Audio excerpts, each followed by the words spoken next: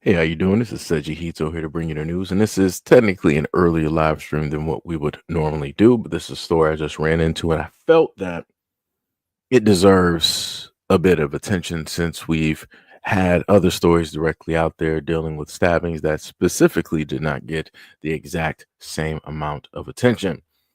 So this is what we got.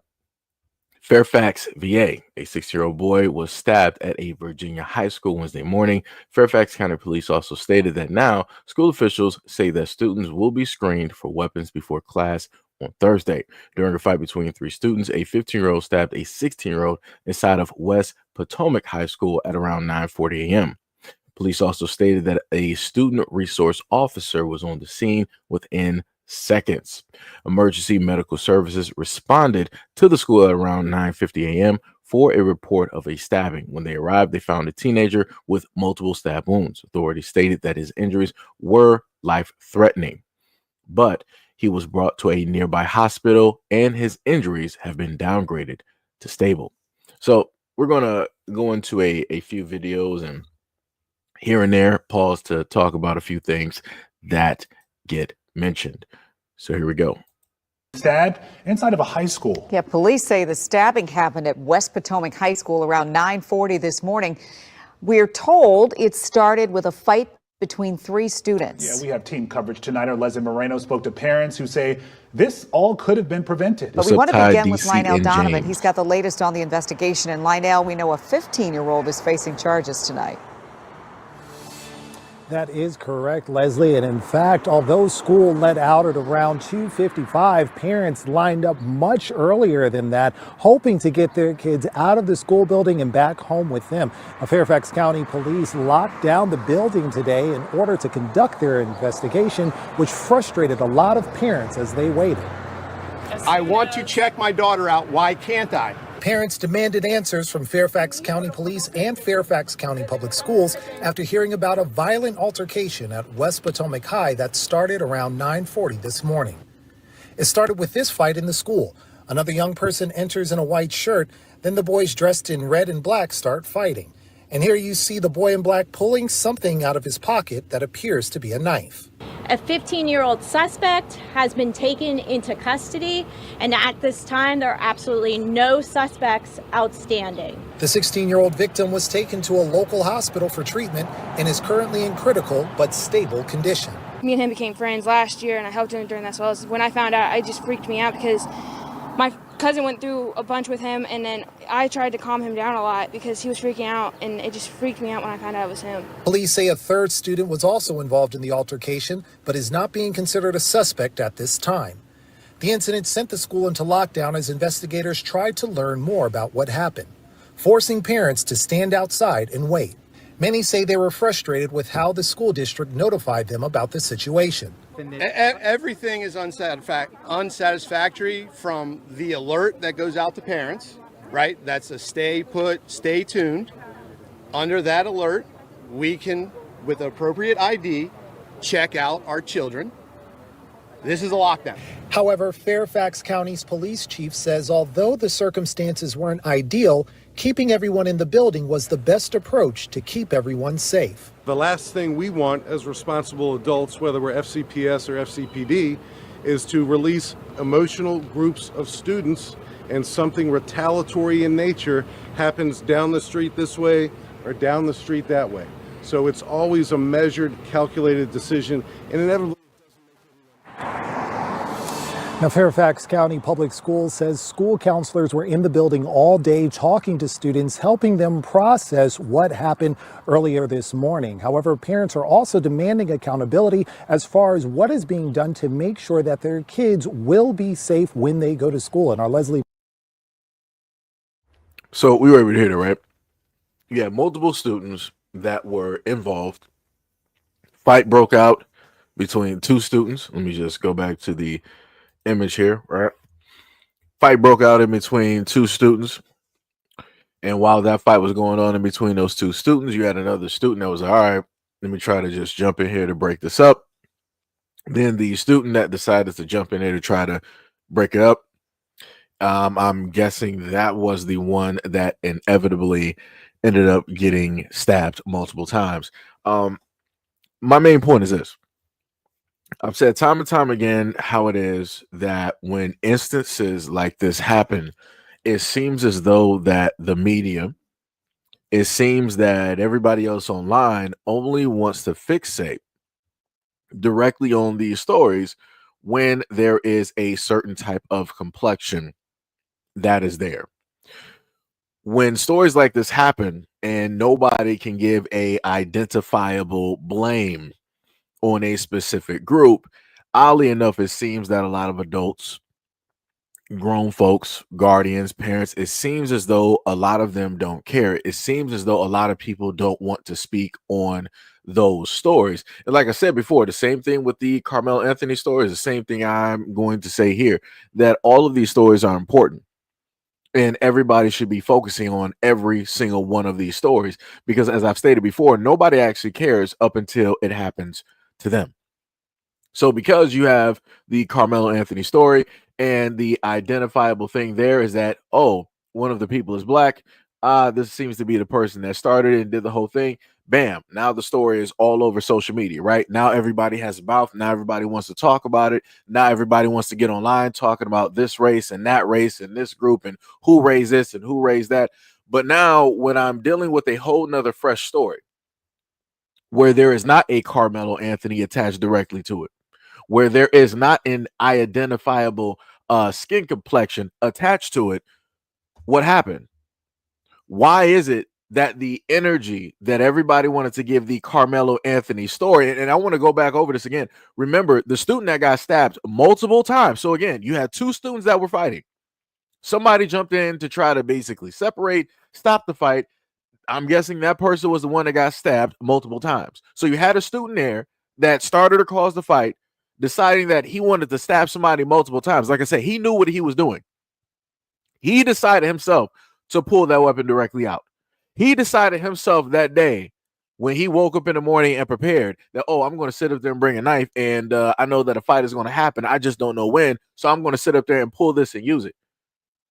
And they stated directly in the article that said student that was stabbed multiple times was in a life-threatening condition. Because there's no telling where those stabs happened. There's no telling how close that might have been to hitting an artery and taking a life. But as I stated before, where's all the social media outrage? Where's all of the true Americans? Where are all of these quote unquote caring parents directly out there that want to specifically, why would you bring a knife to school? Why are you bringing weapons to school? Why are you bringing weapons? So where's all that energy for this story? A student very easily could have lost his life. Very easily lost his life. And I see nothing on social media about this. I don't see Fox. I don't see MSNBC. I don't see none of the normal threads that I've been able to catch for the last, 2, 3, or whatever weeks dealing with the Carmelo Anthony story. And especially during my live streams, I would get comments. I would get floods of comments. I don't see none of that. It's completely silent from all of those people that always wanted to have a mouth. What happened? What happened? So Dork said, what happened? So basically what took place is that you had a stabbing that took place at Potomac High School in Fairfax, Virginia. You have 3 students involved. One has been arrested. One of the students that was arrested was the one that stabbed another student several times, putting him in life-threatening condition. Later on, I guess after they were able to look over the student and patch them up in a hospital, they put him, now he is in stable condition. So the reason I'm bringing this up, like I said before, is that we're dealing with the fact that you have students bringing weapons, bringing knives, but seemingly you have a lot of people that only want to care if the student is identifiable. When the student is not identifiable by any type of color or anything like that, magically it's complete silence, it's emptiness, it's just a vacuum of space. And it's crazy.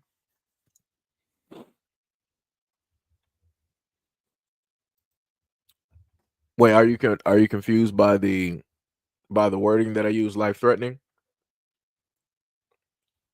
That means his life was in danger by the injuries that he had because of the other student that stabbed him multiple times.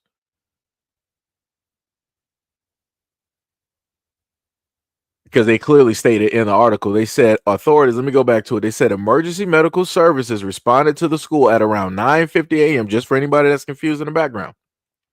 They said for a report of a stabbing. When they arrived, they found a teenager with multiple stab wounds. Authorities stated that his injuries were life-threatening. So I'm a little bit confused. I'm a little bit confused.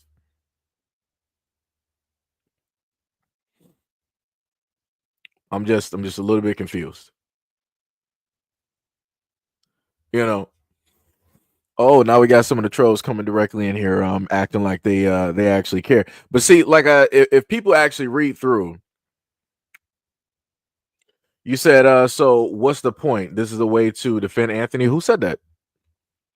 I'm showing how a lot of people, especially in this comment section, are hypocrites. That the fact that you have two students that nobody can identify as black magically is complete silence. You got a student that could have potentially very easily lost his life because another student decided that he wanted to yet again bring a weapon when they were supposed to have a fight. Fight breaks out. Somebody tries to break up said fight. Said person ends up with life-threatening wounds directly to their person, which should not have happened at all. Right? Because the main thing that a lot of people wanted to state that, oh, guess what? You should never be sitting up there bringing weapons to school. Why would you sit up there and bring weapons to a track meet, right?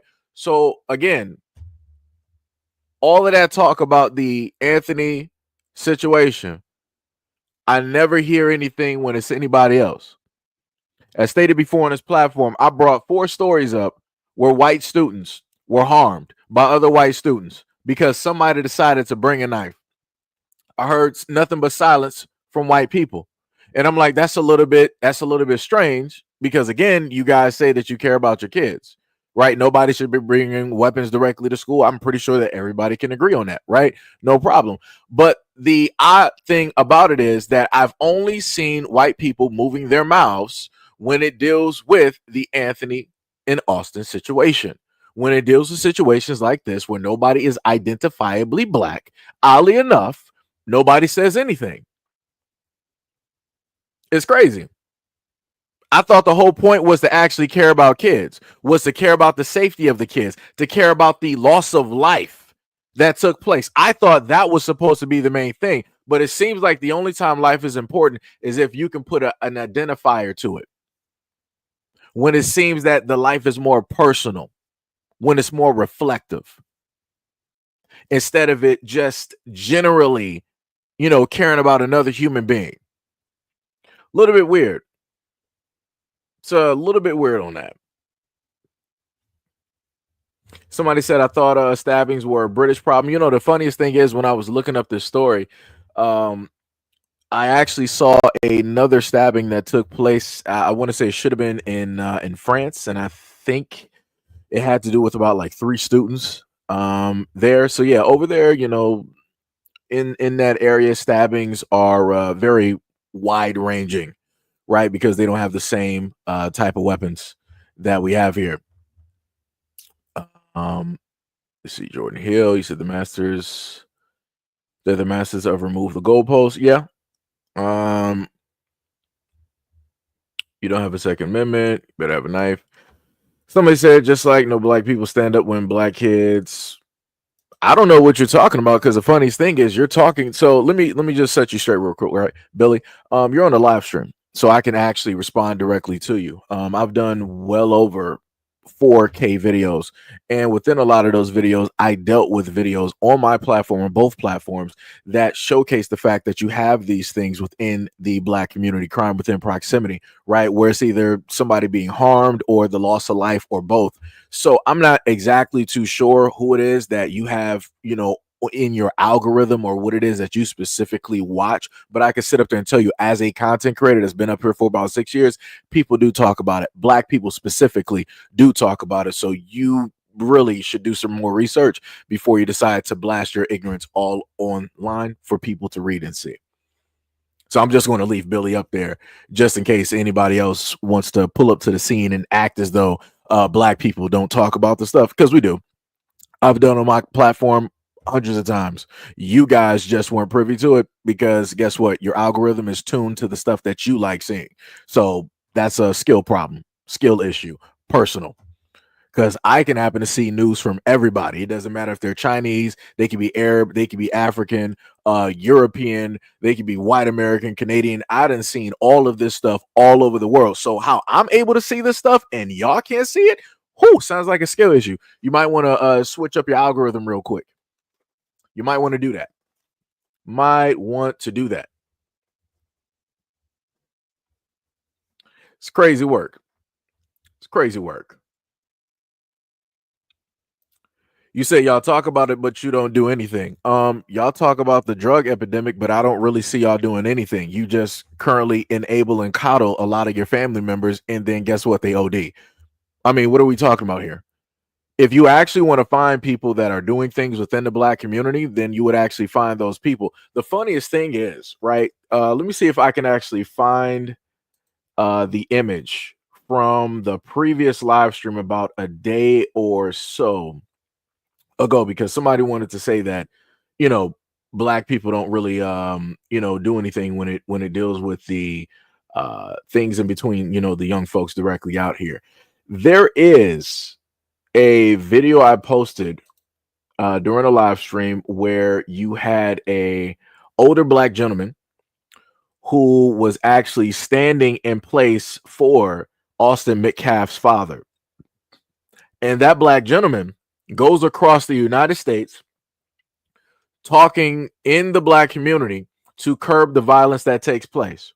So it's a little bit crazy how a lot of people here that want to come here and they were like, oh, but Austin Metcalf, he's this, he's that, all this. But I'm like, so if you paid attention to all of that news, you would see the conversation where a black man was representing Austin Metcalf's father. And that same black man is the same one who goes around the United States in black communities talking to the black youths out here to curb that violence. So again, I'm a little bit confused. I'm a little bit confused on how people can say that they're so privy to a lot of information, that they know a lot of things directly out here, but yet I can list some things. I can actually show you the video of the same person, and magically, I don't know what I'm talking about. You guys are a little bit lost. I'm quite confused. Quite confused. That is diabolical work. Buddhist priest said, how do you fix the algorithm? So this is to anybody that's not really privy when it deals with social media. In order to fix your algorithm, so let me put it to you like this, right? The algorithm that you have right now on the main YouTube, let's say, channel or profile that you have is pretty much jacked, right? Because you pretty much click on any and everything directly up there, right? So you pretty much got it trained in that method. If you were to experimental wise, if you were to start a brand new Google, right, and just have a brand new fresh YouTube account, you're going to just see a blank slate. It's just going to be there. They'll have any and everything directly up there. So it'll be gaming, cooking, politics, science, worldviews, whatever it is. The moment in time that you start clicking and then you start engaging and liking, it'll start to build a profile, right? And then that's how that profile is going to start to work. But the profile that you have at this moment in time, you would have to retrain it by going through and actually watching specific things. Like I said before, when it deals with me, my stuff is kind of generalized. Even when it deals with social media in general, it's pretty much generalized. It's not specifically fixated on one thing. So this is why I get confused when white people come up here and tell me that, oh, every time I get directly online, all I see is black people doing this and black people doing it. Well, if that's all you're seeing and you're white, that's because that's what you subscribe to. Those are the videos that you engage in the most. Those are the videos that you watch the most. Those are the videos that you go into the comment sections the most. Those are the videos that you also bookmark. Those are the videos that you also like. So because you're doing 5 things to engage with that content, the algorithm is going to be like, hey, we're just going to keep showing you this. So all you want to see is black people doing negative stuff? No problem. We're going to sit up there and slice that directly off for you. No problem. And that's all you're going to sit up there and see. And then they'll even get more specific, right? So you want to sit up there and see black people doing stuff to certain groups. We'll sit up there and slice that up for you too. What specific group do you want to see? Oh, you want to see white? No problem. We got that. You want to see crime within proximity? Basically black people with other black? No problem. We got that. You want to see just black people in general just doing stuff? No problem. We got that. So like I said before, whenever I have people pull up here and they decide to tell me certain things, I already know what type of time that you're on. I already know how your social media looks, how your algorithm looks, just by the way that you're talking to me here in this live stream. So again, for anybody that wants to know how to recorrect that, I just told you.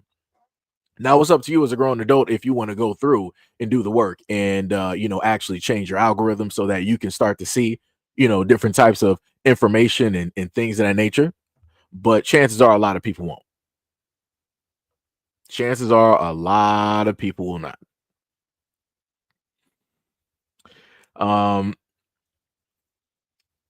Let me see. Trucker J said, I see everything. Blacks, whites, Hispanics. Yeah. Let me see what else we got. Lovey said, I have to get Trump off of my algorithm.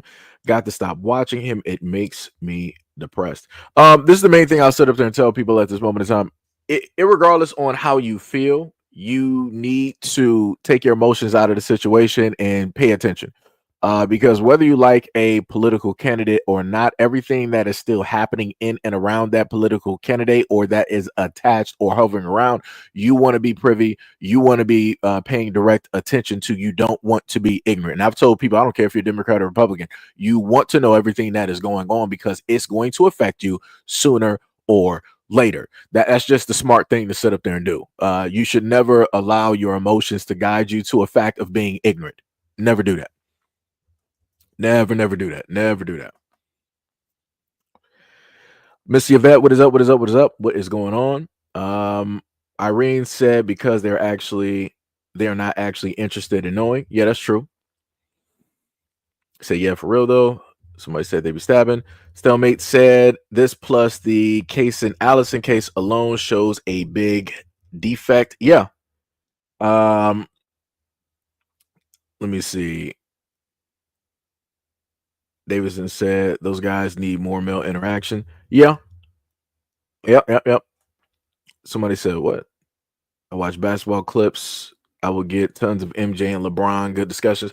Yeah, like I said, I literally have a X account that is specifically for gaming, and I have everything that is gaming associated there. The same thing with everything else, or just again a general type of deal there. So now we're going to go directly into a little bit more information dealing with this story here.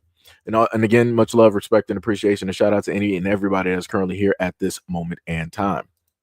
Continuing to cover our breaking news after a teenager was stabbed this morning at a Northern Virginia high school. We do thank you so much for joining us. I'm Allison Seymour, and that stabbing happened after 9 this morning at West Potomac High School in Fairfax County. One teen is in the hospital, said to be in stable condition at this time. The other has been taken into custody.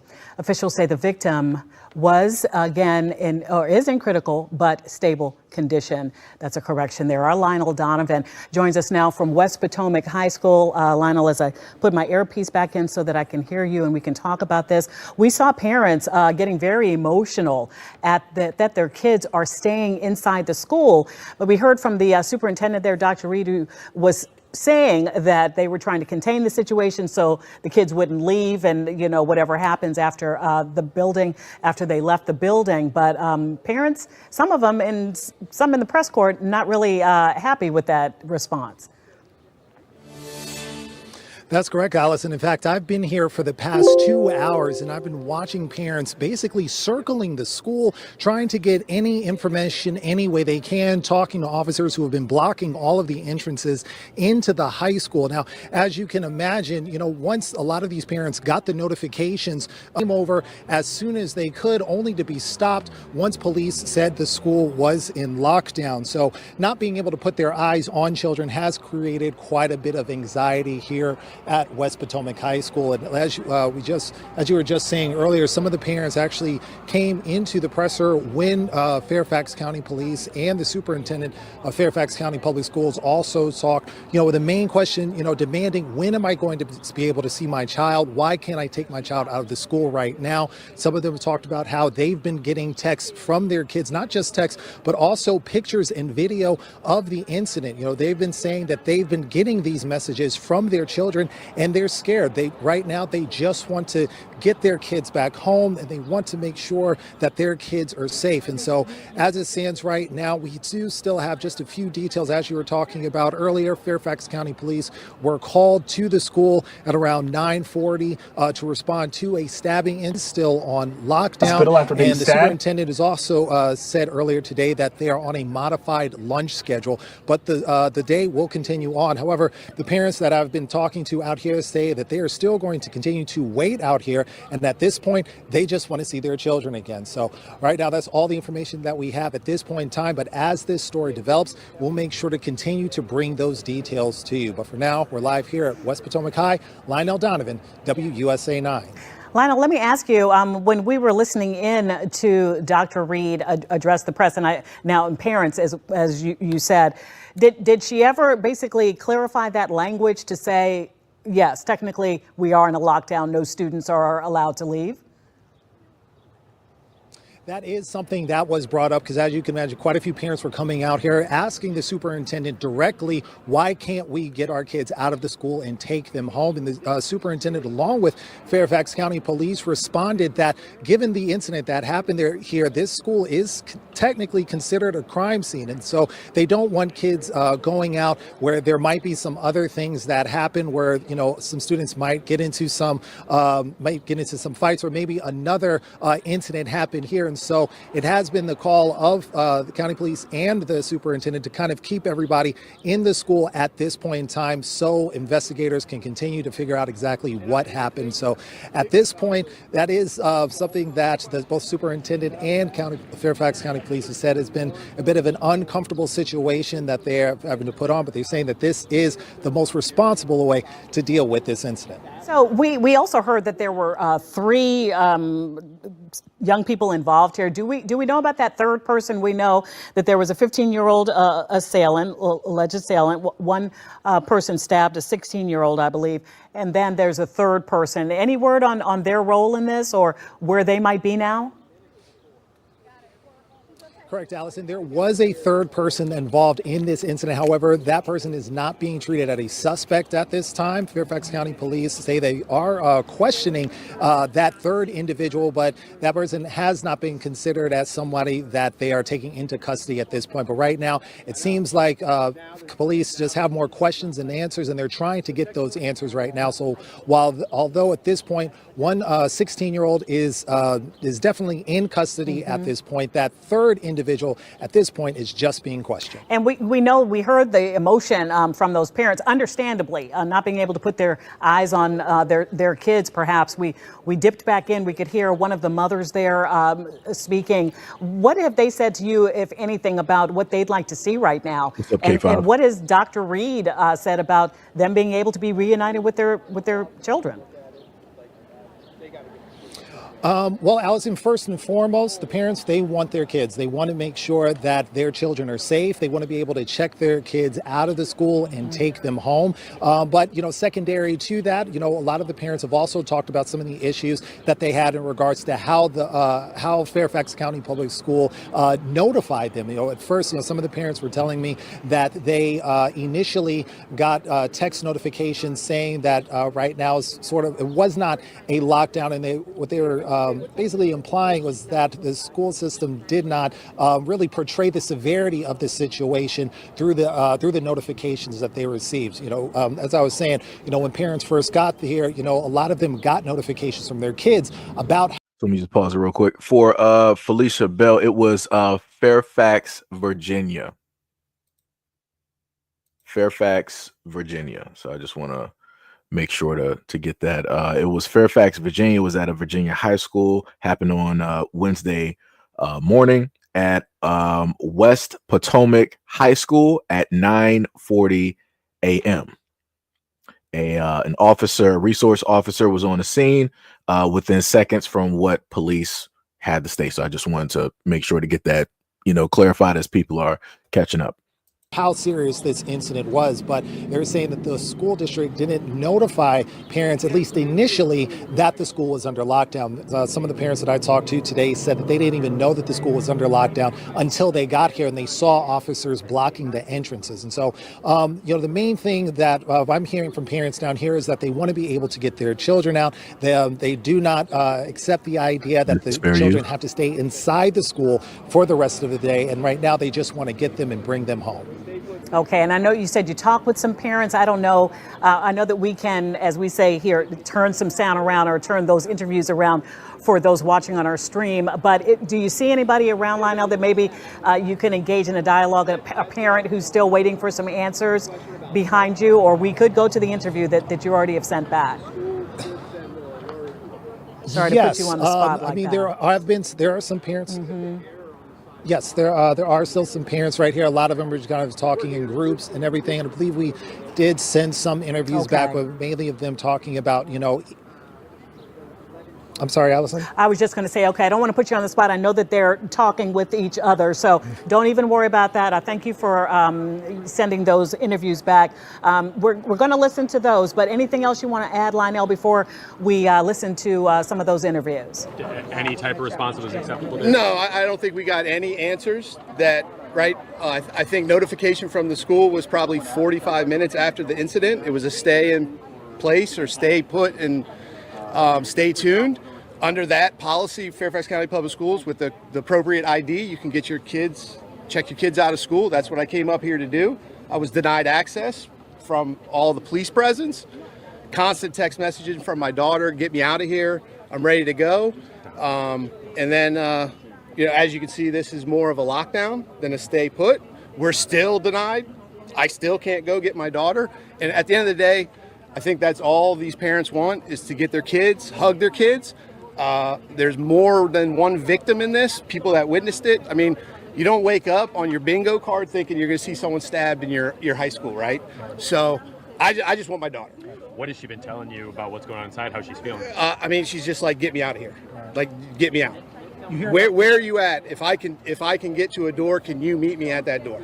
You hear about this kind of stuff happening all over the country and everything. You're like, oh, wow, you can't, like, what would I do in that situation? Now that your daughter's going through this, now that you're going through this, what do you think the school district needs to do? I don't, like I said, I just want my daughter. I don't know what the fix is, right? You don't ever think it can happen to you or your daughter, right? It happened. It's unfortunate, right? We just want our Millie girl, right? What was particularly unsatisfactory about the answers that you got just now? It's not often that everything is unsatisfactory, from the alert that goes out to parents, right? That's a stay put, stay tuned. Under that alert, we can, with appropriate ID, check out our children. This is a lockdown, so they should have just called it what it was, a lockdown. In a lockdown, you can't get access. And then the answers Dr. Reed gave were appalling. They didn't answer anything. When you heard about this, just listening. So let's.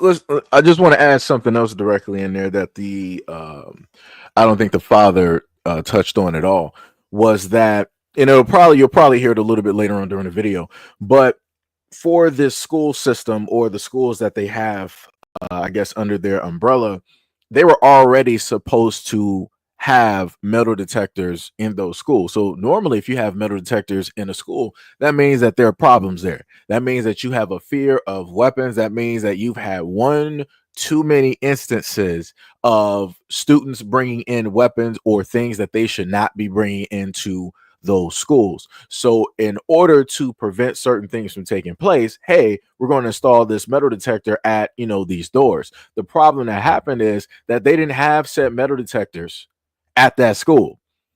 They had a pilot program, and they decided to put in metal detectors at one of the other schools. So just imagine, instead of it being a pilot program, because we all know that these school systems, these schools in general, they get money, especially per student, thousands of dollars. So why would you have to do a pilot program? You're not. We're not talking about some rich, wealthy school where only the 1% of students is going. So all right, yeah, you ain't really worried about people bringing up weapons. Everybody got money and all this other type of stuff. Not saying that it can't happen, but the likelihood of it happening would more than likely be rare, right? Or at least we could assume. So why would you, if you know that you have instances on record, if you know that the police have come to the school, if you know that the resource officers have made reports and told you certain things, if you know that students and parents have come to you stating certain things, why would you just simply have a pilot program to test this out at maybe 1 or 2 schools when you got, let's say about 10 underneath your umbrella? That makes no sense. That makes no sense. They're 100% liable for what took place. And again, this is not me saying that the student is not liable for what took place, because yes, he is. He's the one that sat up there and brought the weapon, decided to sit up there and use it, decided to put somebody directly into the hospital because whatever, emotionally imbalanced, however you want to put it. But like I said before, the second you allow your child to leave your home, you're allowing another adult, another system to have full-fledged rights and guardianship directly over your child. Further proof of what it is that I'm talking about is a school can say that, hey, we got a lockdown. Or as the parents stated, like, all right, well, the school, they locked the doors and XYZ happened. They won't allow us to get to our kids, right? Because the school, aka those parents, those guardians, have full right over your kids. They're the ones that's supposed to protect them. They're supposed to feed them. In certain instances, maybe clothe them, along with educating them, right? They also have nurses directly at some of these schools to make sure the health of your student is also well as well. And then what they're also supposed to do is to let you know promptly if anything happens, literally that split second. But obviously there were delays there. Obviously, somebody was a little bit slow on the trigger when it dealt with putting out the information and the knowledge. This is why you have the white father sitting there saying that this is ridiculous. We didn't really get any type of answers. They didn't really, it's everything is unsatisfactory, and it is.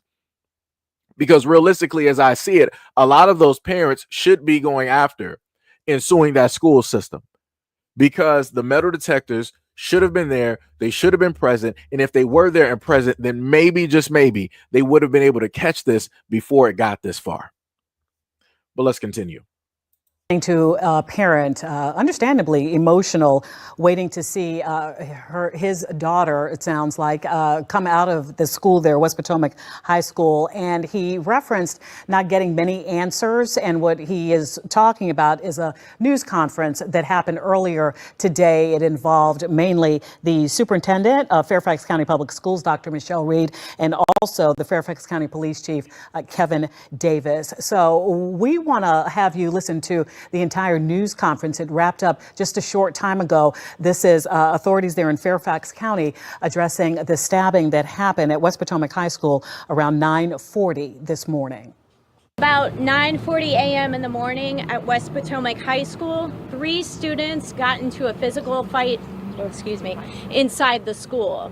And one 16-year-old victim, a student, was stabbed. The school resource officer at the school was with the victim within seconds, and additional officers were on scene within minutes. A 15-year-old suspect has been taken into custody, and at this time there are absolutely no suspects outstanding. He will be charged with malicious wounding.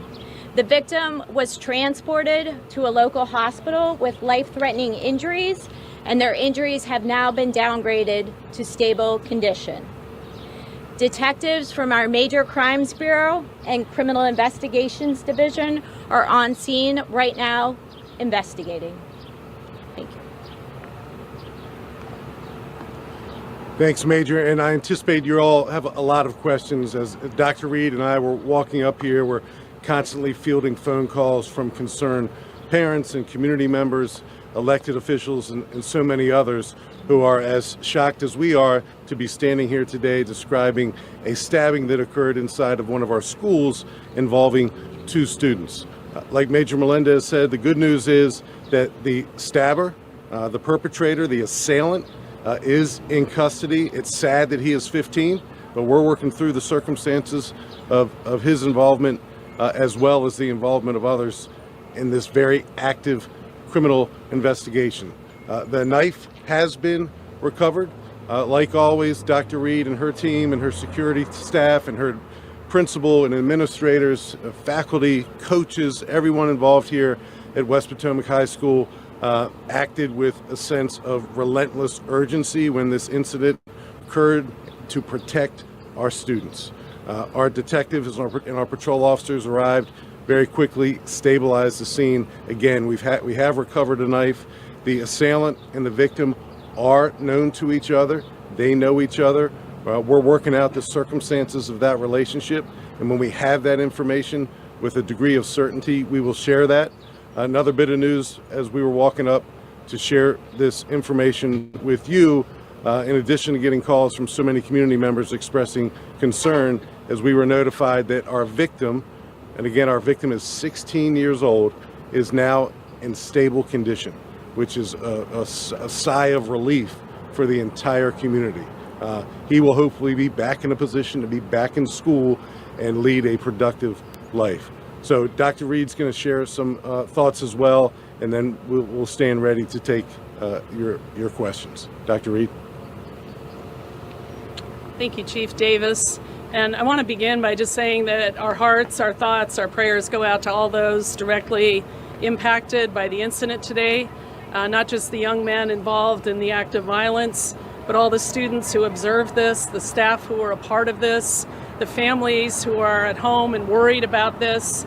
And our thoughts, hearts, and prayers go out to everyone impacted. I want to say at this time, our school, West Potomac High School, is safe. The situation has been contained, as Chief Davis mentioned. The students are currently going through a modified lunch schedule where they're being supervised more closely. This afternoon, we've brought in counseling teams to meet with our students and staff. And while there's a sense, obviously, of shock that this would happen at West Potomac High School, one of our high schools here in Fairfax County, I'm very proud of the response of our staff to this incident. They responded quickly and admirably and may have saved a life today. I also want to thank our law enforcement partners. This partnership is critical, and our community is so grateful to have the quality of professionals we have here in law enforcement and as educators. So at this time, students are in classes. I've met with several of the classes, talked with students, talked with staff this morning, and there's obviously a commitment to continuing to move forward. And we've got a lot of weeks left in this school year, and we hope that today's incident is very isolated. So thank you. Can you tell us why you're not releasing students when they're under a stay-put state order, and it says that parents are allowed to check in? At this time, because of the seriousness of the incident, we want to make sure students have access to counseling services and are not going out in the community in perhaps unsupervised settings. So update to a lockdown. Stay put, stay play, proper identification. I can get my daughter. My daughter's freaking out in there. She wants out of school. Stay put, stay play per Fairfax County Public Schools regulation. A parent with the proper ID and identification can get their kids out of school. So why are you preventing us from doing that? At this time, we're clearing the scene, and then we'll be able to allow that to occur. Correct? This is a lockdown situation. It is a combination at this point. Key in anything like this. So let's call it what it is. It's a lockdown. Let's get that notification out so parents are aware, and we can communicate with our kids who just want to get the hell out of school. Thank you. Doctor, I have one question. Metal detectors, I know this is something that was supposed to be getting set up in schools in Fairfax County. Were metal detectors set up in this school? And if not, why not? We're currently in the middle of a pilot structure this spring, and they were not in place at this school this morning, but they were at another school in Fairfax County. Would those detectors have caught the knife, Dr. Reed?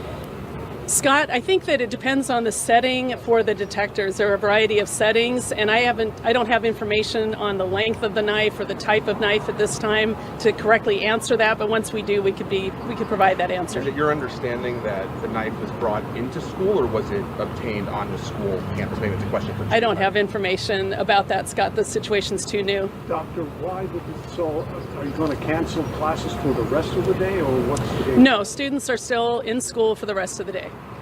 Can you talk a little bit about the cell phone policy at this school and how that comes into play in a crisis situation like this?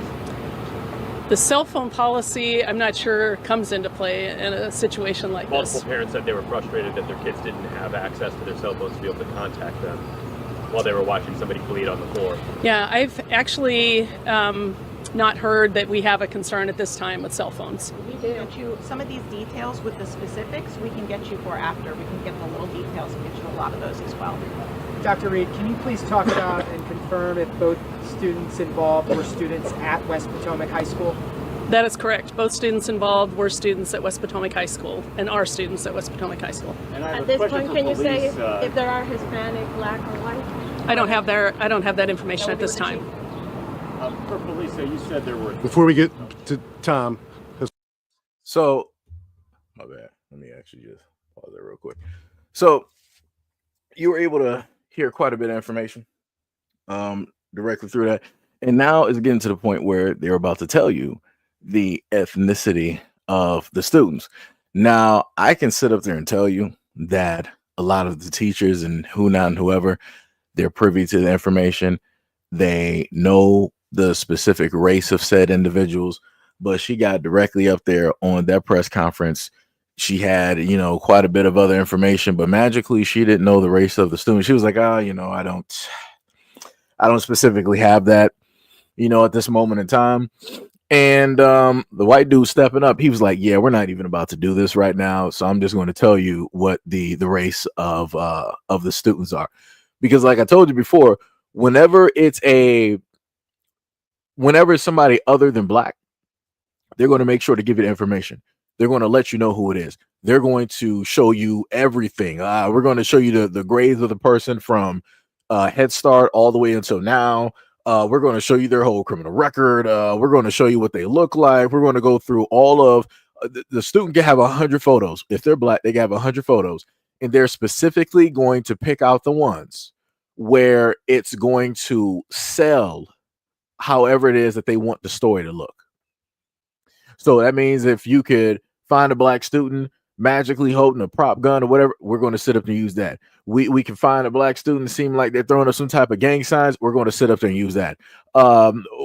We can find the student just acting stupid inside of their house, and they might have on a ski mask. We're going to sit up there and use that and crop the photo so that you don't know where it is that they are. But we're going to show them in this type of way so that you will understand our perspective or the selling point of our story so that you can engage with it a lot more, even though we don't really have more information than that. Right. So let's listen to who the suspects are or the people involved. Hispanic. Hispanic for the victim or the both. You said there were 3 involved. This was the fight. Do we Let know me just- where let me the third just pull person that is? Are back they just facing a any little charges? smidget. Do we know where the third person is? Are they? Details with the specifics. We can get you for after. We can get the little details and get you a lot of those as well. Dr. Reed, can you please talk about and confirm if both students involved were students at West Potomac High School? That is correct. Both students involved were students at West Potomac High School and are students at West Potomac High School. At this point, can you say if there are Hispanic, Black, or white? I don't have that information at this time. For police, you said there were. Before we get to Tom, Hispanic. Hispanic for the victim or the Both. You said there were 3 involved. This was the fight. Do we know where the third person is? Are they facing any charges? Yeah, Tom, thanks for that question. So our victim is 16. The perpetrator is 15. The perpetrator is in custody.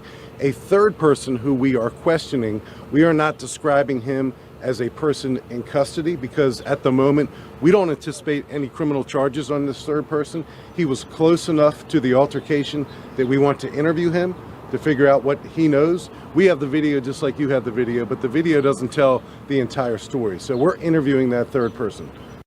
So the third person, let me just pull back to this one right here. Right. So the third person more than likely is the one that tried to intervene in the fight when it dealt with this. Of course, I'm not going to happen to showcase the unedited video here. If anybody happens to peruse online and go directly up there to, let's say, X or whatever it is, you can happen to see the unfiltered video directly up there. Want to give a shout out to Brother Allen. Much love, respect, and appreciation for the $5 dono to the channel. Much love, respect, and appreciation. But I want to go back and I want to highlight one victim. This guy real quick. I like the fact that he is no nonsense, that he wasn't about to play semantics. He wasn't about to play these games, because the reporter asked a very specific question. Do we know the race of said person? Do you know if they are Hispanic? Which, oddly enough, she started off with that first, which was a little bit weird. She was like, were they Hispanic, black, or white? Right. And the dude was like, yeah, we're not doing that. So let me let you move out of the way. So let me go back and answer your question real quick. They're Hispanic. They're both Hispanic. Everybody involved, Hispanic. I like the fact, see, this is what we need more of. We need more people out here that's no nonsense, that's going to go directly to what it is and say exactly what it is, instead of beating directly around the bush and allowing mainstream media and other folks directly out there to try to paint a narrative to a story. Because I've seen that far too many times, where people don't know who is exactly in the story, but they're looking at the area and they'll be like, oh, yeah, the perpetrator more likely black because of this, that. And then you end up finding out that no, the person wasn't even black. The situation had nothing to do with black folks. And I'm like, look at that. But let's continue. One in custody, the one in custody is 15, and the third person we're speaking to and interviewing is a 15-year-old student as well. But at the moment, we don't anticipate any charges against him. Chief, real quick, just tell me a little bit about your thoughts about having weapon detection devices in school, what they may prevent, what type of resources they serve as for the students as well. Sure. We're in constant communication with Dr. Reed and her team, and the recent security enhancements that she has made are things that we support as law enforcement. This is a well-regarded, reputable, nationally so, school system, and FCPS, just like our police department, tends to be early adopters with security measures that keep people safe. Is it perfect? No, it's not perfect, but I think the community supports FCPS in their efforts to enhance community, and I know the police department does as well. Let me just pause this real quick. Somebody said if they're a white, they would have said that he was white. That means that they're either black or Latino. No, that as a person that's I'm pretty sure that I've done more content than you've actually put out, more than likely. And I've been doing this for about like 5 to 6 years, going through a variety of stories. Let me spit it to you directly like this. If the individuals are black, they'll make sure to tell you that they're black, and they'll also put a picture directly out there. There have also been stories that I've covered where the news have slipped up and decided to put the suspect as being black when they didn't even know the identity of the suspect. So no, they're not going to tell you. There are stories that I got in the background right now where they're talking about the students who ended up getting harmed. This is at a whole different school, a whole different instance, and they don't tell you specifically the race of the students. So no, they don't directly tell you that, yeah, it's white students. No, they don't. No. It's like I'm a little bit confused here. Like I said, I've been doing this for a very long time, reading through articles, watching news clips and videos for a very long time, and I can tell you, no, they don't. No, they don't. And the reason why they don't is because they don't want to portray themselves in a negative light. They want to give themselves the benefit of the doubt. When it deals with anybody else, especially if they're black, they don't care about the benefit of the doubt. You're automatically guilty.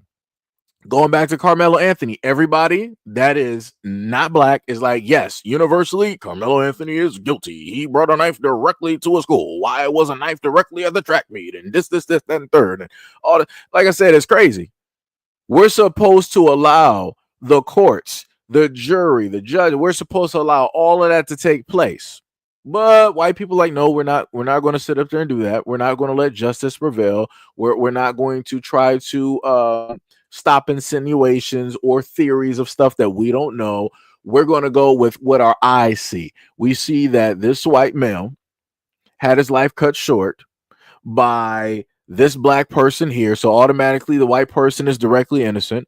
The brother as well, who just lost his brother, is also innocent as well. And yeah, the the black guy, of course, he's violent. This is what they do. So yeah, he's guilty. And nobody heard Carmelo's side of the story. Nobody knows specifically the words that were stated, if he was, goaded into any type of, fight or act of aggression, if he had to fully defend himself. Nobody white out here knows that. They're just looking at the optics of like, okay, this, as they like to say, this black has a knife, and these innocent kids here did nothing wrong. They simply just told him to move. And if somebody tells you to move, you need to move. Even though when you go back and you look at a lot of the news reports and videos, nobody had assigned seats. I've been at track meets before. You can sit wherever it is that you want to sit up there and sit. Like it just is like that, right? Now, unless people have said otherwise, it's a little bit different. A lot of the people that even want to comment directly on the Carmelo Anthony situation about the seats, they've more than likely never played sports, especially track. I could sit up there and tell you, because a lot of people who do football, do basketball, do not sit up there and like doing track.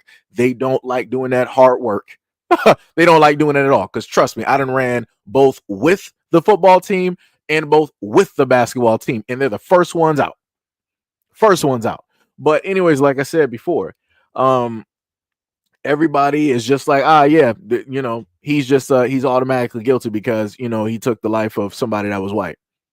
White people's not trying to give him the presumption of innocence or anything like that.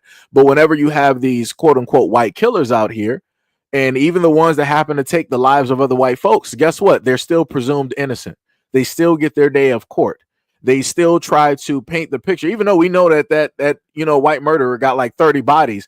The media makes sure to give you a picture. Oh, let's show them directly in a suit. Let's show them with a very nice haircut and yada yada yada. And this is when you got all the white girls swooning directly over these white killers and murderers all throughout history. Crazy work.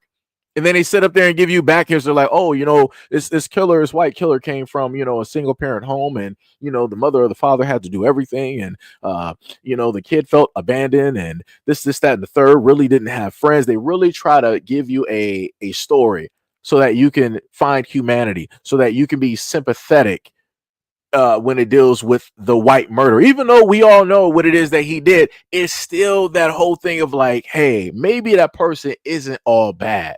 Maybe, it's a bad act, but this is the reason for that bad act. Do you think that they're going to give you that same type of work when it deals with somebody black? Nah, they not. You saw what they did with Carmelo Anthony, still doing online. Oh, let's sit up there and show him with this. Let's show him with that. Let's show him putting up the middle finger, all this other type of stuff. Crazy work. 100% crazy work. I'm like, wow. So I'm like, out of all of the pictures that you could have found, these were the main ones that white folks decided that, okay, these are the ones we're going to stick with. These are the ones that we're going to sit up there and go with. Like, that's literally his whole profile. His whole life, he only had those 3 images. Wow. But yet, when you deal with Austin, people just got the sweetest pictures up there, just looking like a true American hero. Mr. All-American, just got them all directly up there, right? I'm like, ain't that about something? And I can promise you all of his pictures ain't like that. But, it is what it is. They chalk it up to, that's just a kid being a kid. I was like him, back in my youth, back in my days. I used to, do the same thing and hand gestures. It is what it is. That's just what kids like to do. If somebody black does it, oh no, that's a thug. That's a criminal. He probably got a record. He probably got a gun under his bed. He's probably sitting up there selling drugs. He's probably doing this, probably doing that. Like I said, it's crazy. But nobody wants to, specifically pay attention. Crazy work. Crazy work. But let's continue. Any other police questions? Yeah, I know you all say the school resource officer was there pretty quickly. I mean, this is a massive school. Did they just happen to be in the area, or they rushed to the area? Well, I don't know, Tom, exactly how close they were, but certainly they rushed to the scene. And I think sometimes at on-scene press conferences like this, you know, we thank the faculty and the staff and Dr. Reed's team, and we thank the cops. But, you know, undoubtedly there were probably some students as well who acted in a way that may have saved lives too. So for the students who had to endure this today, it's tough. They're teenagers, they're kids, they need their parents, they want to talk to their parents. I understand that. You're going to get to speak to your loved ones, but their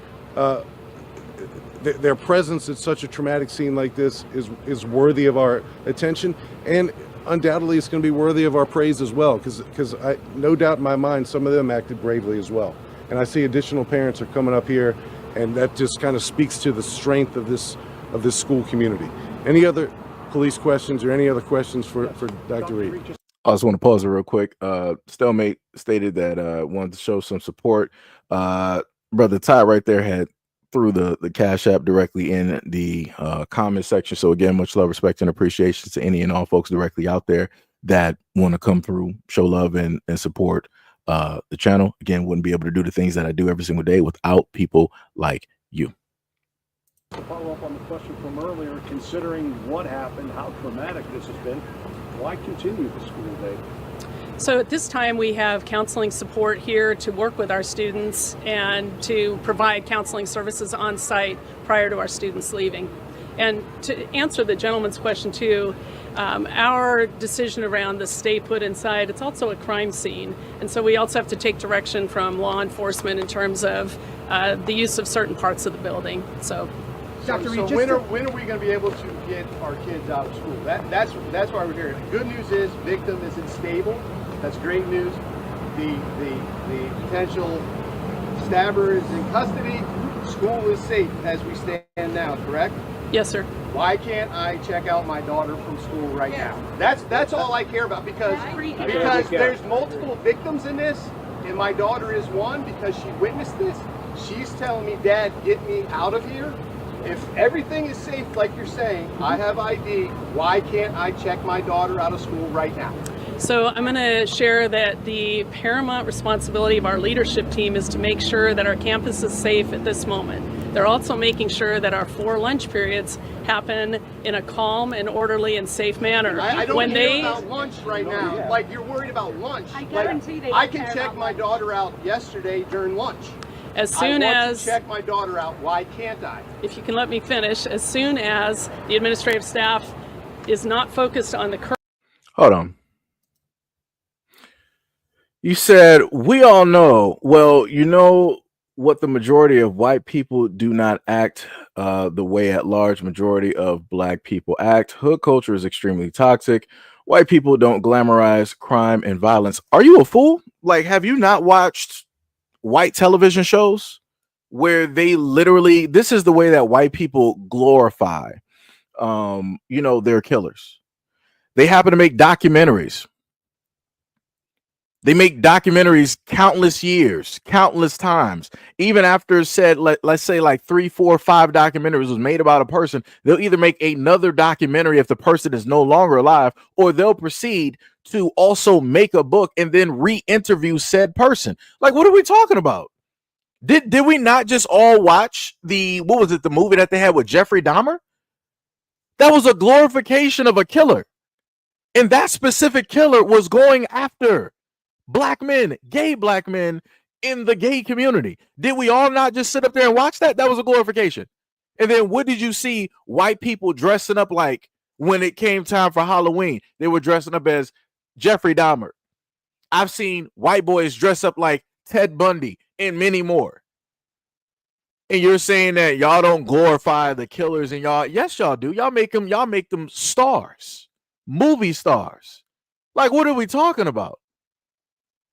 Like, that's some crazy work to make it seem as though like you're holier than thou, as if y'all don't have your own type of system for glorification of killers. Y'all always have. Y'all just do it in a different way, or y'all consider it's more tasteful. It's not really glorification. It's giving a second look or adding more to the story or doing journalistic integrity and and all this. Yeah, y'all do the exact same thing. Y'all just word it differently. And the main point that I'm saying is both cultures got toxicity within it, but yet, I guess it's only toxic when it's black people. That's some crazy, like that makes no sense.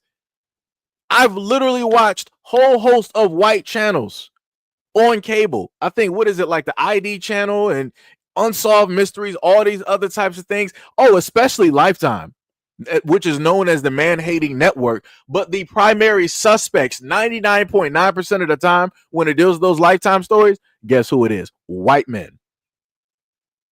The white boyfriends, the white son, the random white guy directly out there.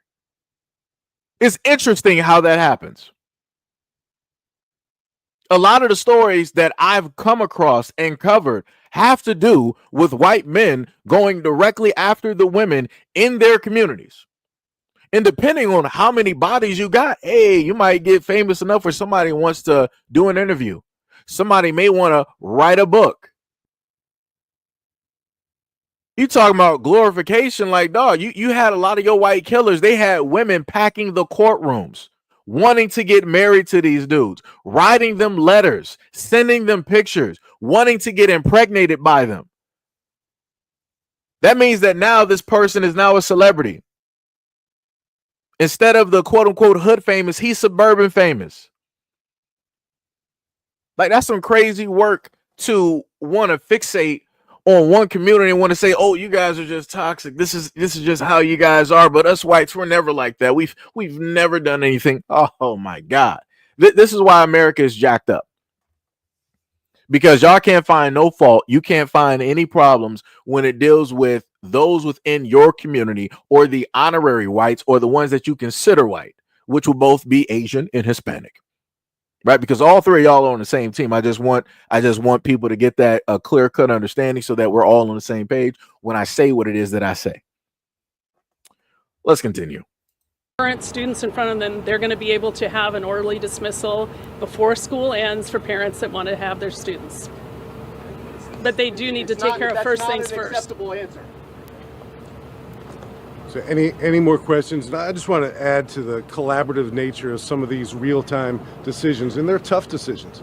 A lot of emotions are swirling around, not only outside the school where we are, but inside the school as well.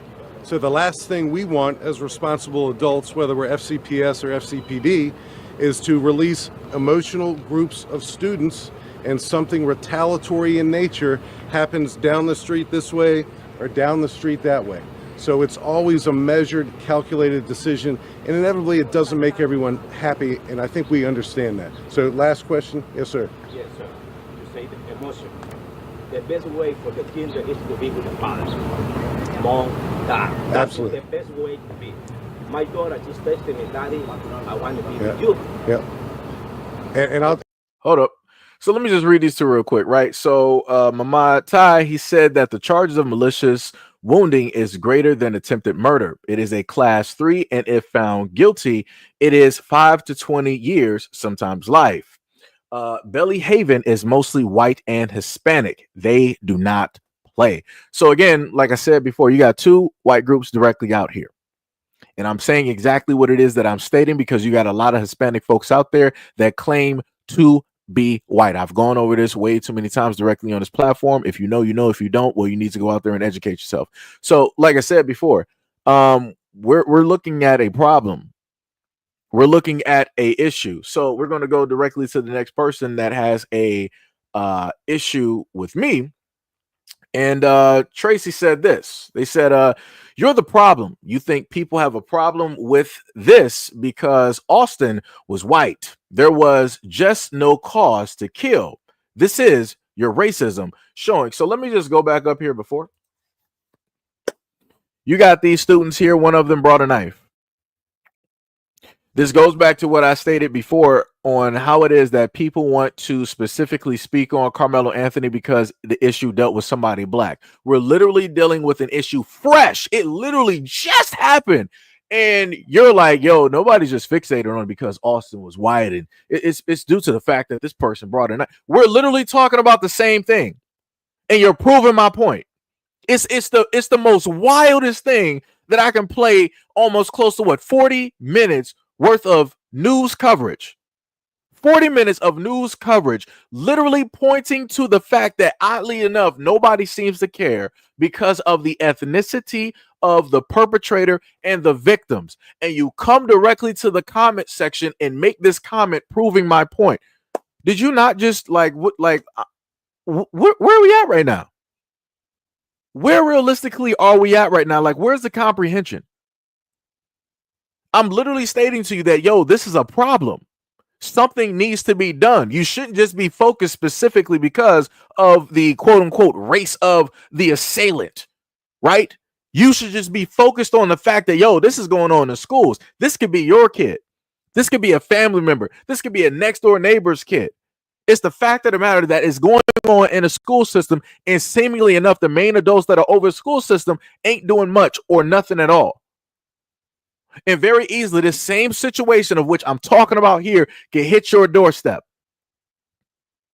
So I'm just trying to, make you a little bit privy, a little bit wise to what's going on directly out here, so that you're just not, dumb and ignorant in a corner somewhere because you're just focused on the, Austin McCaff situation because it's black and white. Because like I said, that's how they get you every single time. Again, further proving my point from several other live streams that I've been doing. Let's continue. To say, and no daughter, your daughter is scared. There's a lot of scared kids. Oh yeah, exactly. And probably within a short amount of time, you're going to hear a subsequent announcement from FCPS regarding what's next. But again, just to reiterate, just a little bit of food for thought as all of our emotions are running high.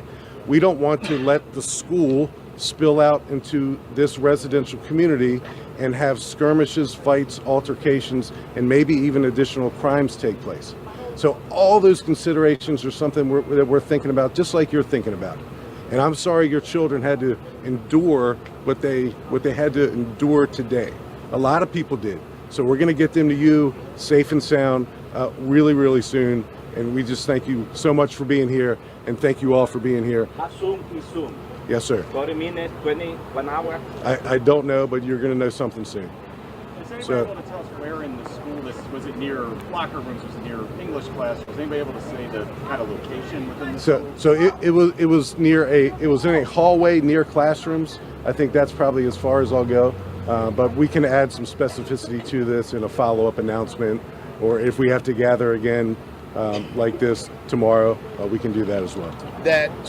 I think notification from the school was probably 45 minutes after the incident. It was a stay in place or stay put and stay tuned.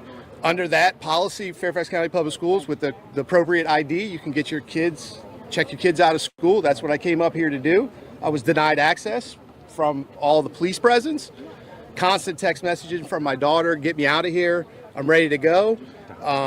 And then, as you can see, this is more of a lockdown than a stay put. We're still denied. I still can't go get my daughter. And at the end of the day, I think that's all these parents want, is to get their kids, hug their kids. There's more than one victim in this, people that witnessed it. I mean, you don't wake up on your bingo card thinking you're going to see someone stabbed in your high school, right? So I just want my daughter. What has she been telling you about what's going on inside, how she's feeling? I mean, she's just like, get me out of here. Like, get me out. Where are you at? If I can get to a door, can you meet me at that door? You hear about this kind of stuff happen all over the country and everything. You're like, oh wow, you can't. Like, what would I do in that situation? Now that your daughter's going through this, now that you're going through this, what do you think the school district needs to do? I don't. Like I said, I just want my daughter. I don't know what the fix is. Right? You don't ever think it can happen to you or your daughter. Right? It happened. It's unfortunate. Right? We just want our Millie girl. Right? What was particularly unsatisfactory about the answers that you got just now? It's not often that everything is unsatisfactory from the alert that goes out to parents, right? That's a stay put, stay tuned. Under that alert, we can, with appropriate ID, check out our children. This is a lockdown. So they should have just called it what it was, a lockdown. You know, in a lockdown, you can't get access. And then the answers Dr. Reed gave were appalling. They didn't answer anything. When you heard about this, when you think about the cell phone component of this as well, I'm curious as a parent of what you think about the policy and the idea that technically your daughter is not supposed to have, you know, her phone in there, but you want to hear from her. Obviously, you're communicating with her. Do you have a thought on that? No, she had her cell phone access the whole time, so it wasn't an issue with me. I know some parents had that issue, but I can't speak to it. What's your name, sir? Your name, please. Bill Beal. How do you spell that, Bill? First B-I-L-L, last B-E-A-L. Graduated from West Potomac in '95, so I know the school. I know it well. You plan on being at the next school board meeting? Yes. Yeah. Okay, so thanks, guys. So we heard that, right? We heard all of that. And, you know, as I've stated before, my main thing is to showcase that these things are problematic. And also the fact of how a lot of people seemingly don't realistically care the way that, for me, being a content creator, that they realistically should. Right. Again, main thing as a content creator, you want to showcase a lot of the problems, a lot of the things in society which are going wrong so that people can be educated, so that people can actually know. Right. So let me just go back to something that I covered before I try to make this as clear as possible so that we could, you know, see this a little bit better. So these were, sorry, I got to take it down real quick. So let me get rid of the banner real quick. Right. So we got a few stories, 4 of which, and I made sure to read those off either during a live stream or a video. And all of these stories pretty much are white. These stories are pretty much white, where you got individuals that inevitably took the life of somebody else. They brought a knife directly to a fight, or they decided because they emotionally felt some type of way because of the other person that they were going to take that said person's life. And as I stated before, that when you look at these stories, you don't see fields of white people out here wanting to, oh, we need to march, we need to protest, we need to bring awareness, we need to put this person's picture all over X, and we need to sit up there and talk about the killer and all. I don't see none of that detective work. I don't see none of that police work. I don't see none of, again, with dealing with the Carmelo Anthony situation, I don't see that same energy when it dealt with these 4 stories. And my main question to a lot of folks out there is why? If the life of an individual, of a human being, is supposed to be precious, if we're genuinely supposed to care about all people, then why is it that when these stories specifically surround and are about you, and the loss of life is from you because of you, it seems as though that y'all have nothing to say? It's empty. It's like a vacuum of space. It's nothing out there. Nobody can hear you scream in space, because that's what I see directly in the comment sections underneath your news websites, mainstream media. I see zero. I see nada. If you do happen to write, you'll be like, oh, what has the world come to? Oh my God, it must really be the end of the world. You say, I really pray for the victim and the stabber. You know, I pray for both families. I pray for both of the kids that they find, you know, solace and that they hopefully find God and y'all have the nicest and sweetest things to say. I never see y'all ever trying to talk violence about any of the perpetrators of said murders when they look like you. And I'm like, that's a little bit weird. I don't see y'all happening to vilify or criminalize the parents when it deals with said murderers and perpetrators that look like you. It's a little bit weird. And it's especially for a lot of you white folks out there that like to talk about that, oh, all lives matter. Obviously not. Because for you, the only time that the life matters when it's taken is if somebody black did it. And specifically only if somebody black did it. Because if somebody Hispanic does it, oh, y'all don't care. Because guess what? They're honorary white. If somebody white does it, doesn't care. It is what it is. Like I said, to me, that's crazy to me. But we're supposed to care about all life genuinely, right? Everybody out here is supposed to be a child of God, and, you know, all human life is precious. But I guess it's only precious when certain people take them, or specifically when one certain group takes another certain group's life, right? That's some crazy work.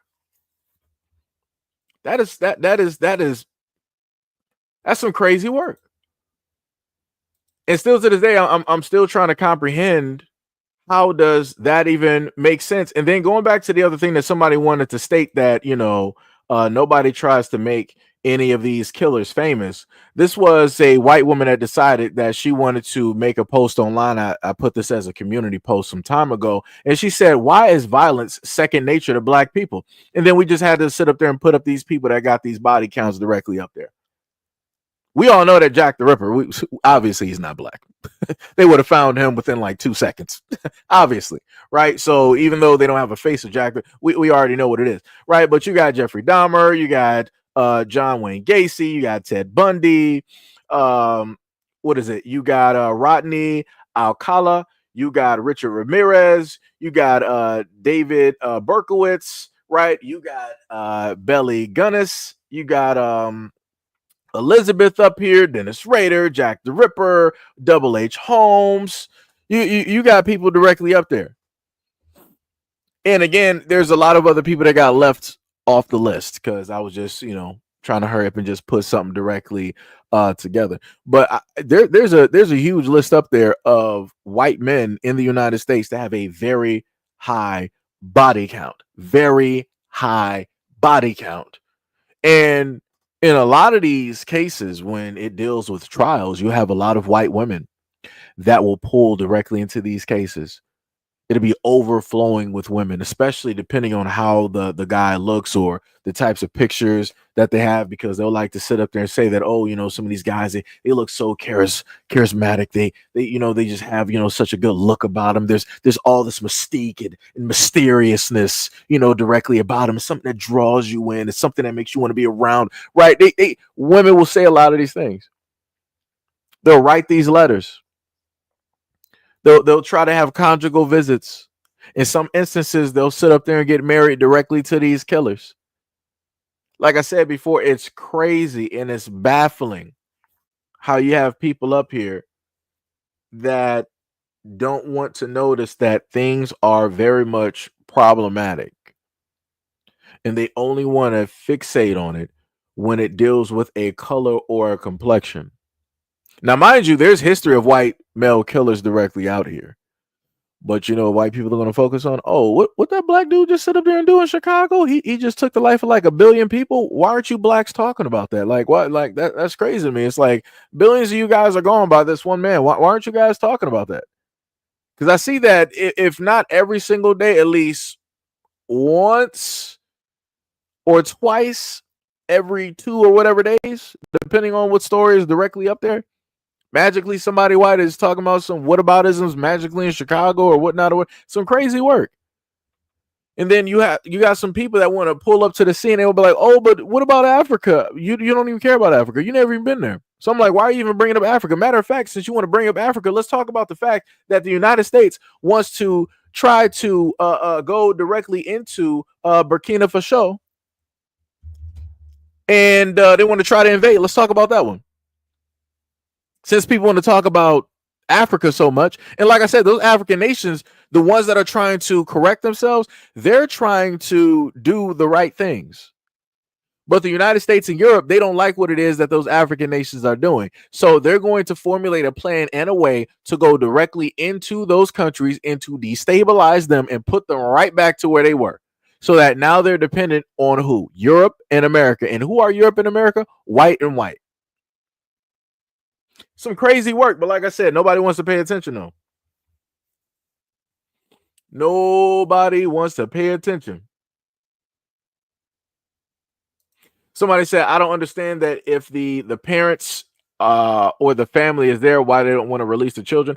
The reason they didn't want to release them, they had this whole thing of, as the white parent stated, who was up there, who got interviewed. He was like, hey, the way that they went about it was completely wrong. They should have just called it a lockdown so that every parent basically knows what is going on. If it's a lockdown, you can't get to your kids. You have to basically wait up until everything is safe and sound and sweeps happen and all of these things. But the parent was basically stating that they did not word it how it should have been worded. Parents came directly up there. thinking that, okay, something happened, so all I got to do is show my proper identification and they're going to release my child to me, and they didn't opt to do it. So then one of the other individuals, I guess, representing or speaking for the school or what have you, he stood up there and stated, he was like, well, we didn't want to release the kids because, you know, this is an emotional situation, and we didn't want to have an instance of which kids will be let out of an emotional situation and decide to have a retaliatory action on what took place, and then you got this happening around the school or down the street from the school.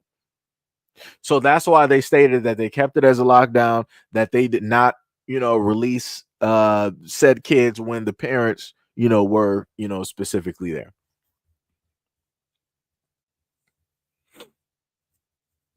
So, you know, it's crazy work. It's crazy work directly out here. The reality is that we all pay for these public services by taxes. Every April we wake up when you're looking for the outcome of maintaining. Okay. I'm not even sure what that person's even talking about. Somebody said, blame it on the rap music, right? Miss Poetic said 2 white kids fighting and one stabbing the other won't get as many views as a black kid stabbing a white. Yeah. And that's the main thing I'm talking about. But from my perspective, I'm looking at it as like, yo, a loss of life of a child is a loss of life just in general, and that should be something that's focused on. But as I stated before, a lot of these people don't want to focus on just the loss of life. It has to be a specific loss of life, and the loss had to have happened by way of a specific group. That's it. And that's my main point. Like I said before, when white people go out there and do a lot of these things, nobody cares. Like I said, I had a video up here before where a white man literally shot 200 rounds at cops. 200 rounds. 200. Let me see if I can find that story. Let me see if I can find that story. Man fires 200 rounds at cops.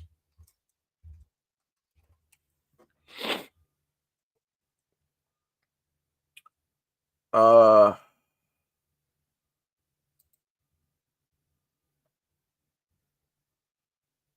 me see. Nope, that wasn't the one. That's a whole different one there. Yeah. Dun dun dun. Because in the story, because this one is that's 2024, and that's not the one that I'm talking about either. Because there was another one that happened. This was, I want to say, during or maybe a little bit before the pandemic. And the guy was sitting up there just shooting off rounds. And I'm like, so you mean to tell me that even though your lives were directly in danger, y'all had a standoff with this dude and y'all still got him like in handcuffs?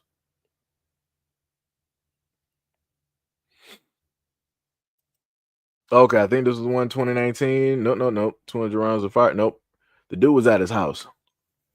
He was directly at his home, and I remember one of the officers that they interviewed, for whatever reason, they were just giving something from like 2024, and that was not 2024. I can tell you that. That was not a 2024 incident.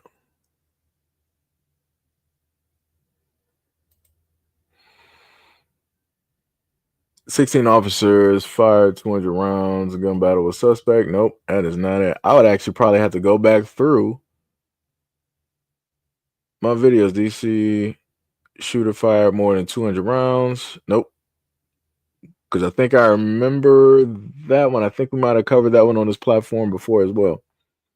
This one was specifically a white male in a shootout with white officers. Let me see. What was it? It's going to take a minute to find it. But if somebody who's been here long enough on this channel, if you remember the story, I went directly over that story in the article, and I found that to be amazing. I'm like, how did y'all even allow this dude to even fire that many rounds? I'm like, that makes no sense. I'm like, y'all should have just like had the whole area like shut directly down, and everything should have just been, you know, taken care of. But again, when it just so happens when it deals with their own, hey, things are a little bit different. People will be, a little bit more lenient. Yo, see Apple, what is up? What is up? What is up? What is going on? Felicia said, I've been in a situation where I had to kick butt, but mom made me tell teachers and the principal I had to be 3 girls down in front of my teacher for them to be kicked out of school. Well, at least that one worked out in your favor, because usually when you got to defend yourself, the school system will literally defend the bully and they'll make sure to put you out, which is the crazy. I never understood why the school system even works like that. Like, it's crazy.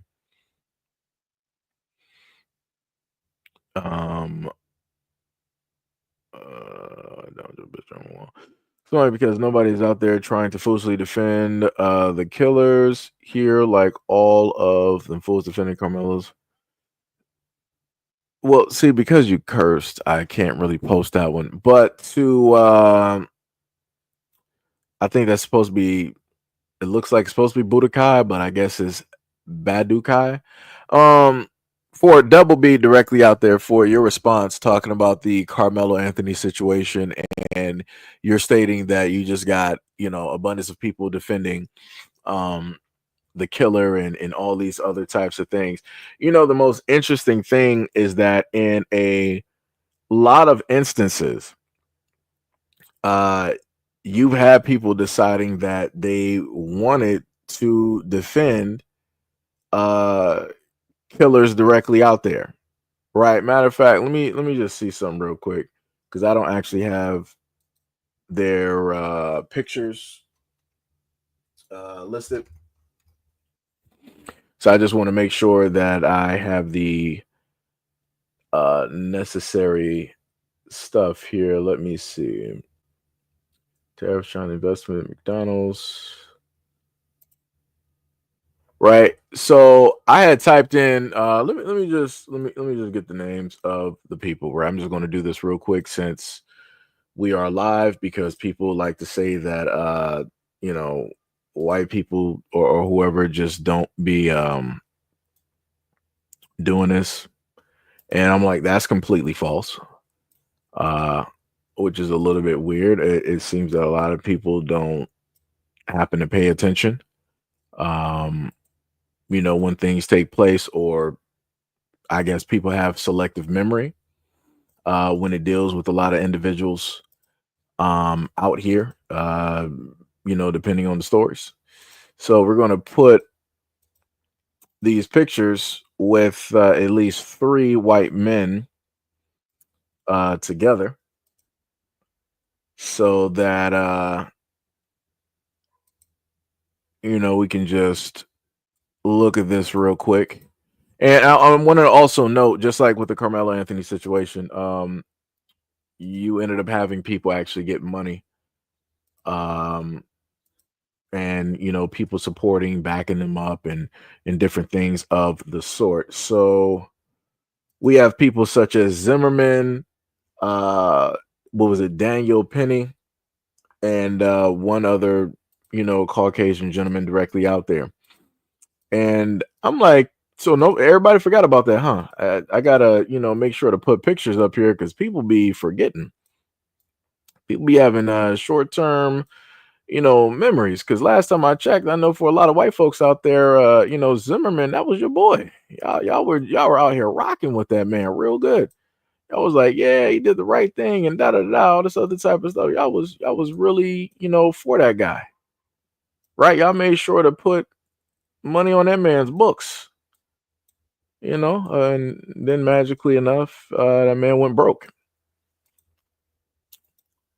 Got a little bit too close to the sun, and that man was signing like what, Arizona cans, Skittles, Confederate flags. Like, he was doing the whole nine, just sitting up there making money. Let me just put this image up here of these men, and this is just 3. This is just 3. There are many more directly up there that have research that ended up getting the love and all of these other types of things directly up there. Let me just do this real quick, just for a quick go over, right? George Zimmerman, the neighborhood Watch volunteer involved in 2012 shooting of Trayvon Martin, raised significant funds for his legal defense team and living expenses through online donations. Initial reports from April 2012 indicate that approximately 204K have been collected via a website created for that purpose. On November 2012, the total amount raised was estimated to be around 340K. These funds were used to cover legal fees, security costs, and other expenses associated with the defense. However, by late 2012, reports indicated that the defense fund had been nearly depleted. Next, you got Darren Wilson. Darren Wilson, the Ferguson, Missouri police officer involved in the 2014 shooting of Michael Brown, received substantial financial support through online fundraising efforts.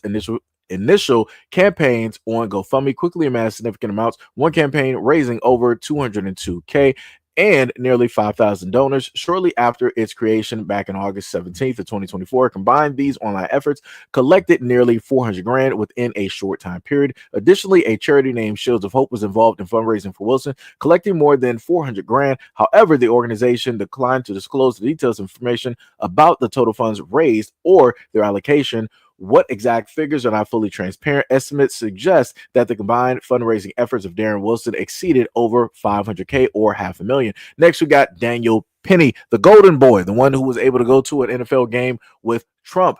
Daniel Penny, a former United States Marine, was involved in a fatal incident on May 1st of 2023, where he placed Jordan Neely in a chokehold on the New York City subway train, leading to Neely's death. Following the events, Penny faced charges of second-degree manslaughter and criminal negligent homicide. To support his legal defense, a crowd-raising campaign was launched on the platform Go Send Go.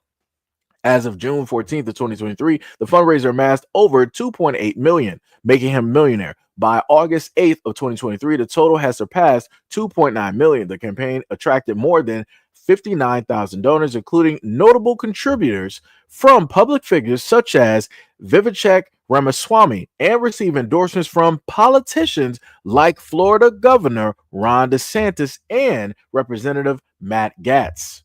The fund was designated to cover Penny's legal expenses and any related civil lawsuits. In December 2024, Penny was acquitted of the charges related to Neely's death. So again, like I said before, when people want to talk about those getting supported and celebrated, you got those directly out there who have been loved. They have been celebrated. I saw white people all online, especially during these times, like especially white people. They were like, yeah, Zimmerman, that's our boy. Any story that had to do with somebody black, even if it was just football and it was a good story, somebody white would decide, oh, let me put this picture of Zimmerman up there. And I'm like, that, like, what does that even have to do with this NFL? Like, that doesn't even make any type of sense. But like I said, these are the things that I would see. And I'm probably on social media more than a lot of other people. And I remember a lot of these instances that would specifically take place, and how it is that white folks online would decide to talk about these instances and praise these dudes, said that they did the right thing, and said that there needs to be copycats and many more white folks directly out there to copy what it is that the guys in front of you, the things that those guys have specifically done. So, like I said, I'm a little bit baffled and confused when people try to tell me that nobody who is white is out here celebrating killers and all this other type of, no, that's a lie. Y'all support them in a multitude of ways whenever these things, take place and happen.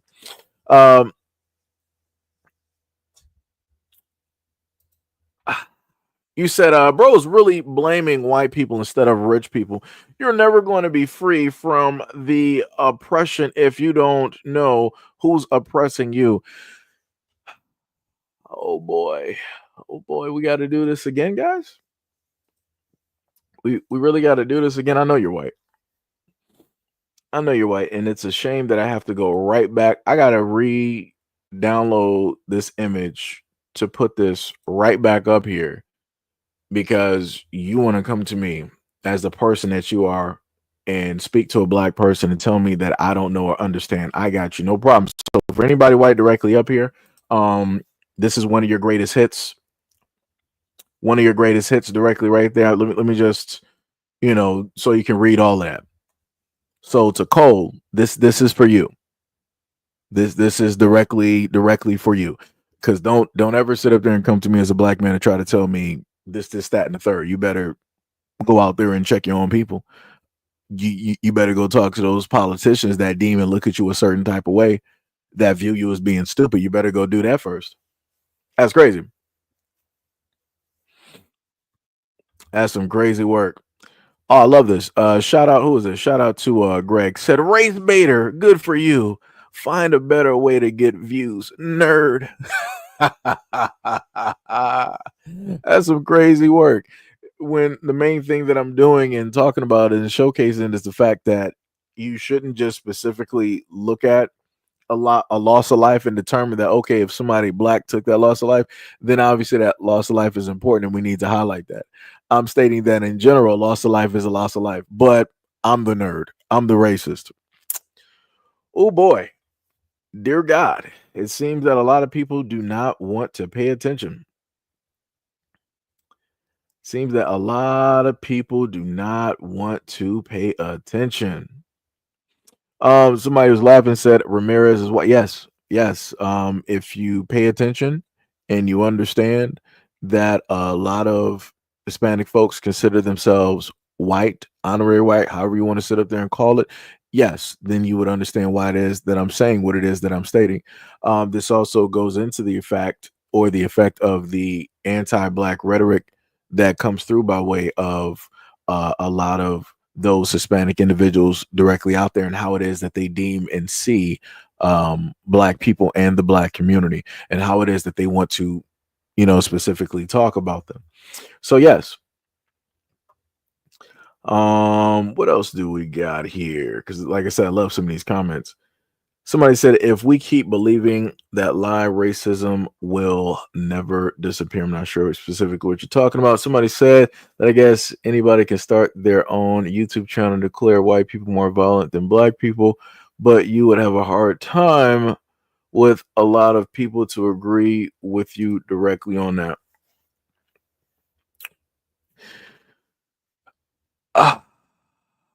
This is the thing. I don't care if a lot of people want to disagree. I can go on history. I can go on history and I can sit up there because white people are European. Let's just get that. That is a known fact. We're not going to skip directly over that. And it is directly what it is. And historically speaking, white people have a very huge body count, of which I have never, like, it's ridiculous. Case in point, we can even look at some of the wars directly here in the United States. And we can look at the body counts on both sides, on those that we consider enemies, and on top of the fact, the innocents directly in there, on top of the fact of the many soldiers that have just been thrown directly into a fire. So, like I said, you don't have to believe me. I don't need you to believe me. I don't need any of the other white folks out there to believe me. Those that actually know and understand and can be honest about it know exactly what it is. The others that want to move the goalpost to make it seem like, oh yeah, black Americans, they got like 1 billion bodies directly on them, of which they've killed, white people in the United. Yeah, okay, no. No, please. But that's the way that y'all try to make it seem. Because as stating before, how many times can you count on your hands that black Americans have firebombed white suburban towns and homes because we didn't want you there? How many times can you sit up there and count that black Americans have burned crosses or firebombed somebody's home because we didn't want them there, or set somebody's home or church ablaze because we didn't want them? We got tons of stories. We got tons of stories directly in the United States just by itself of what it is that you have done to people here. So, like I said before, if you don't want to pay attention to that history and look at that, that is directly on you. Stay directly blissful in your ignorance. That is on you. What else we got? Let me see.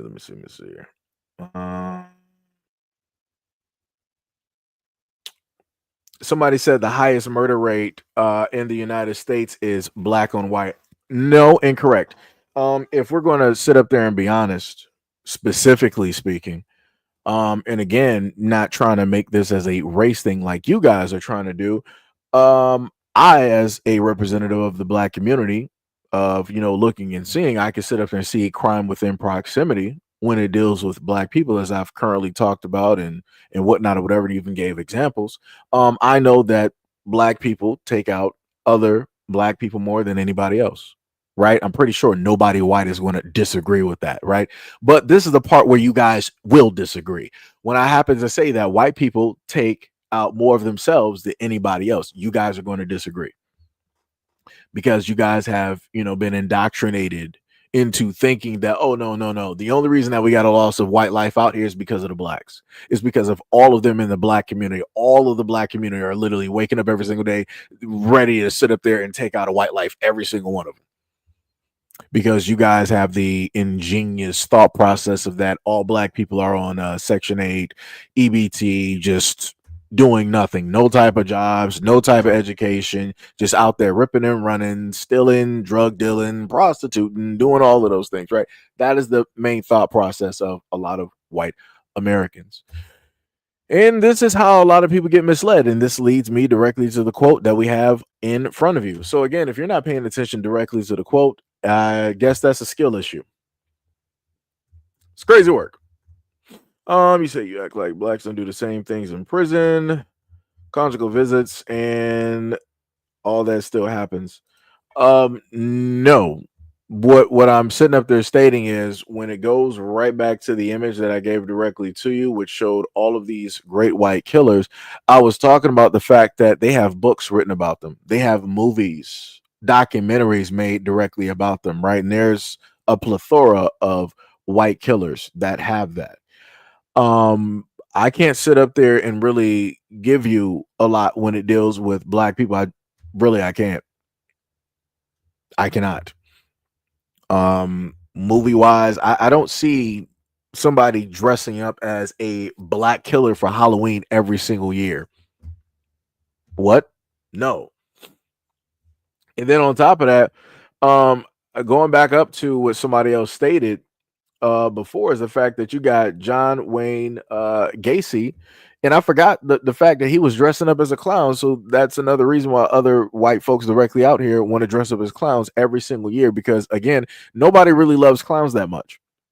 Just to be real, nobody really loves clowns that much. This is why you don't see Ronald McDonald representing McDonald's anymore, because nobody loves clowns anymore. So it's like to see a whole bunch of white people deciding to dress up as a clown. Yeah, okay. Yeah, all right. And it is different from the other clowns directly out there. So let's not even try to pull that. It's two, different types of things.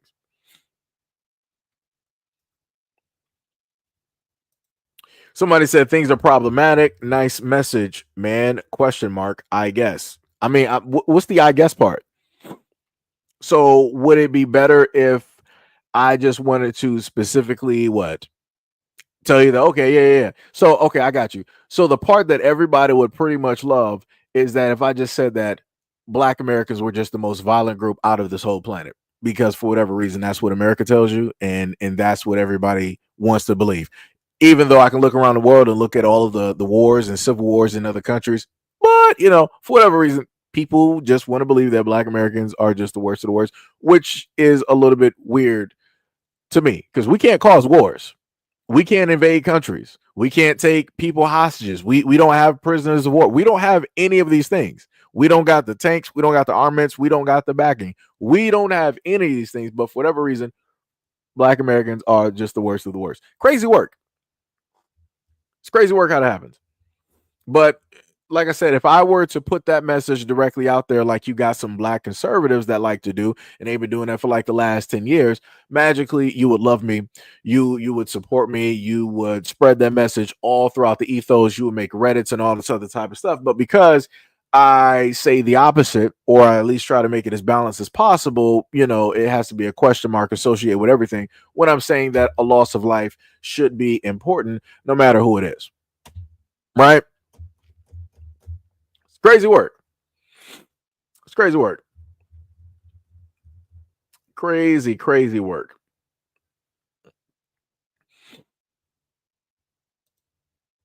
The crazy part is on my platform, I can argue this point because I talk about the loss of life all over. I've done this dealing with Africa, South Africa, Northern Africa. I've dealt with talking about the statistics in Europe and Australia. I've showcased this in maybe a few stories in the Netherlands. I've showcased these stories directly dealing with Asian countries such as China and Japan. I've also showcased this in South America. So for me, I've literally done stories and talked about this when it dealt with a lot of areas around the world. So yeah, I can sit up there and talk about this just the same exact way that I've given the exact same energy when it dealt with stories dealing with the Black community when it's crime within proximity. Yes, I can. It's a little bit confusing when a lot of people think that you should not be able to talk about it, or that I just need to solely focus on one thing. That's the craziest thing. Like, everybody else can multitask, right? White people can multitask on everything. Asian people, Arab people, African people, right? Nobody tells them to specifically just have a singular focus on one thing. When it deals with Black people and only one specific issue, when it's like, crime within proximity, Black people, stop focusing on everything else. Just focus on this. This is what you guys need to focus on. That's crazy work. So everybody else is able to multitask. But when it deals with Black people, everybody's like, no. Black people, you don't multitask like us. You just clearly focus on the issue that we want you to focus on. That's some crazy work. That is some crazy work. Shout out to Timothy McVeigh. Crazy work. Crazy work. Somebody said, why do you have serial killers on the screen? Oh, I'm sorry. You can't actually see what was written directly up there. Let me just, get that banner directly off the screen so you can see that. That was just a clear-cut example of what I talk about and how it is that a lot of people want to talk about that the killers in their communities aren't glorified or made into celebrities. This is to basically put into perspective that they are. Right. Dominus said, when did this happen? So you're referring to this story here. This happened literally yesterday. I kid you not. Story is fresh. Luckily the other student is in stable condition at this moment in time. Stelmay said, I had a phone call. I missed a chunk of information. No problem. Hackman said, diabolical. Yeah. Somebody said he reading TikTok. What are you talking about? He's reading TikTok. What are you even talking about right now? That don't even make any. So because it's what, a vertical format, I'm reading TikTok. Like, what? Like, what are we even doing right now? Yeah, that's a fact. You said, I thought these people don't see color, but when it involves Black people, they see all the color. Yeah, pretty much. So for Joseph Kanata, hopefully I pronounced that right. You said, Seji, you are dumb and racist. I mean, I guess so. I mean, if that's the best that you actually have versus having a logical conversation about the topics that, or the images that I have directly in front of you, I guess that's fair game, right? I'm clearly speaking. I'm not doing any type of name calling, or well, at least towards you. And all I'm getting is a childish type of response from a grown adult who is being overly emotional for no reason, as if I'm specifically talking about you. If you know that you are different from the images or the people that I'm talking about, you shouldn't be emotional about the situation. You know how many times I see white folks online giving their synopsis or cliff notes about the Black community and Black people? You know how many threads I go through and read? I don't get emotional and decide that, oh, I'm about to just let you know, I'm about to let you have a piece of my. I'm not doing that. It's like, all right, you're white. You see the world one type of way. No problem. That's your point of view. That's your perspective. That's cool. Let me move on. You see how that works? See how, as a Black person, I don't have to be emotional and directly, rah. I have to do that, but y'all will pull directly up to the scene in this comment section, and you gotta let me know that you exist and that you're here. That's some crazy work. But again, like I said, I read these things trying to have a conversation directly with people. Obviously, people don't want to do that. Somebody said, remember that dude in Vegas in the hotel that was aiming at folks? That was crazy. Yeah, it was. People forgot about that. People forgot about that Vegas shooter that was in that hotel. And that was what, during a country music festival? Wild. That would be like somebody doing that during a Taylor Swift concert. I never heard anything like that. You would have thought that it would have been a rap concert. Nope, it wasn't. Country music festival. And y'all had a shooter. Crazy work. Diabolical in nature. They did, and text about Carmelo Anthony. Look how gentle the police were with those guys. Oh no! Trust me, I got the footage. I got the footage of what took place there. Trust and believe, I have it, and I've gone over quite a few videos dealing with the little protest that they had directly out there. We actually covered that in a live stream or two some days ago. So yeah, it's crazy.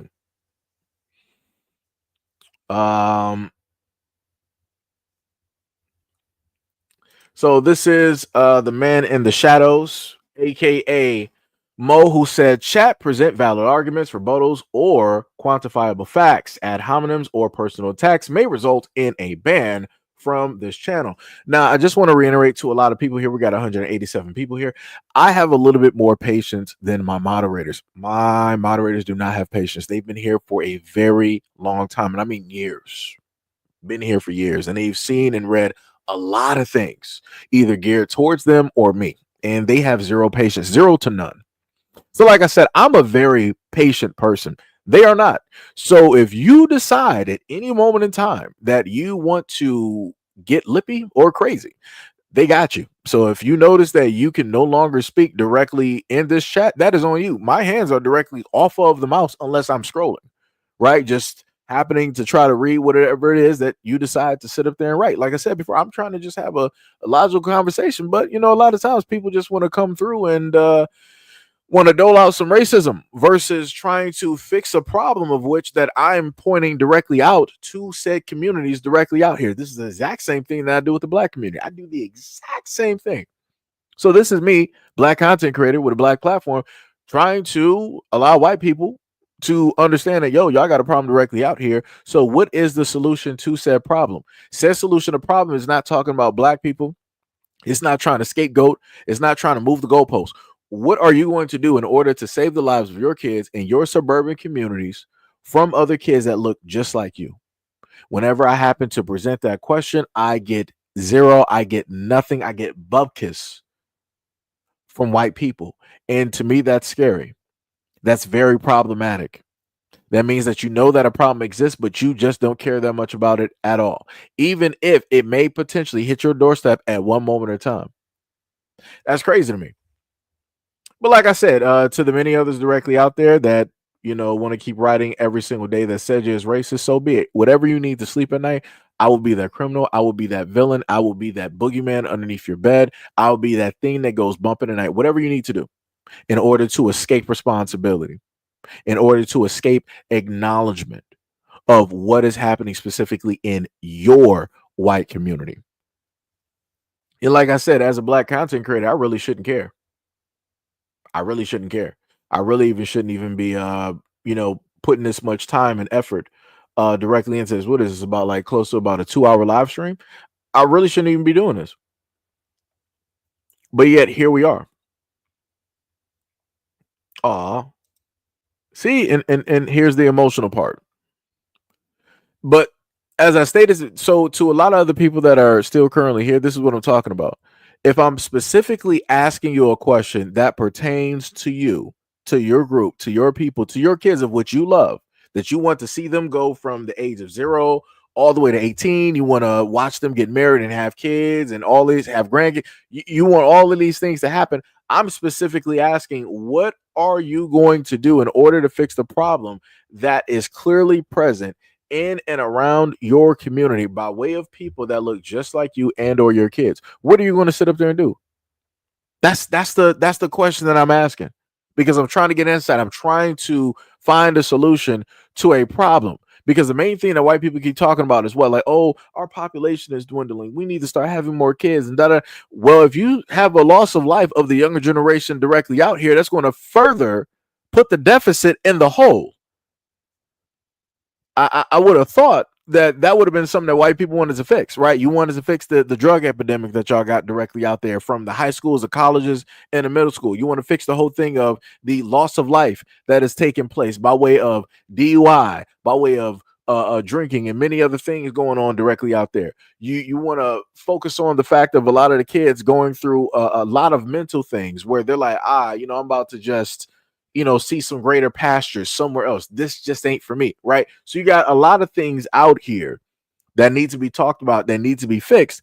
But again, as a content creator trying to present this as a problem, as an epidemic, I get nothing but the responses that you see directly in front of you. Like I said before, I shouldn't even be focused on that. I shouldn't even be talking about it. I should just be, focused on whatever. Right, but I'm giving a little bit of time, right? Because we're all supposed to be Americans, right? We're not supposed to sit up there and quote unquote see color. All lives matter, right? All of that stuff. But like I said before, when I try to go with the mentality that you guys have, all lives matter, guess what? I get nothing. Seemingly, you guys don't want to be on the same path of seeing a human being as a human being, right? That's the whole meaning of all lives matter, right? A human being is a human being, right? And all life is precious, correct? I thought that's what, supposedly what all lives matter is supposed to mean. But again, when you have somebody that's trying to be directly on that same pathway, magically nothing. I get nothing at all. Look at that. It's some crazy work. Somebody says Zimmerman is Hispanic. That is great. Hispanic is also white. I just want you to know that. I'm not sure why I have to keep reiterating that for a lot of people. Matter of fact, let me see if I can I got you, because I'm going to have a lot of people that are going to keep saying the exact same thing. So let me just try to see if I got everything all together. I don't.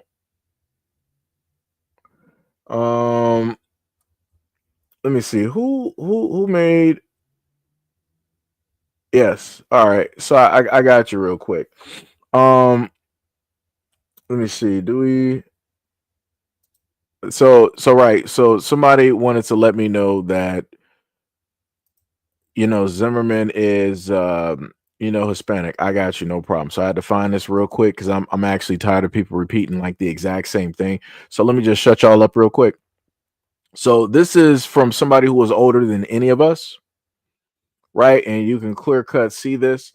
So you got John James Herrera was an American attorney, activist, and the leader in the Chicano movement.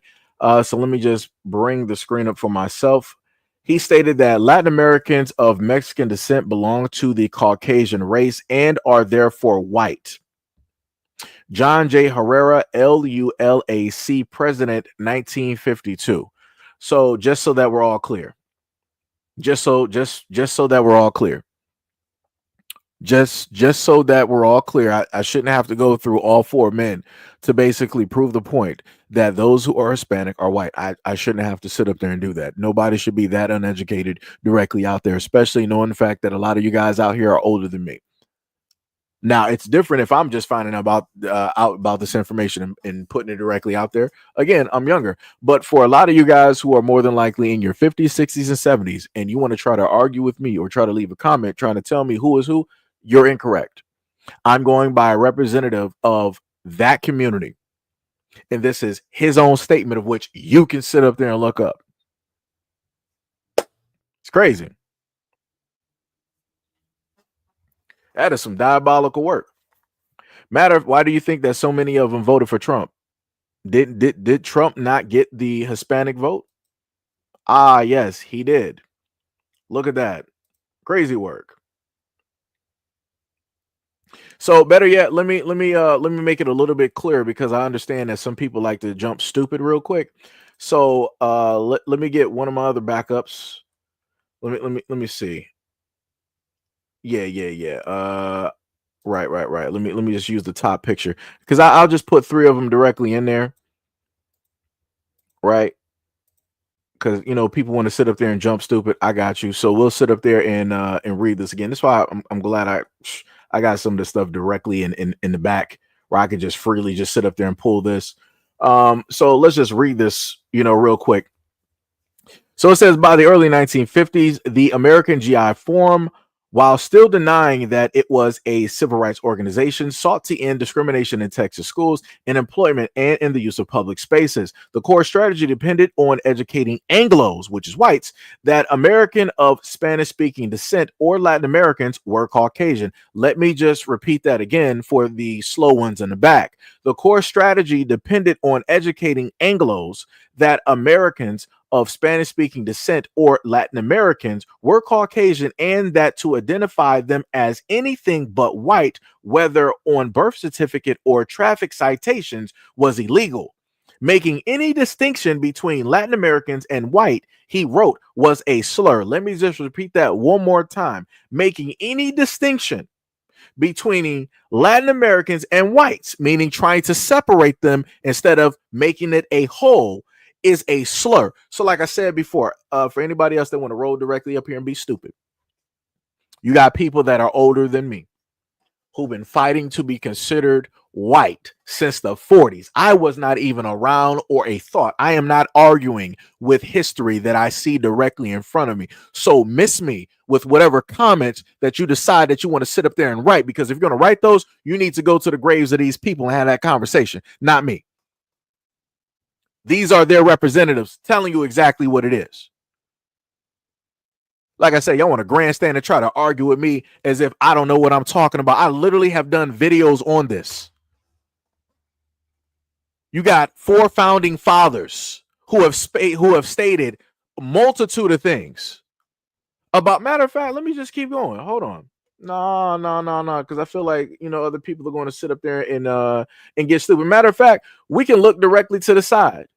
Y'all might not be able to see. You might have to try to, zoom in on a picture, but we can look at the 2 guys directly to the left of the picture, right? So I got to blow this up on my side.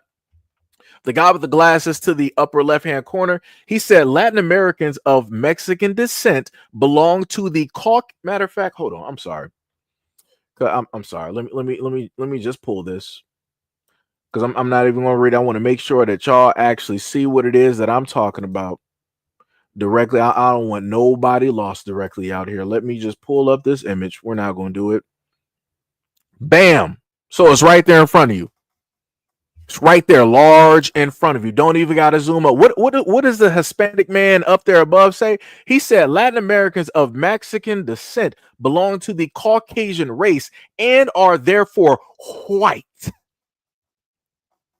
Next one sat up there and stated as this. He said, let the Negro fight his own battles. His problems are not mine. I do not want to ally with them. Oh, so anybody Hispanic that's directly in this chat, you are white.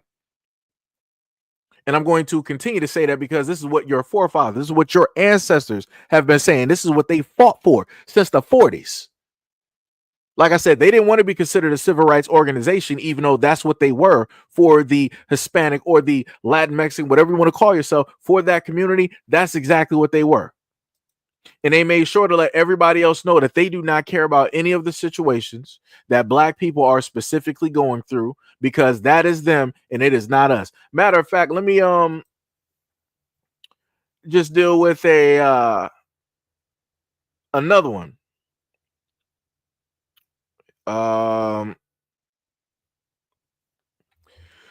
Let's see.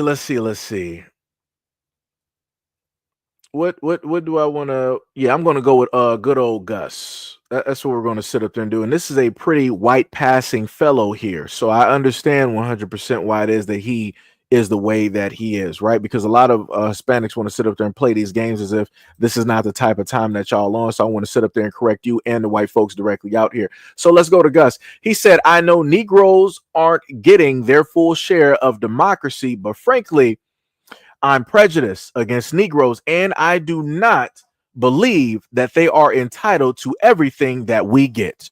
Oh, that sounds just about white. Look at that. Huh. Well, you know what? That's great, Jeff. You said Spain is in Europe. That's great. But you have a lot of people that speak Spanish that call themselves Spanish, even though they're not from Spain. We can go over the semantics. like I said, it is what it is. If those people in South America or whatnot or whatever want to call themselves Spanish, that is what it is. Who were the ones? Didn't the Spaniards from Spain come over to South America? All right then. Didn't those Spaniards go over there and pillage the lands and do a multitude of things with the women okay then. So it don't matter. Don't matter. You said black people can be racist. Let me let you know something real quick. As a black person, let me just put up the other image directly right there. As a black American, let me sit up there and tell you 10 toes down. And I'm saying this in front of all 242 people. I, as a black person, can be prejudiced. I can 100. I stand 10 toes down directly. I can be as prejudiced as all get out. 1000%. Never at a point in time can I be racist. Because what is it, Jeff Coast or Coat, whatever it is. Let's say that I was racist, right? How could me being racist impact your day-to-day living? How could it impact your kids walking directly down the street? How could it affect your women? How could it affect your job? How could it affect your money, your banking, you buying a house, your kids going to college? How could, if I were a black American male that is racist, how could the power of my racism, which there is none, affect you as a non-black person? That's all I'm asking. I'm asking a very logical question, because if I want to point towards racism dealing with whites and the people that were able to, for all intents and purposes, wield that power, I can show you the systematic oppression of racism in the United States. We all know a lot of these things that have taken place. So let's not play stupid. Let's not play stupid. Let's not play stupid.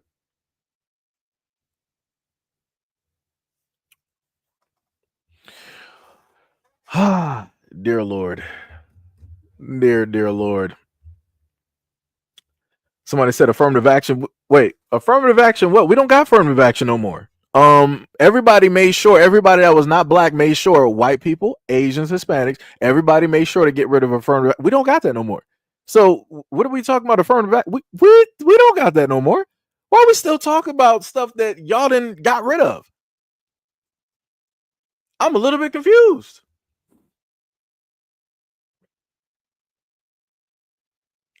I'm a little bit confused.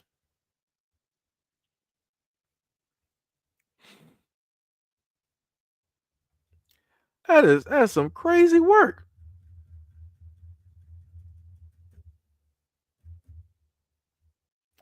Somebody said, SEIJIHITO, have you not lived for the last 50 years? What you are saying is racist. What specifically am I saying is racist? Is it me reading over what these people historically have stated? Or the fact that you have Hispanics directly out there, or better yet, you can even go look at Cubans who identify and feel as though that they are white. Matter of fact, Fat Joe said it himself in an interview. He was like, people look at me strange because I say I'm white with green eyes or blue eyes, whichever pair of eyes that was him sitting up there saying it. Pitbull has even said the exact same, and these are Cubans. They said the exact same thing about themselves. So I'm a little bit confused on how it is that if I'm talking about this, magically I'm racist. What? That's you. That is crazy.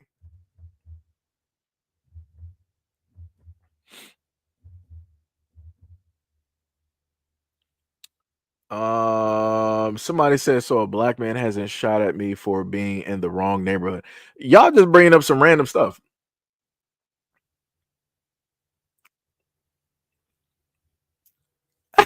I love whenever it is that people sit up there and say, stop creating division. So, okay, right. So you say that I'm creating division. I got you, no problem. Let me see if I can pull up a video from previous, right? Okay, division. I got you. Let me just make sure to try to stay focused here. I'm trying to find a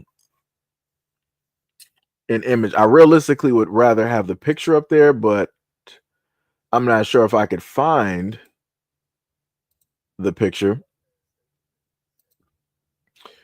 Oh, no, I can't do that one because that one needs to be blurred out. Hold on, let me see. Nope, that's the stuff dealing with Shannon Sharp. So I guess that some of y'all weren't here for when I did a video detailing the fact that a white man had threatened to take the life of a 9-year-old girl because she knocked on his door and she was trying to sell candy. But in his rabid mind, he wanted to portray it as if she was there to try to rob him, which made no type of sense. Made zero type of sense.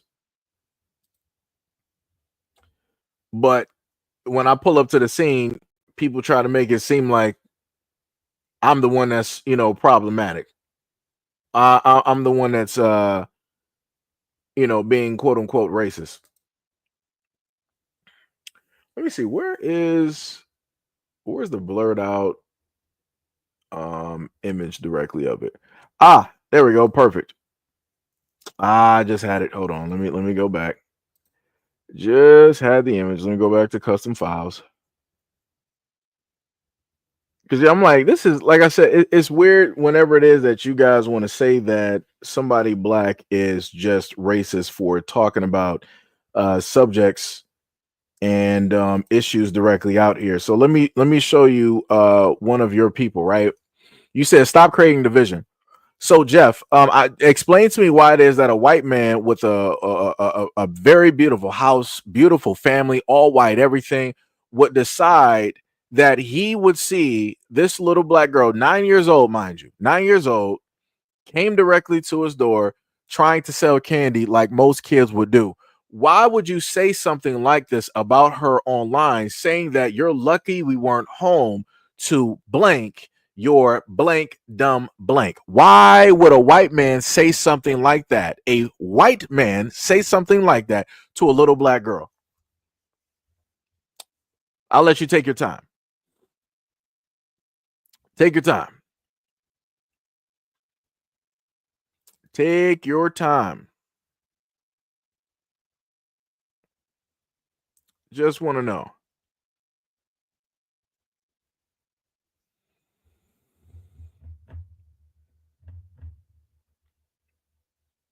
That's some crazy work. I like the projection though.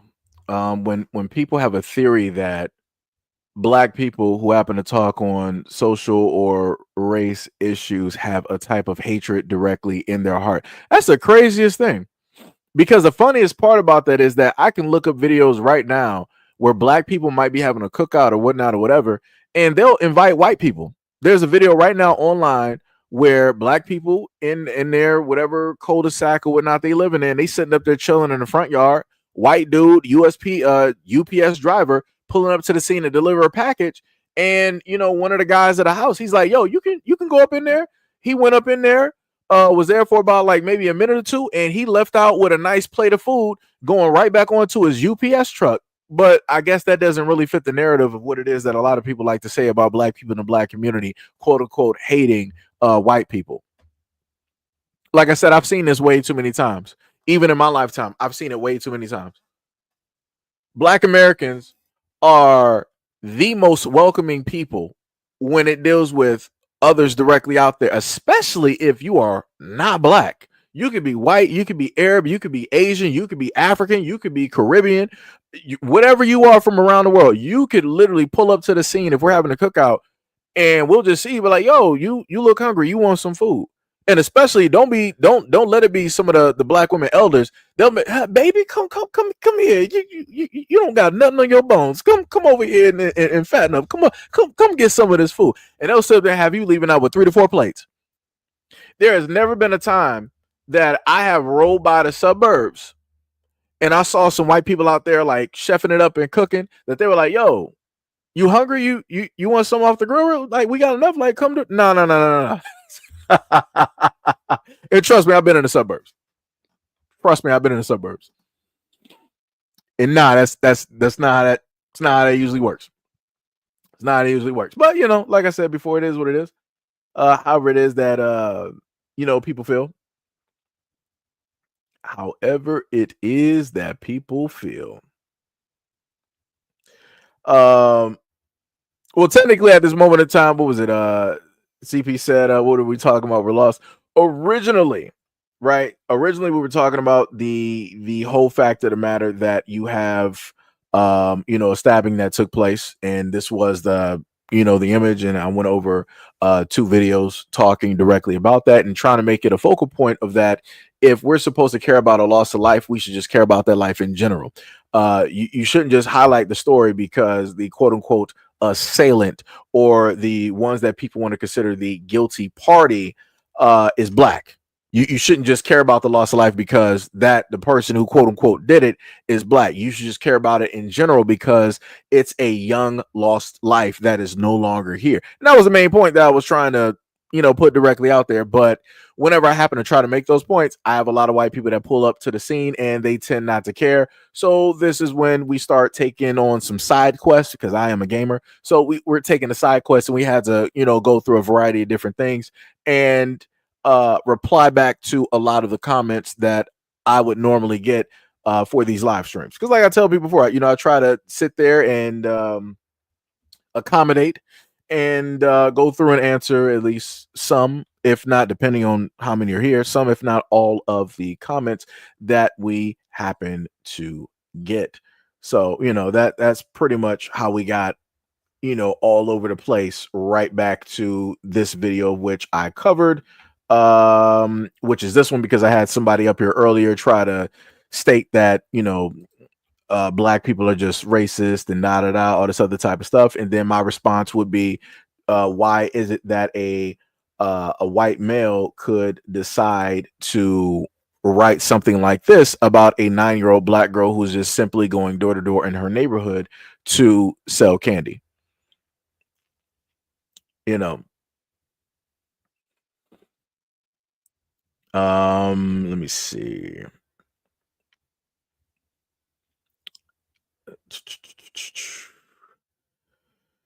A white man would say that only not in the presence of a black man. No, yeah, that's true.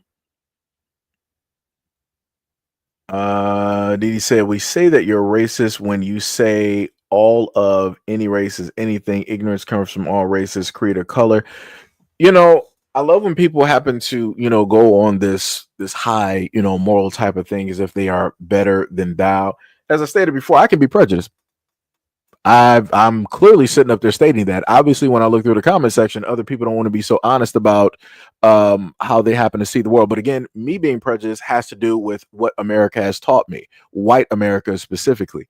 I can't specifically tell you that, Asians treated me this way. I can't specifically tell you that, Mexicans, treated me this way. Now, maybe I might have got some comments directly online, but when we are specifically dealing with the reality going through day-to-day life, I'm talking from experience. And the main interaction that I've had other than black people is white people. And I'm looking at the negative interactions that I've had with said white people. So it could be a cop, it could be a police officer, it could be a security guard, it could be a business owner, it could just be walking down the street. In any which facet of life that it is, there has been that negative thing there. And again, so let me just put this into parameters. I'm not a drug dealer, not a part of no gangs, don't got no tattoos, don't do no drugs, don't drink alcohol, don't even smoke cigarettes. And I pretty much stay to myself and I play video games. So just layering all of that directly in there, because for some odd reason, when I explain, or when black people happen to explain themselves, you guys want to make it seem as though that there's obviously something. It's the way that you dressed. I dressed as if I was going to play basketball. So all of my clothes came from they were like Stefan Marbury, or they came from Stephen Barry's. So yeah, it was nothing gang related there. There was nothing that made me seem aggressive. No. So yeah, like I said before, it's just the fact that a lot of people don't want to pay attention or to listen to other people's experiences when it deals with these types of things. But when black people happen to list these experiences, here comes some random white folks, and I'm like, oh, but I had these 9 random black guys. They just followed me down this dark alley when I was just trying to go home, and I had this random black dude decide to just spray down my car. You always got some magical random stories. A random black guy, I'm like, all right, give me the news clip. Give me the news story specifically of you and your name and where specifically this happened so I can sit up there and read it off to everybody. And 9 times out of 10, y'all got nothing. Or better yet, 10 times out of 10, you got nothing. I'm like, So Mo had a reply. He said, DD, at what point in this live stream did @Seji say that all whites are racist? I always try to figure that out. I'm like, yeah, when did I specifically? I'm like, that's a very good question, Mo. I'm trying to really figure that out. And I can't really point to it. Now, I can sit up there and tell you that people can hear certain things that they want to hear, and they can look at those things and then they can be like, oh, you're talking about me. This is when a lot of people feel that what I'm saying is a personal attack. And if I'm not personally calling you out, like let's say I'm responding to your comment or different things of that nature, I'm not sure how you feel as though that it's a personal attack. And then within that, it becomes that says you just hates all white people. It's some crazy work. Because I got white people directly on this platform, unbeknownst to a lot of y'all here. Some crazy work. Matter of fact, I actually got some white people that have bought some of my t-shirts.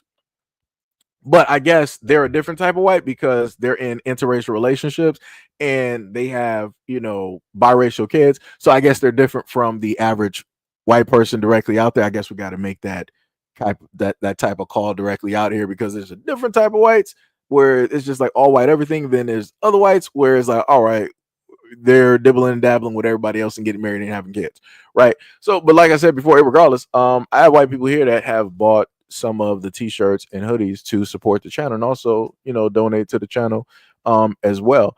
Like I said before, if people really thought that I was racist, realistically, you wouldn't be sitting here trying to wait on a response or wait for me to, have a conversation with you if I was really racist. And then on top of that, if I was actually racist, do you think I would be this cordial directly with you? No, I wouldn't. I would not be this cordial. Like, I'll be ripping you several new ones right now at this moment in time if I was actually that type. But obviously I'm not. So that's why you're still here and you're still talking. But, hey, it'd be like that.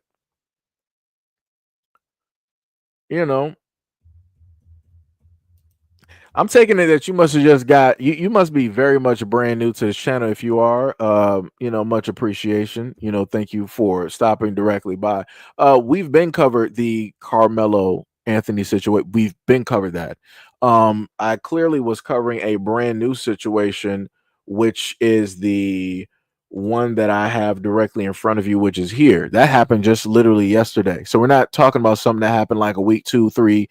We're talking about something that literally is fresh on the scene. The school is still cleaning up at this moment in time and still trying to figure out how to, mentally help the students or get them the help that they may need because they saw and witnessed this during school hours. We're talking literally happened just yesterday. So yeah, that's where we're at.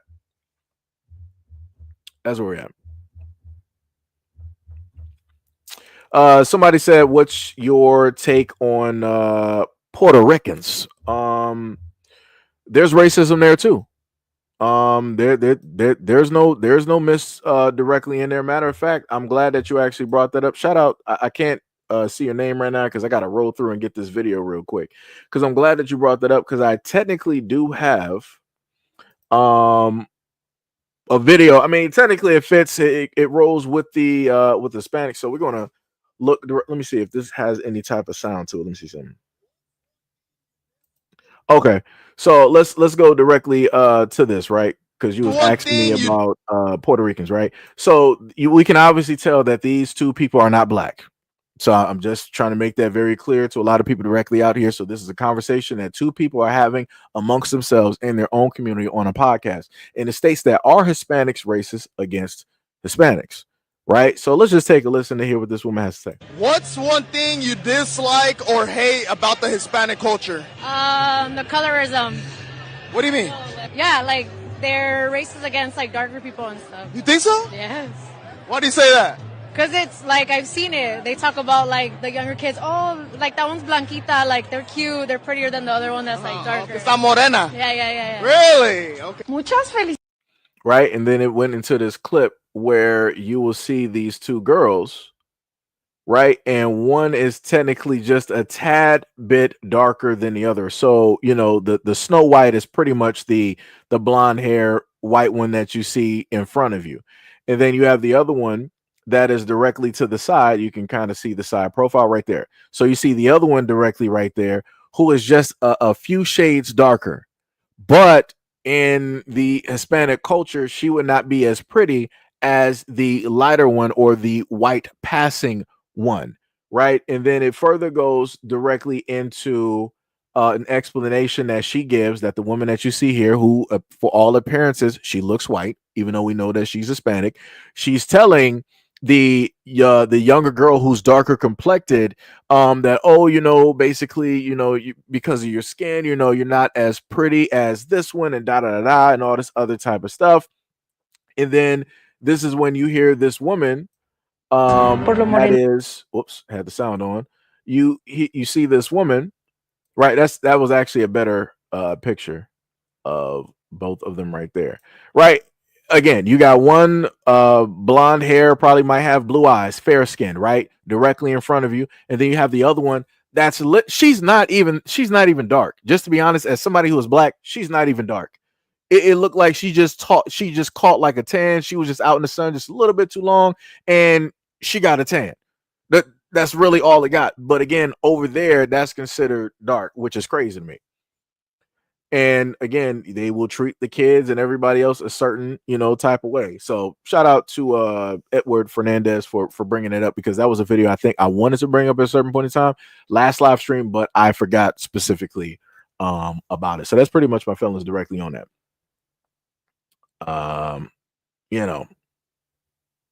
It's crazy work.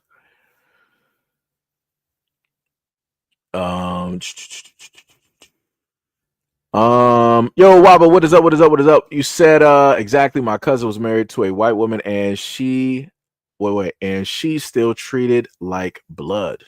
Yeah. Yep. Let me see. So you said that you have black people at your house every family gathering. I mean, that's cool for you. That is specifically, let me put it to you like this in perspective. I have a family member that's married to somebody who is Caucasian, and that said family member ended up not being recognized by the side of the spouse's family, the white side, for years.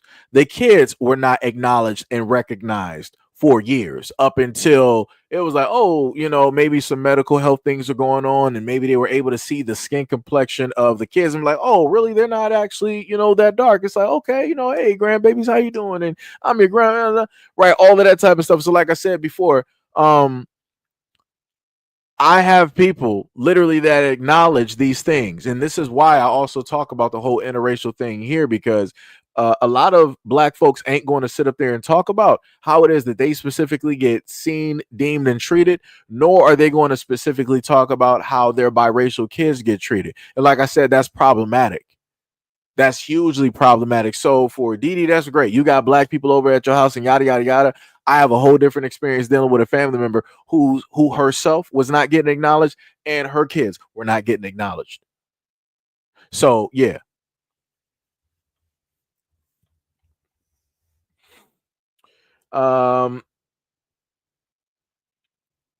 Let me see. I mean, okay, you said that all of my stories are cringe, no problem. I mean, so are the forefathers who also owned slaves and slept with black women who are slaves. Yeah, that's a bit cringe too, but it is what it is.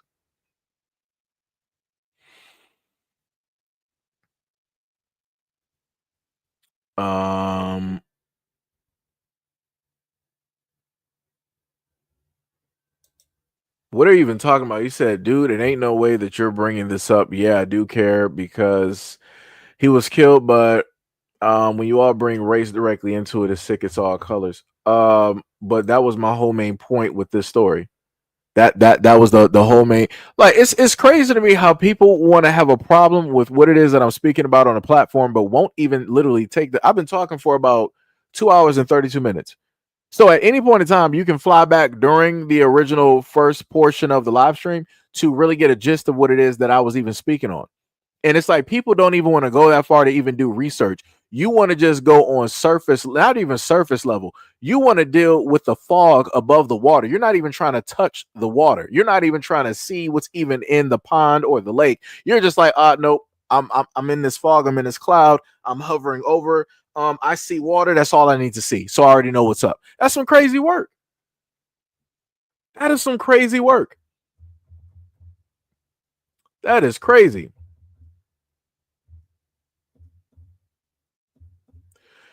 Somebody said the United States is beyond saving. It'd be like that.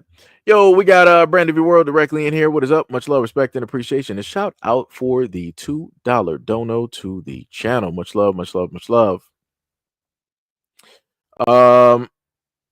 Somebody said I didn't swipe into a crime story. I swiped into a racial combo. Well, it got that way because a lot of people did not want to stay directly on the task that a loss of life is a loss of life.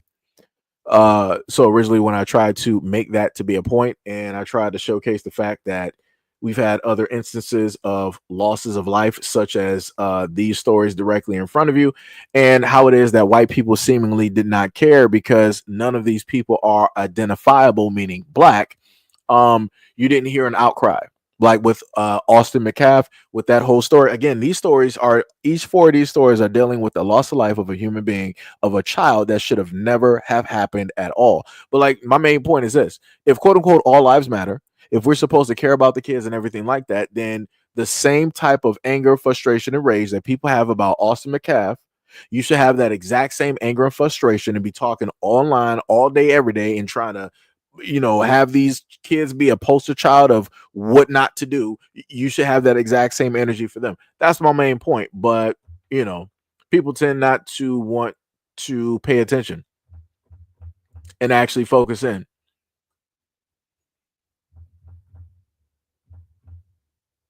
Somebody said, I think the point was that the story of crime gets amplified due to the people's race instead of the crime. Thank you.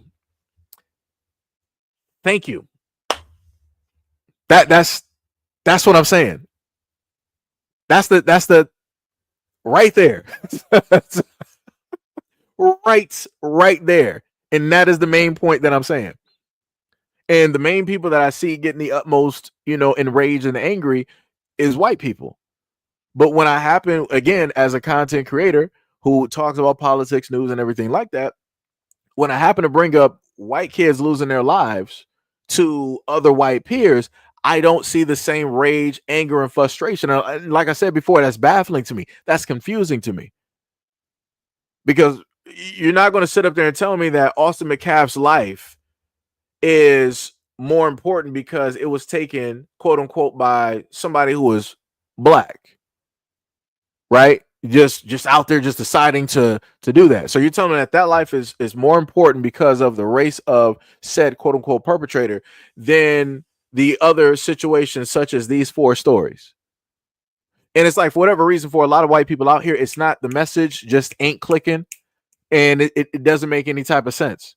It's like you guys are just like so bewildered. Y'all just like scapegoating, moving the goalposts. Y'all doing everything else. But like I said before, but addressing the problem and the situation within your own communities. The exact same energy that y'all literally gave me in this comment section when it's like, oh, but talking about the black on black crime, talk about the black slavery going over there in Africa. Right? The same energy that y'all give me, I'm showing you the exact same energy in front of you, where you got names and you got faces attached to the story. Nobody is hidden.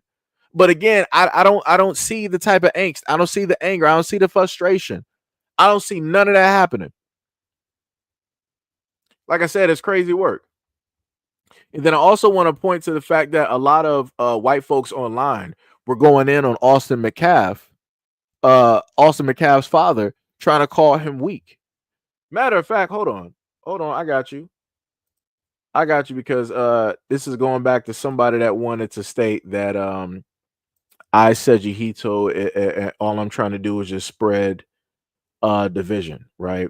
So let me see if I can pull up the video where it dealt with the protest and where Austin McCaff was directly on the phone. Wait, let me see if this is the right one.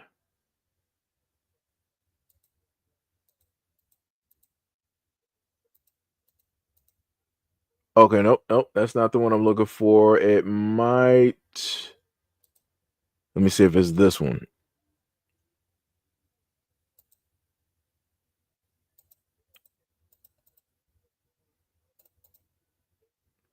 Okay, so this is the one right here, right? So somebody said that I wanted to spread division, right?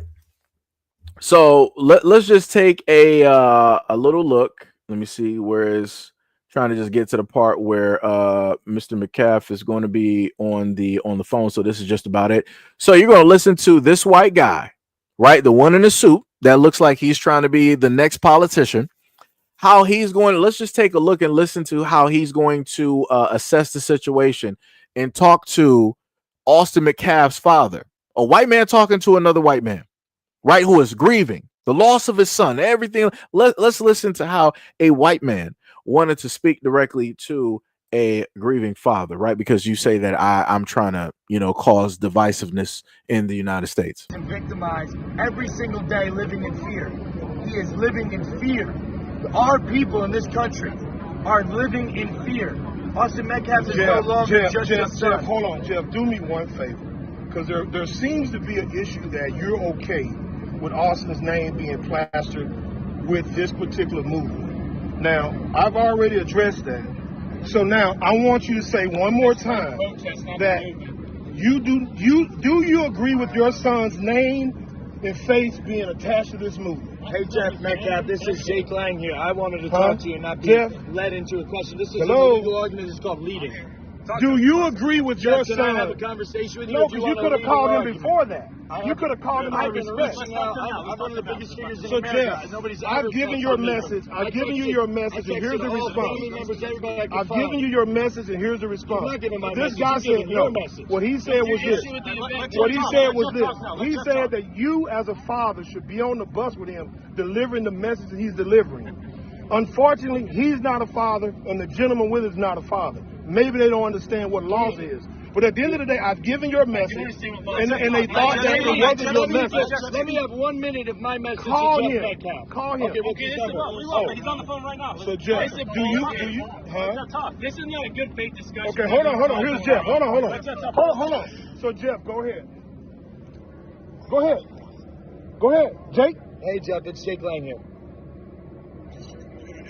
Jeff, first of all, my entire heart rests in your hands. I would be in my position, not even if somebody even knew your son, but somebody that shares the same understanding. I grew up as a 17-year-old young white man too, and I grew up in fear of my life around black people because they were killing and robbing people around me all the time.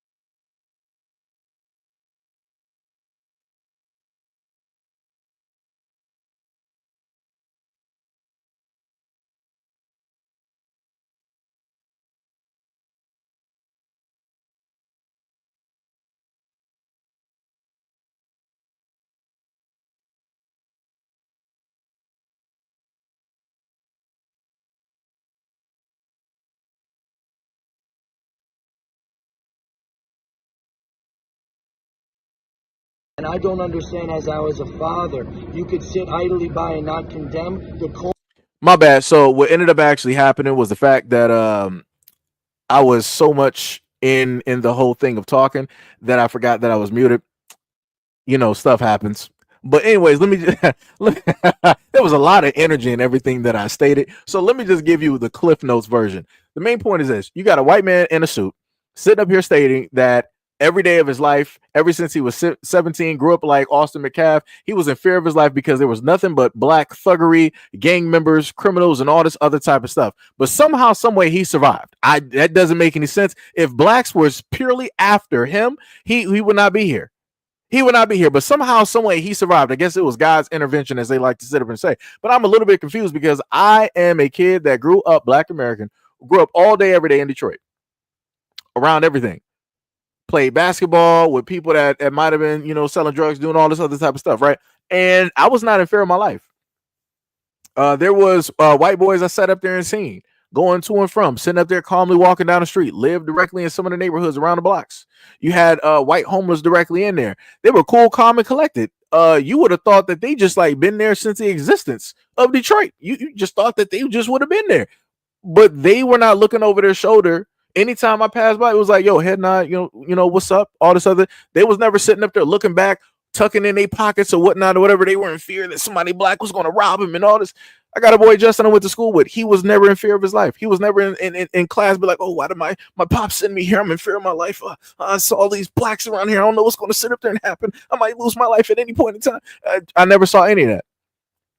But you got a lot of people out here that want to state that, you know, I'm purely trying to cause some type of racial division or spread more racism. But you got a white man up here in a suit and a tie, looking like any government official, telling you that, oh, the blacks were out here just like rampantly killing and doing this and doing that all around me, and I was just in fear of my life. Again, how would you survive then?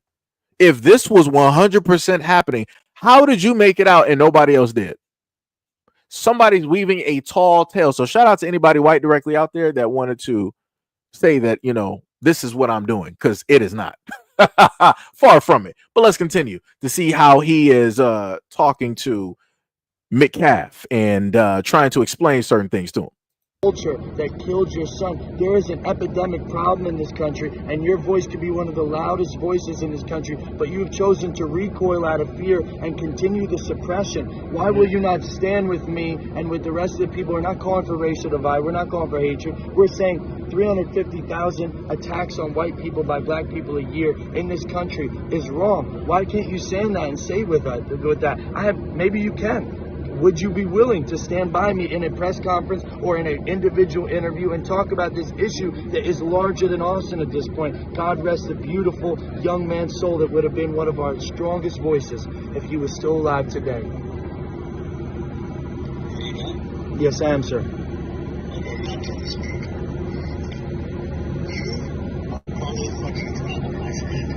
You're trying to create more race divide than bridging the gap. I do not condone anything you do. You do not have any fucking... That's called white guilt. So just in case you couldn't hear that, Austin McCaff's father said that with the rhetoric that you are saying as a white man, you are causing further division and race divide in the United States. I do not stand for it. Do not use my son's name and do not use the image of my son for whatever it is that you're trying to do. And I want to reiterate this to a lot of white folks directly out there in my comment section. Austin McCaff's father told y'all this during the exact same time that his son was literally just resting on a table at a hospital. He literally told you at the same point in time, yo, I don't know who y'all are directly out here, but do not try to represent my family. Don't try to speak for us because you don't know what is going on. Don't try to throw whatever racist type of rhetoric or whatever it is that you got, because this has nothing to do with race. The father of the young man said that. But I'm watching white people in my comment section try to tell me that, oh no, this had to do with race. How are you going to sit up there and override what a father is telling you? That's how ignorant y'all are. But y'all say I'm the one that's race driven. But you're trying to correct a father who told you this had nothing to do with race. It was simply one human being with another human being and a loss of life happened, but you're trying to tell him that he's wrong. And this white man is up there, oh no, that's your white guilt. That's your white guilt. That's some crazy work. That's some crazy work. Let's keep going. No, let it go.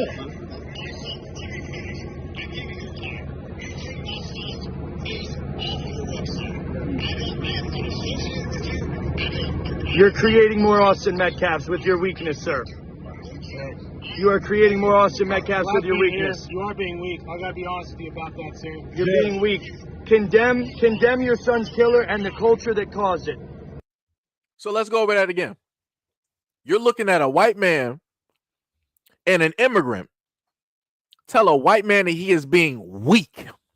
I've never in my life ever seen something so despicable where you got two human beings trying to call a grieving father weak because he doesn't want to prescribe to their rhetoric or their type of thinking or whatever it is that they're trying to put directly out there. That's some white people. This is y'all. These are your boys out here. These are your boys out here sitting up there doing this. And y'all allowing him to sit up there and talk to a father like this that literally just lost his son. But y'all say that I'm the problem. I ain't never do no foolishness like this. But let's continue. Hey, Jeff. That's the problem. You've been submitted. Hold on, hey, Jeff. You've been submitted. I'll handle it from here. You've been submitted, sir. You're not going to Right? So you heard that. And then the killing part is that both of those guys that you see there on the left side of the screen, they have no sons. They're not even stepfathers. And this is how it is that they want to try to quote unquote represent or present the quote, I guess you could say facts or their narrative directly out there surrounding this. So they want to use Austin Metcalf as this jump off point in order to push their narrative. Because you already heard what the white boy said at the beginning. He was like, yeah, 17 years old, I was a white male in the United States, and I was always fearful of my life because of the blacks. That's literally what he said. That's literally what he said. But I'm the one out here that's divisive. He clearly sat up there and told you that he tried to get in contact with Metcalf and he wanted to talk to the family and whatnot or whatever. He's one of the most popular people in the United States. His own words. He originally was sitting up there giving praise to the father. He was trying to be sympathetic and empathetic, but once he understood that the father was not trying to subscribe to whatever it is that he was trying to throw directly out there to white people to get them all revved up and running, oh, this is when he wanted to start down talking and bad mouthing. Oh, you're weak, sir. You're weak, sir. You're weak, sir. That's your white guilt. That's your white guilt. Why don't you sit up there and call out your child's murderer and the culture that created him? He's talking about the black community in general. He's trying to say that whatever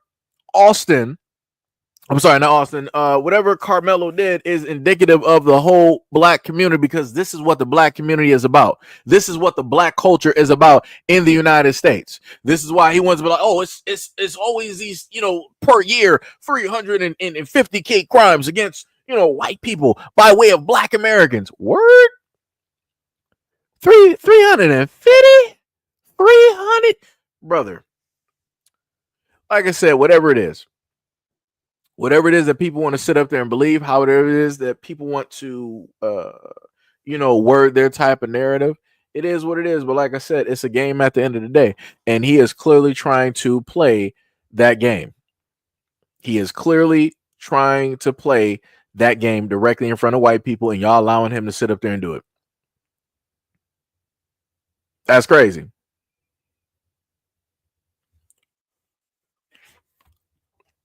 Now we got people up here talking about catching bodies. That's some diabolical work. I'm like, how do we get here? Do I still have my figures directly up here if I can find them real quick? I had a few different figures at a moment in time.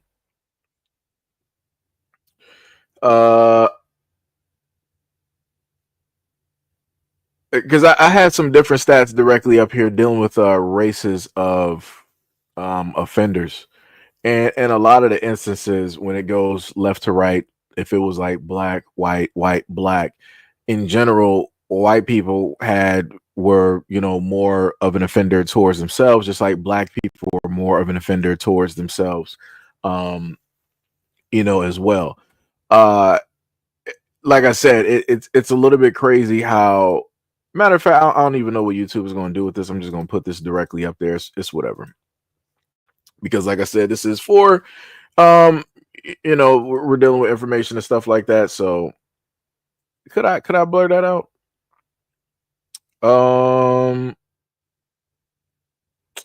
Okay. I do care. So let me just blur this real quick. Because they happen to get a little bit what's the name on this? So I'm gonna just blur that little word out there. All right, there we go. Offender. Block that out there. Okay. Race.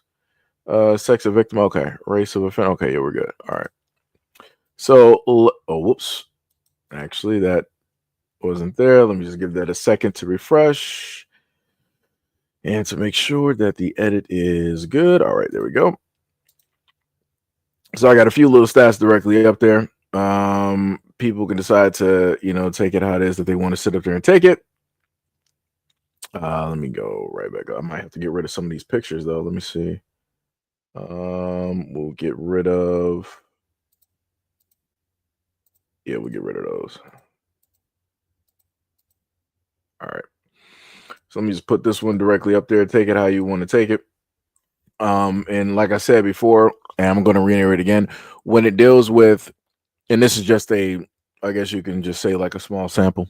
Whenever it deals with self versus self, you have a lot more people that do that versus going after other people. Right. And I've stated this before. But for whatever reason, people just want to only talk about one, specific thing. Like case in point, I can sit up there and tell you that, white people are getting jacked up out here when it deals with the police, right? It's more of you guys, and it's more police directly in your communities directly out there because more of you guys are actually police. And it's a lot of y'all that's getting jacked up and losing your lives to police, but y'all don't talk about it. Y'all not running around, y'all not protesting, y'all not marching, y'all not making t-shirts, y'all not doing any of that. Y'all not trying to bring awareness on social media. So then black people are like, it's disproportionately, we're getting affected actually more than you are, even though it is more of you directly out here, more police of you directly in the police force. But it's like that. So what we're going to do is we're not going to stay silent. We're not going to stay quiet. We're going to go out here and we're going to talk about this. We're going to march. We're going to bring awareness. White people's response to that is shut up. You don't talk about this. If you don't see us crying and complaining, you don't sit up there and cry and complain. Matter of fact, if you're going to talk about it, why don't you talk about everybody getting affected instead of just you? Because it's not black people's job to sit up there and talk about everybody else's problem and situation. I can only talk about my situation I'm getting affected by, right? Like, what are we doing?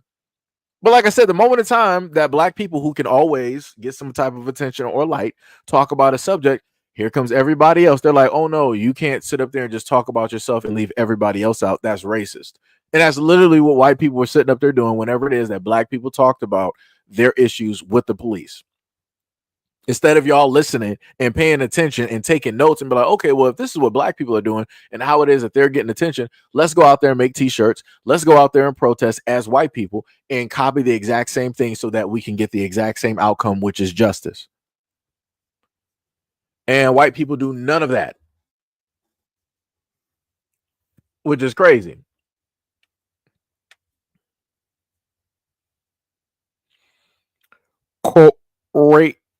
Crazy work. Crazy work. Crazy work.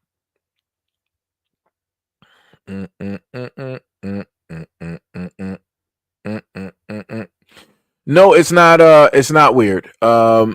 Because what I'm going to tell you is that, do y'all not understand also the exonerations that take place when it deals with black people being accused directly of crimes, and how many black men are getting exonerated to this day, to this week, to this month, to this year?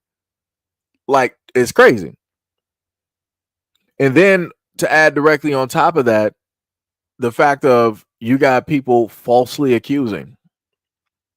And we've seen videos directly over that, such as Karens or whatnot or whatever, Karens and Darrens decide, oh, I want to sit up there and call the police, or you don't belong directly in this neighborhood, so I'm going to get directly in your face.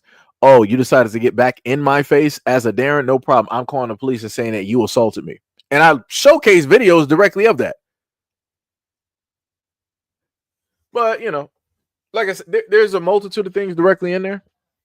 Matter of fact, hold on. Let me go right back. Because there were other things that we have highlighted. Wait. I might have to type in FBI. See if I can actually get that directly up there. Was that the fullness of it or no?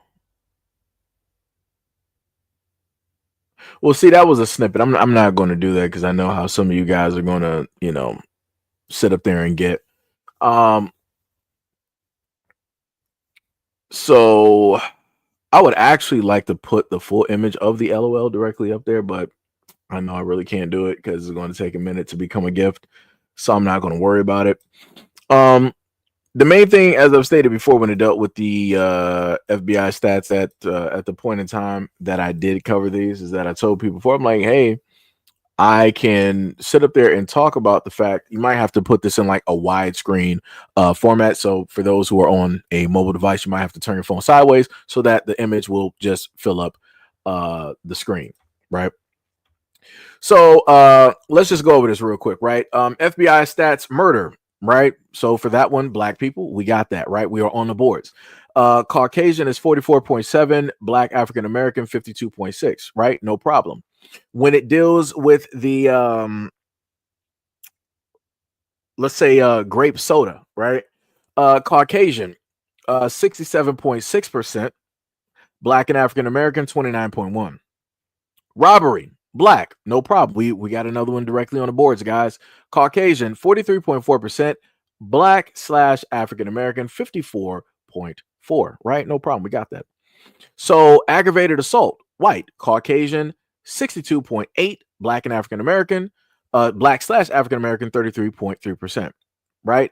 Burglary, white, Caucasian 68.4%, black / African American 29.1. Larceny theft, white, Caucasian 69%, black / African American 27.7%. Motor vehicle theft, white, Caucasian 66%, black / African American 30.7%. Arson, Caucasian 72%, black / African American 23.3%. Violent crimes, white, Caucasian 59%, black / African American 37.5%. Property crime, white, Caucasian 68.7%, black / African American 28.1%. Other assaults, Caucasian 65.2%, black / African American 31.4%. Forgery and counterfeiting, I don't know anything about that, but this one is white, Caucasian 65.5%, and black / African American 31.9%. Fraud, I don't know anything about that. White, Caucasian 67.0%, black / African American 30.5%. Embezzlement, again, don't know nothing about that. Caucasian 61.4%, black / African American 35.5%. Stolen property, buying, receiving, and possessing, white 64.2%, black / African American 33.4%. Vandalism, Caucasian 68.4%, black / African American 28.1%. Weapon carrying, possessing, and etc. Caucasian 55.9%, black / African American 41.8%. Prostitution and commercialized vices, Caucasian 55.5%, black / African American 37.9%. Sex offenses, Caucasian 71.6%, black / African American 24.7%. Drug abuse violations, Caucasian 71.6%, black / African American 26.7%. Gambling, we got another one on the boards, guys. We got another one on the boards. Caucasian 45%, black / African American 48.4%.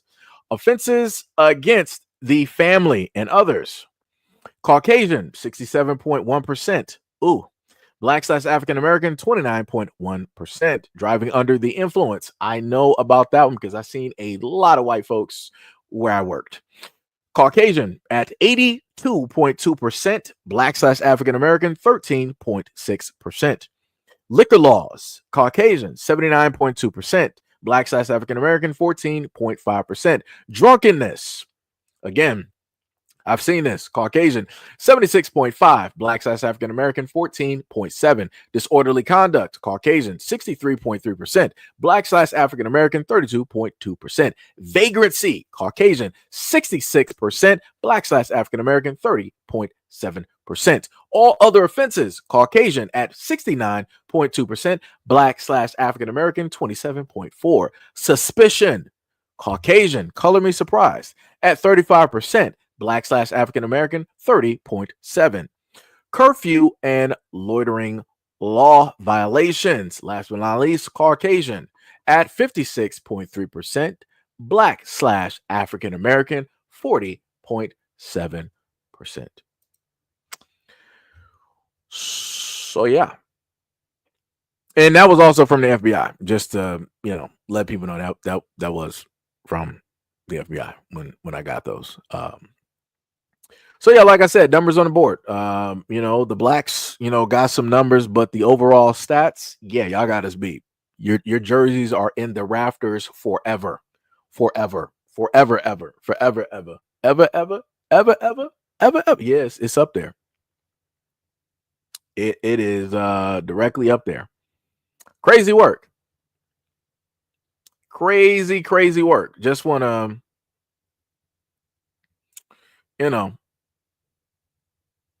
just saying. Wait, I'm a little bit confused. Somebody said, you're still talking. You're not a victim. Get a job. Wait, what?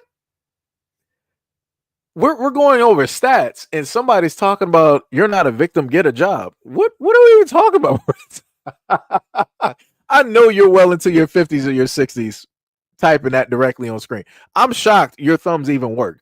Don't you got like some arthritis? You should be using like some Tiger Balm or some Bengay right now. Like your hands are probably cooked. So I'm not even sure how you even wrote that at this. Actually, I do know how you wrote that because you made sure not to actually spell out you just put you are. So yeah, I know you're cooked. Your hands are cooked, grilled, broiled. It's out of there. So yeah, that is currently where we are at this moment in time, and that's why whenever you guys happen to list stats, because I saw some people earlier was like, "Yo, we got the FBI stats, the FBI stats, the FBI stats." Yeah, okay, there we go. Yeah, and overwhelmingly, you guys take up the numbers on the boards, because again, you guys are the mass majority. I don't know nothing about. Let me go back over this before. Crimes against family. That is diabolical work. And the funniest thing is I have covered a lot of stories dealing with crimes against families. You know who I happen to see who are in those stories? White people, both white male and both female white teachers. Color me surprised. It's a lot of white women that are teachers that happen to do a lot of those crimes against the families. Like I said, I gave y'all a video of a white woman that was literally in the car with one of her students, her 15 or 16-year-old student, trying to tell the officers, what is this about? I didn't do anything wrong. Well, if I'm going to jail, can he come with me? Woo, that's crazy. And she's married and more than likely has kids. So like I said before, when I look at a lot of these stats directly up here, I know that it's y'all because I've literally witnessed and seen this. I've seen a lot of white folks drinking and driving, and the police, they never seem to find these people. They never seem to stop them. And there's a lot of stories that I've covered of white people drunk driving and taking lives. It's crazy work. And then y'all still allow white folks out here to drink and drive and get caught multiple times, to have their license suspended multiple times, and for them to still have a vehicle just so they can go out and take the life of your child going out there and playing in the suburbs trying to catch a ball real quick. Now little Susan got to be buried 6 feet deep because y'all acting irresponsible. And you don't want to sit up there and talk about the fact that this is problematic directly within your communities. But you're like, oh, but the blacks, Chicago, 1 billion people just sat up there and died. Oh my God, somebody talk about that. That's some crazy work. That is some crazy work. And like somebody said earlier, somebody was like, according to these stats, black people should be living in fear. But I'm not living in fear. And I've been around, white folks, and I'm not really fearful in that method. I can see the stats, and I'm not sitting up there like clutching my pearls and grabbing my wallet and trying to do this. I'm not trying to do none of that. I'm like, all right, whatever. You got some white people out here that do this. It'd be like that. Well, at least that's my mentality, but I can't say that's the same thing for white people because your presentation of how y'all tend to do stuff, it's a little bit different. Magically, all blacks are thugs. We're all gang members, prostitutes, drug dealers, gang bangers, bow, bow, bow. But y'all the ones out here serving out, Alec Baldwin type justice within your own communities. But you're fearful of black people. Crazy work. Crazy work. Diabolical. Diabolical. Yo, Tippy, what is up? What is up? What is up? Let me see. What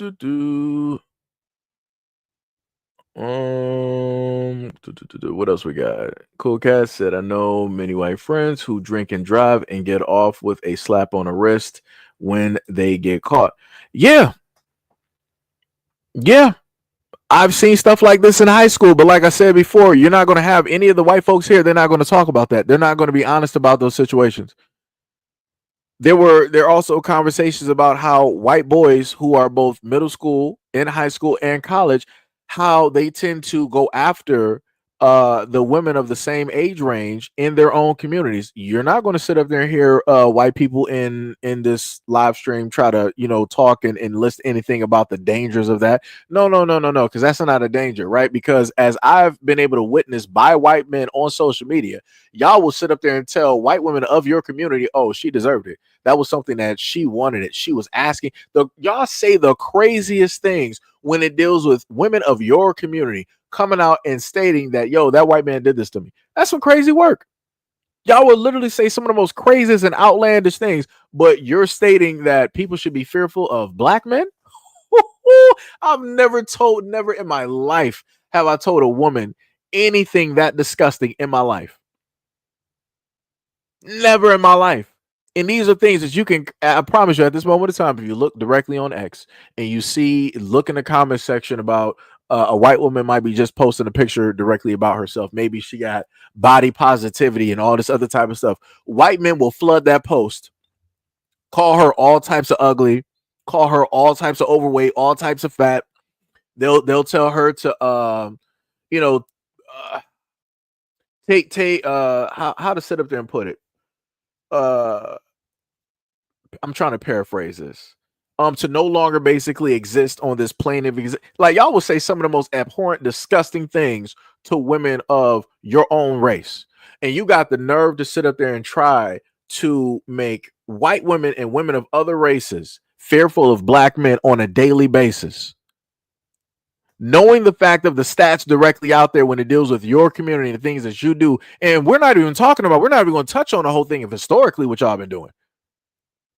Because those numbers, you can try to talk about rates, you can try to talk about per capita. Historically speaking, there is no way that you can skate around that. That's why y'all don't like talking about the history of the crimes that y'all have done. There is nothing at all that black Americans can do in order to compare at all historically to the crimes that you guys have done in the United States. And that's just factual. There's nothing that you can skate past that. You can't. Not at all. You can talk about Chicago all you want to. We can sit up there and peel back the cap and look back 30, 40, 50, 60, 70, 80 years. Let's go back to the 1900s and look at what it is that y'all was doing to women. Because y'all had ownership, right? Women weren't, able to vote. They weren't able to buy a house by themselves. They had to have a man, present. They couldn't have a car. They couldn't have a bank account. Yada, yada, yada. You was sitting up there slapping Susan over a little bit of burnt toast. Since it wasn't golden brown, oh, that's too dark. Bow, go back in the kitchen. Oh, what, Susan? You didn't sit up there and iron my pants and I got to leave for work at 8? Bow, go iron my pants. Y'all was slapping them women up. Crazy work, though. I got it. That is crazy. That is crazy. But like I said, a lot of white people out here want to make it seem like, all black people are just doing all of these crimes. Like the whole stats, every stat. This is how white people think. Everything that I just literally read off to y'all, it's all black people creating those crimes. It's all black people only doing those crimes. Literally, that's it. White people never do any type of crimes. They're always innocent. Like, that is crazy. And I know for a fact that white people abuse drugs way more than black people. Like, 'cause like I said, y'all got zombie land directly out there. Y'all literally got zombie land. I've seen and known some white boys that be literally doing some stuff. And I'm like, yo, you really doing that? Even hearing white boys, y'all sons directly on Xbox Live doing drugs. And I ain't talking about them just sitting up there smoking. They were doing the other types that cost money. Like I said, I'm like, yo, my wallet can't even pronounce how much money you just sat up there and spent on some dust. I don't even know what that is. You got to educate me on that, because I'm ignorant of that topic. Like I said, the amount of drugs that I was educated on, not by black folks, but by white boys, crazy. And then hearing white girls online talk about doing drugs, and then also like wine and doing all, I'm like, yo, y'all crazy. Y'all are crazy directly up. But like I said, y'all don't want to be honest. Stop whining. You're not a victim. Some crazy work. Let me tell you, people don't want to focus in on their own culture and their people. Cool Cat said, I gotta go, but I love the stream. Good job educating. Hey, much love, respect, and appreciation. Tippy said, a white guy hit my dad's truck and the police let him go. It was parked. Yo, let me tell you something. Back in my neighborhood, my neighbor who has a corner house, shout out to Mr. Dixon, has a corner house, and he had told me how there was a car accident where a car like flipped over and went into, and this is a black neighborhood, a car flipped over and it went it flipped topside. And the guy who did the crash, it was a white guy. Obviously he was drunk, but they allowed that dude to just like walk off. The cops just allowed that dude to walk off directly from the scene. I'm like, you have to be kidding. I'm like, this dude is not only a danger to himself but other people, and he's drunk. He should be arrested. He should be thrown into the drunk tank so that he can see a court or whatnot or whatever, and get his license stripped and everything like that, so that he cannot drink and drive ever again. But it's like the police just let him go. And I'm like, how does this sit up and work? Because if it was me as a black man, oh, it would have been over. I would have been all directly over the news. I would have been in the newspapers. Everybody would have been sitting up to talk about it. I would have had a mug shot and everything. I would have been literally in jail and serving some real serious time. But like I said, nobody wants to point out the fact that there are, certain stipulations, right? There are, rights for thee and not rights for me. It's crazy work. It is crazy work. Crazy work. Crazy work.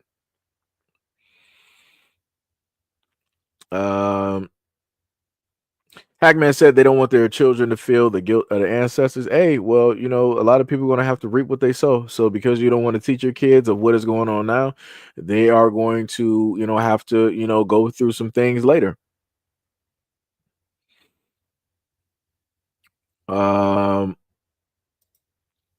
Let me, as a black person that lived directly in the suburb, I just want people to understand, it's actually quite false to basically state that the suburbs are actually safer. They're not safer. It's just that the dangers that are there are a little bit different and they're well hidden.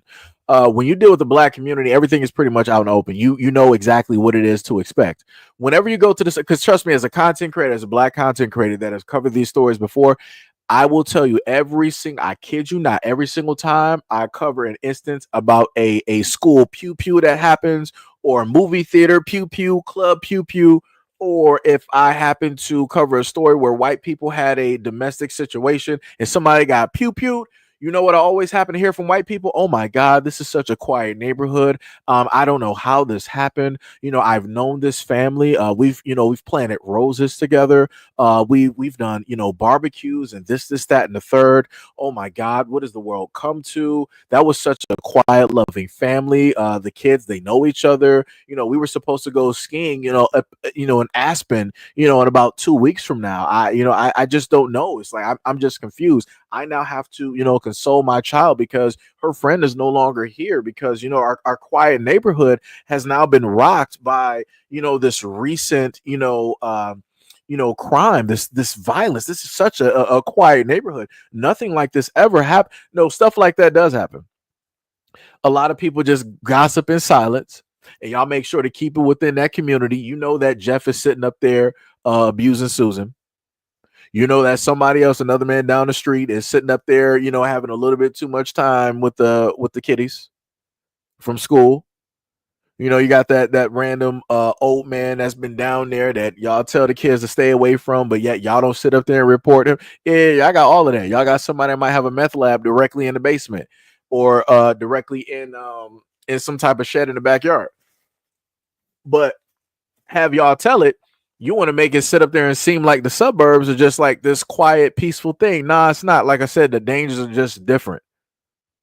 And it's straight ignorant to sit up there and think that because something is white, that it's pure and it's safe. That's the utmost foolishness. Again, as a content creator who has covered a variety of news, that's 100% a stupid insinuation to make. And you're putting your life in even more danger by having that as an assumption that is safer because it's white. That's stupid. I don't care if you black or if you white. That's stupid. Like I said, and this is coming from a black person that lived in the suburbs. And I done seen the police get called to white homes. It's crazy, dog. Like, yo, the stuff that people just be sitting up here saying is bewildering. And people tell me that I need to sit up there and get out and experience life. What? Like, bro, I'm literally sitting up there talking about like stuff that I've seen and experienced, and it's like people out here just on some whole other type of stuff. That's crazy.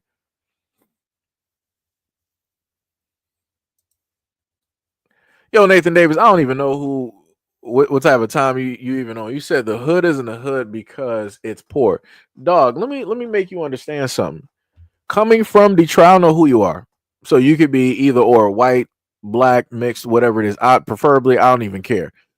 Somebody coming and growing up in Detroit, I could sit up there and tell you from the experience that I had of talking to people directly on the street, and I'm talking about people who are homeless, talking to other elders directly out there, like literally taking out the time of my young life actually doing that. Unlike most adults, you will hear stories of people like, yo, if I would have just got a chance of, like a job, or they fell directly on hard times and all this other, like a lot of people are on the streets because they ended up losing jobs. Some of these people had very great factory jobs. Like they had these for like years and they didn't really have another skill set. Like they literally worked from high school or during high school, and they were just like, yo, I don't even got to worry about graduating, or I don't got to worry about college because I got this factory job, and the factories are going to be here forever.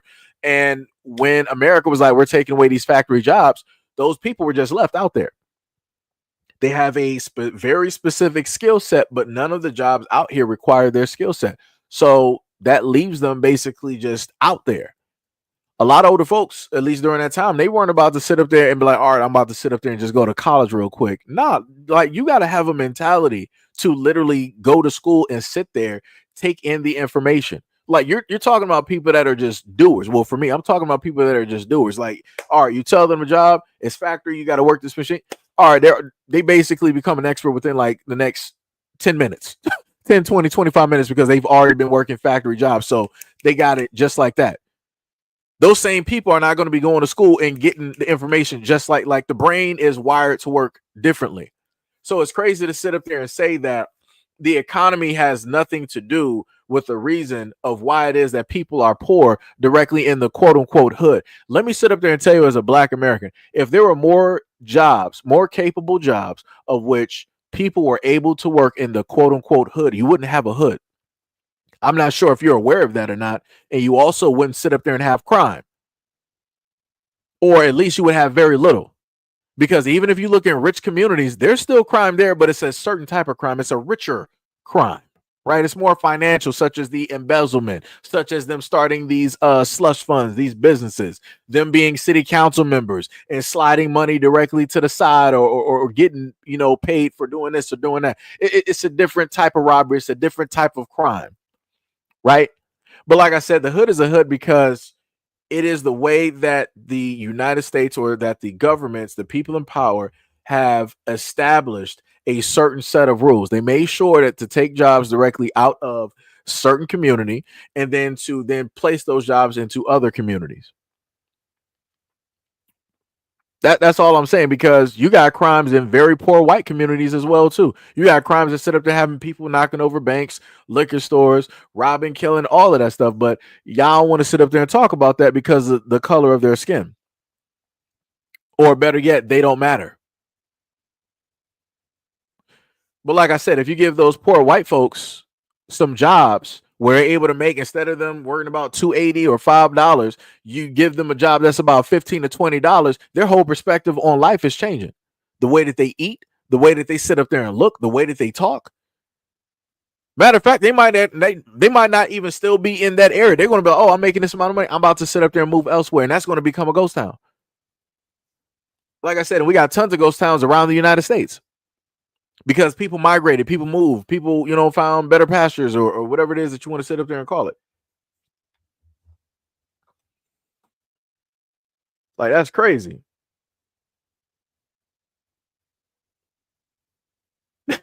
This man said Freemason on stream. Yo, that's crazy. That is crazy.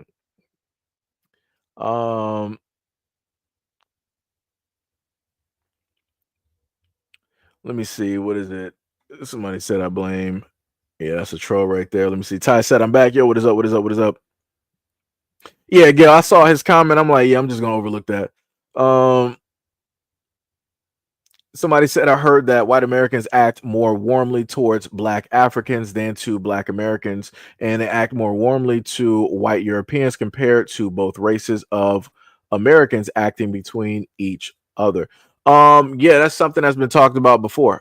Africans, and the moment in time that America, that white Americans out here can realize that you are not black American, yeah, they're going to treat you differently. It's like it's a clean slate. It's like, oh, you're just, another, you're from elsewhere. Like, oh no, this is when you're going to see a lot of white people put their best effort, their best foot directly forward. Right? When it deals with black American, it's a whole different energy. It's a whole completely different energy that takes place and happens, right? If you are, let's say, from the islands, and I'm talking about you got like the heavy accent, or if you're African and and different stuff like that. Now, the moment in time that it doesn't work out that way when it deals with the Africans is when they go to Europe. It's oh boy, it's bad. The stuff that they got to deal with up there, oh boy, it is tough. It is very, very tough. Very, very, very, very tough. Wait. What facts are you talking about? I haven't heard any. Hold on. I gotta go back up here. Somebody's trying to tell somebody don't get too close to the sun.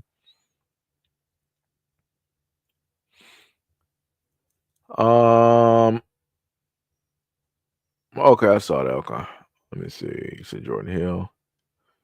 The university needs more lenses because of the dispensaries are causing people to have unexplainable drug tests while they don't drink alcohol, which is a killer drug. Huh. You said, yep, they say that every time, like clockwork. You said even their Lord and Savior Obama moved to a white gated community. I don't know who you're trying to say that that's a savior at the moment in time. You're talking about somebody who is basically a millionaire moving into a community with other millionaires. Okay. Like, well, what am I supposed to do with that? No millionaires are going to sit up there and live directly amongst non-millionaires. Like, that's not how that works. Or if they do, it's very rare. And in order for that person to do it, they have to be very, very well respected throughout that whole community where nobody's going to sit up there and try or touch them. The only place that you would have maybe something like that might be somewhere in like South America, like maybe in I think, what is it called, like favela, people know what I'm talking about, the favela. I might be pronouncing it wrong, but over there in that housing structure that they got over there, you might have like some millionaire, let's say like some drug lords or whatnot like that over there. They're well respected. Everybody in the community loves them because they do some things there for the community and everything like that. So in an instance like that, yeah, they'll sit up there and do it. In the United States, no, Elon Musk is not going to be living amongst poor whites. Like, why you want to sit up there and make a joke? Tell me, where is Trump? Is Trump living next to you? Is Elon living, next to you? Is Mark Zuckerberg living next to you? Like, any rich white person is not living next to all of these basic average 9 to 5 white people directly out here. So it's hilarious to me that y'all want to make like a slight or a joke like, ha, Obama ain't even trying to sit up there and live around you guys. He's living around the whites. And rich whites ain't trying to be around broke whites. How about that one?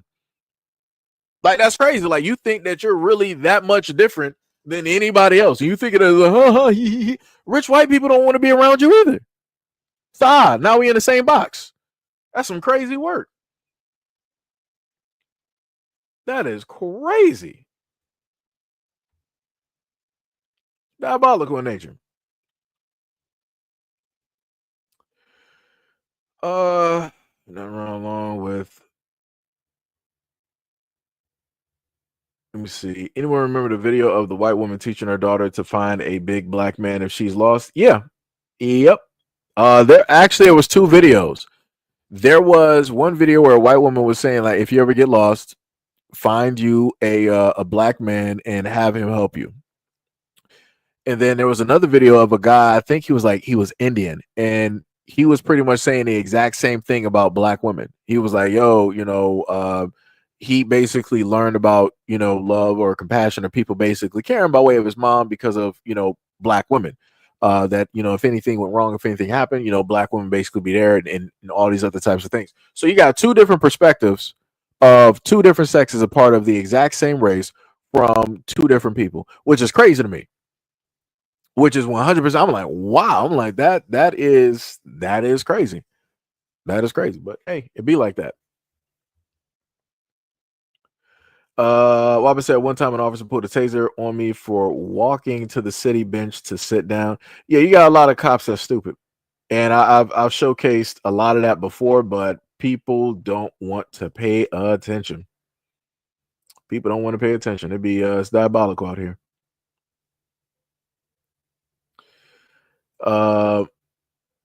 Hackman said corner store's been in the hood for years. Right.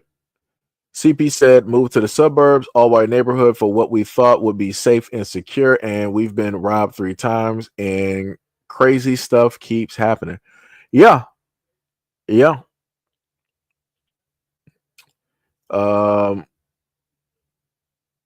C-Man said the corner stores are the ones that's robbing the hood. Villa Tube says sit in a room full of millionaires and none of them care about skin color. I mean, that's because everybody's just pretty much focused on money. At that point, now I'll sit up there and tell you like this. I'll tell you like this, and it's cool. You've been around the world and everything like that. That's completely cool. Now I'll tell you like this. Now, when it starts dealing with land, when it starts dealing with land, that's a whole different thing. Because case in point, look at Africa. Look at the main people that have been trying to land grab in Africa. You got China, you got Russia, you got the United States, and probably a few others that I missed. But those are the main ones: China, Russia, and the United States. And Burkina Faso is one of the areas of which the United States is targeting and is currently attempting to go directly after. So to say that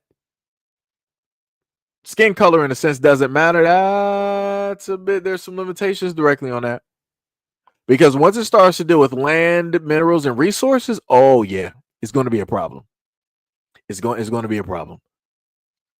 Skin color is going to sit up there and matter. I can sit up there and tell you that, because the United States is not going to try to go invade Russia for any type of resources. They're not going to try to invade any other places where there are white folks and try to get resources real quick. Nah. They're going to make sure to keep their hands, just like the United Kingdom and other areas. They're going to make sure to keep their position in their hands directly on Africa. Favela. Yeah. Thank you, Gail. Thank you.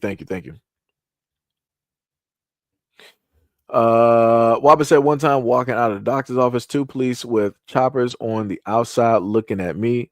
Man, I just didn't understand what to do. Obama was president, Seji. It'd be like that.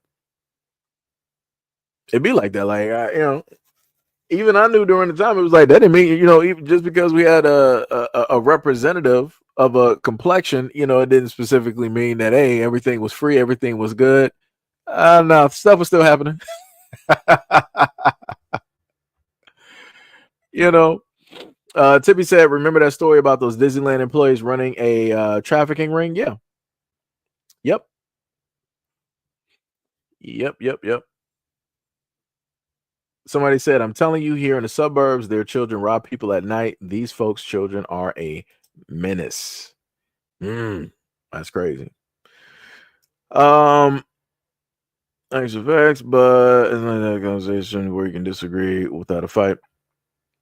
Look here, at the point of time, and I'll sit up there and go off of on this part. It is very nice to just sit up there and talk and have conversations. Now the problem is that I can list stories. Let's say if I'm talking specifically about white folks and I'm trying to get a certain message directly across as a content creator using mainstream media, using the stories directly out there. Like there was one time I literally stayed all of my news stories for about a good 30 minutes, stayed directly in one state, and they all were about white people committing crimes in that state, in that town, in that city.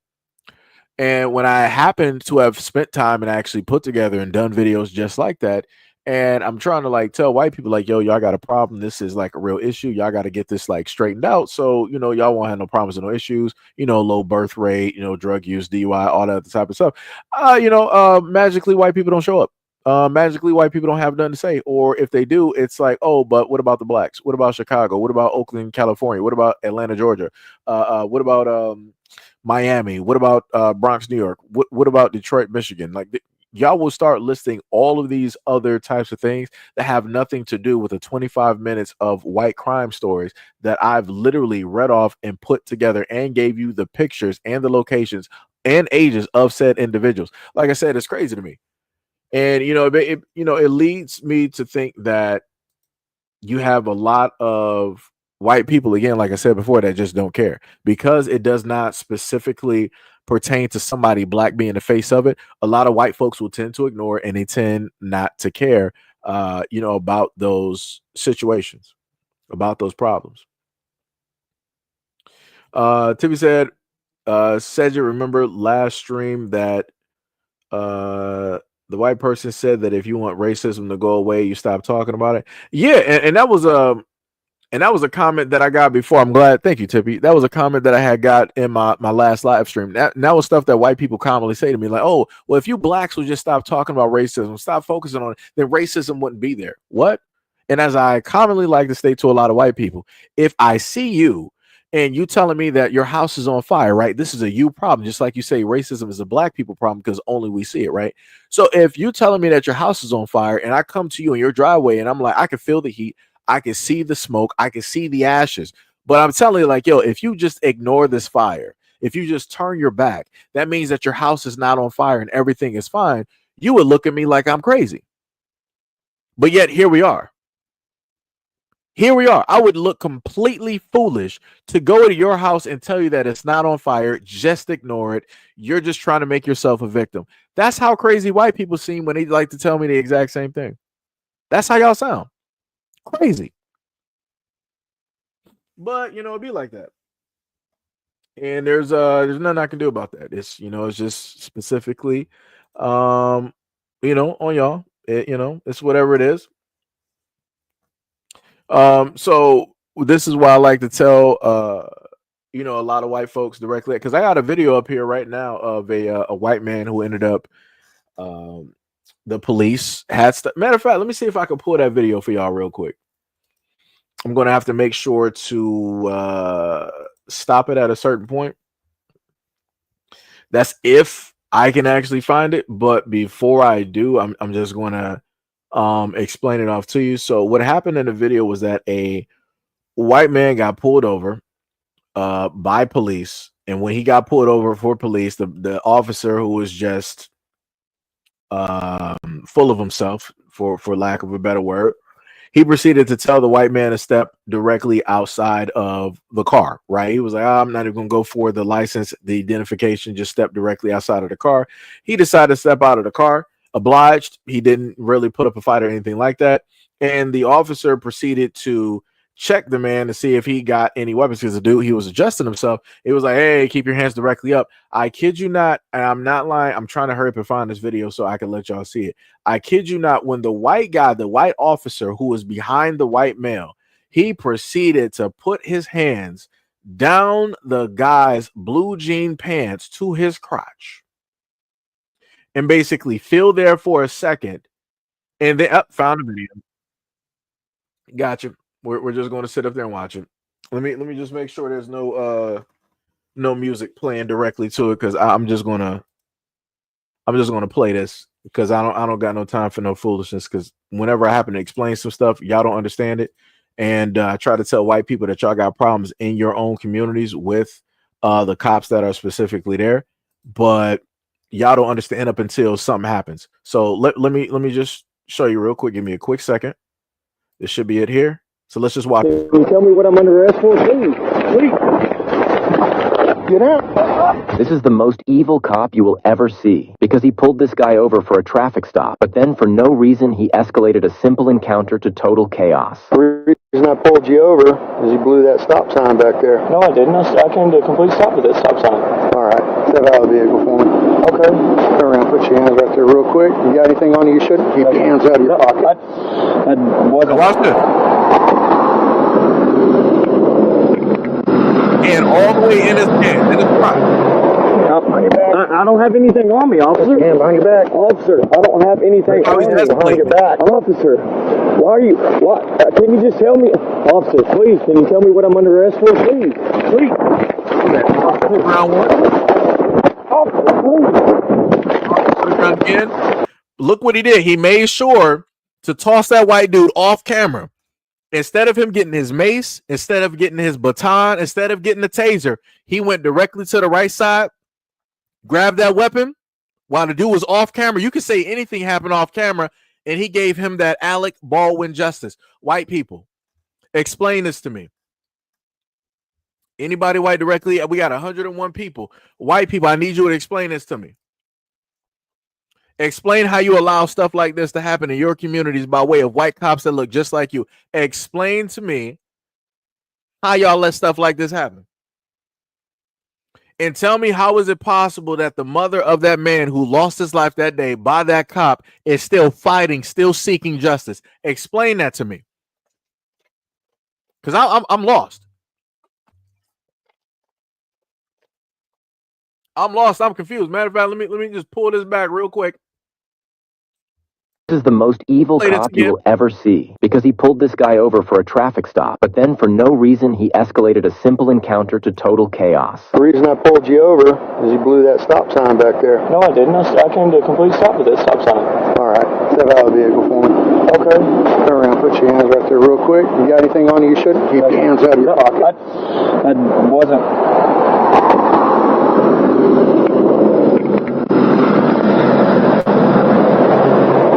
I don't have anything on me, officer. Hand behind your back. Officer, I don't have anything on me. Behind your back. Officer, why are you, can you just tell me, officer, please, can you tell me what I'm under arrest for, please? Please. Officer, please. Get out. Sadly, his mother is still fighting to get justice for her innocent son in court. So you heard that, right? White people. So all the white people that wanted to roll directly up to this channel, y'all wanted to talk about, oh, black people stop being victims, yada yada yada, all that type of good stuff. Explain this to me. Explain to me how y'all allow the cops in your communities to do stuff like this. Explain that to me. I'm a little bit confused, right? Because y'all like to sit up there and say, "Oh, blacks, stop trying to, portray yourself as victims." Da da da. All that. Like, where are all of y'all at right now? All of those trolls, all of those people, start saying the same things here, right? So maybe I should start saying that Blue Lives Matter. Protect this cop. He did the right thing. He was protecting himself. This guy, he was not obeying a law-abiding officer. He wasn't being a law-abiding citizen. He wasn't listening to the cop when he said, put your hands up, put your hands behind your back. He was resisting. He was making a bladed stance. You know, the cop, he had to make a split-second decision. He didn't know what that guy was trying to do. Right? I guess I should be saying Blue Lives Matter, right? Because magically, all of a sudden, as I look at this chat, it's looking real quiet. It's looking real quiet. As soon as this clip showed directly up, all of those white people that wanted to talk to me, that wanted to really tell me something, they wanted to talk stats, they wanted to talk numbers, they wanted to talk charts and graphs and all of this. Y'all real silent. And this is the problem. And this goes right back to what I stated earlier. Because nobody in this picture, in this clip, is identifiably black, and you can't put the blame on nobody black, y'all stay dead silent. And y'all don't never want to address what is happening in your community when it deals with your people taking the lives of your people. But you got the nerve to sit up there and get mad at black people when we want to go out there and protest police brutality and all these other types of things. But y'all allow stuff like this to happen. And the white mother is still trying to get justice for what this officer did to her son. She had to bury her son, probably her only son. And she is still looking for justice. So where are all of these white people at? Why don't y'all start her up a GoFundMe? Why y'all not marching? Why y'all not protesting? Why y'all not bringing this officer's name up? And why y'all not protesting in front of his house and saying and calling out how wrong this is? Why does that white mother have to fight by herself? That's crazy.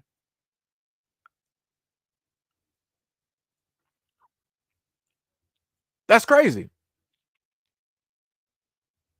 But this is why I've stated to a lot of white folks before that because y'all don't understand what it is that black people have to go through, or basically y'all don't, in a sense, really care. Y'all rather just us disappear and shut up. You're going to have a lot of things that are going to take place because you refuse still to this day to look at another group of people as human beings. You refuse to sit up there and empathize and sympathize with those same people. And I told y'all this for years. I said the exact same dogs that y'all send directly out on black people are going to be the exact same dogs that's going to come right back home, and they're going to do every single thing that you taught them to do on black people onto you. And that's clearly what this video is. So for all of the many decades that white folks in the United States have allowed your cops to go directly into black communities and do things like this to black people, we didn't have black sons gone, black families gone. We didn't had a lot of things in a sense. Hold on.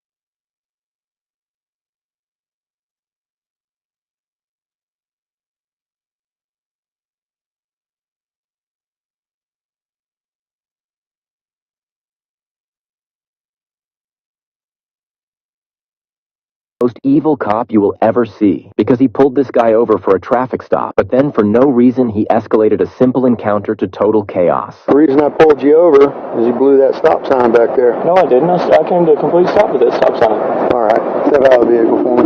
Okay. Turn around. Put your hands right there real quick. You got anything on you? You shouldn't keep your hands out of your pocket. I wasn't.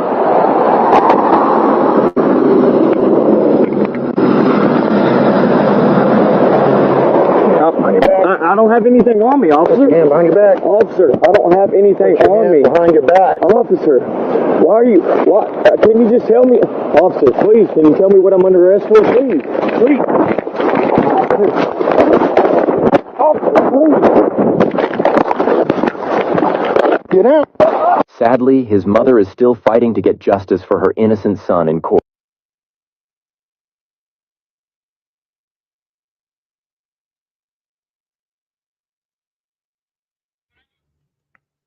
So yeah, I had to, pick up a call real quick. But again, I just wanted to replay that again because we got 85 people in here, and I know that we got quite a few white people directly in the background. And as I stated before, for the ones that like to stay, silently watching directly in the background, number one, y'all can see like some racism, stereotypes, and whatnot happen by your own white folks. Y'all tend to stay idly by and not say nothing. I tend to go over stories, and again, I get dead silence from y'all. And number two, I will highlight instances like this of which you can actually see in 4K. It's not 4K, but you get what I'm saying. You can see it real in directly in front of you. And I pretty much get silence. Again, this goes back to what I stated directly in the first part of the live stream where I was going over this story here, and I stated that nobody cares because none of the individuals here are identifiably black. Even going back to the previous stories that I showed off, which are these stories here, nobody cares because these people are not identifiably black. So, like I said before, it's very interesting when I covered, and I think I also covered some stories about white boys losing their lives in the military. I think wasn't it like a football player? He was like a white boy college football player. He ended up losing his life during training in the military, and there were still no answers. It was like a misfire or whatever it is that they want to sit up there and call it. I'm like, yo, white people, y'all just allowing this stuff to sit up there and happen to y'all kids and y'all community. And I'm like, yo, this is crazy to me. I'm like, that makes no sense. That's 100% crazy to me. Like you out here losing your sons and everything like that, and y'all not saying nothing. I'm like, how is that even possible? I'm like, yo, that is, like I said, it's wild. It is crazy. And like I said, let me just go back to this one right here. What I'm under arrest for? Like I said, again, white people, I'm just looking for, as a black man, I'm looking for a simple response on why is it that y'all allow this to happen and y'all say nothing. That's all I'm saying. Why is that white mother fighting by herself to get justice for her son? And y'all sitting idly by in silence, and y'all just allowing this to just like take place and happen. What? So this cop can get like rehired and do the exact same thing to you, to your family, to your friends, to your coworkers? That's crazy to me.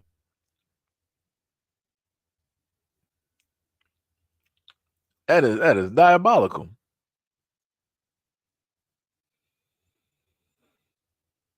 Well,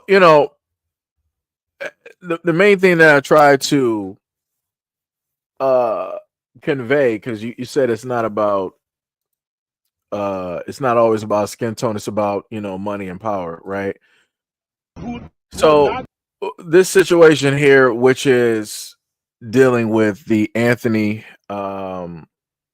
Carmelo Anthony case and the Carmelo Anthony and Austin Metcalf, right? Yeah, it'd be about race. It'd be about race, and the craziest part is Austin Metcalf. I think it should be like Jeff Metcalf. I'm sorry, Jeff Metcalf, the father of Austin, has a black man basically representing him. Has a black man literally representing him, and that's a black man that talks to black views in black communities around the United States. And then on the opposite end, you got a white dude and an immigrant talking to Jeff Metcalf, a grieving father, telling him that he is weak and he is full of white guilt and that he is afraid to do what needs to be done or to say what needs to be done. Crazy work. Like I said, I've never seen anything like this. 2025, this was not on my bingo board at all. Not on my bingo board, and especially to sit up there and see somebody that is an immigrant call a white man weak and full of white. Whoo, that is crazy work. That is crazy work. Diabolical. Diabolical. But see, this is the thing though. When going back to dealing with the cops, the crazy part is people do have power. Ordinary people do actually have power. People were actually like, "Oh, we're going to sit up there and band together. We're going to bring awareness to this. Like I said, any business or corporation, the one thing that they don't like protests. They don't like people coming together. They don't like people banding together. This is why whenever there's going to be a protest, they'll be like, y'all about to do a protest because we did something wrong. Yeah, we acknowledge that we did something wrong, but no problem. We're about to have a 50% off retail on our business during this whole week or however long your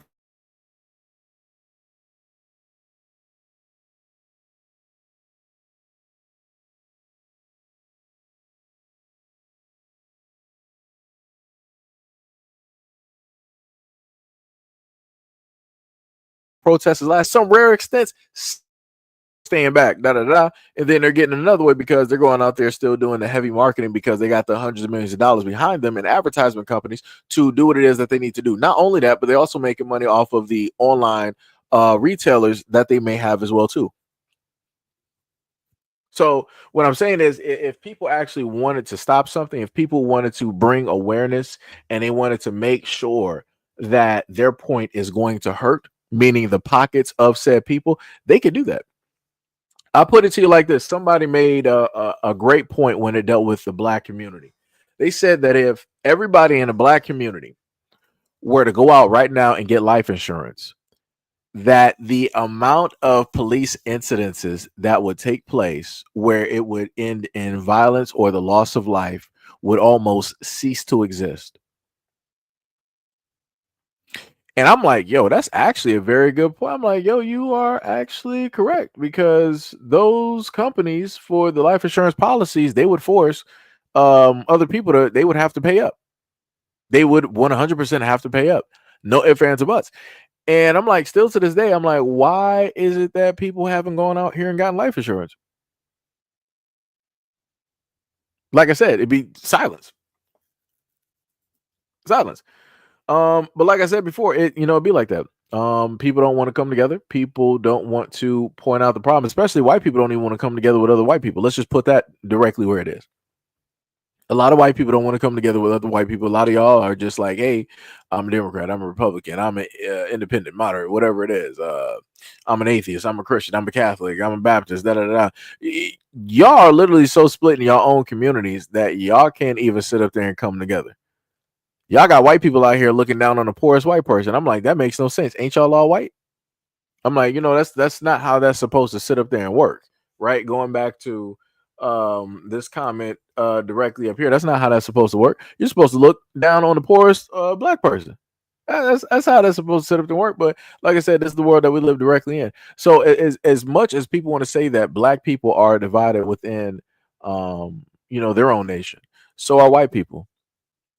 Even more because of a variety of different topics, because of the religion, because of the business, because of wealth, because of jobs, because of family.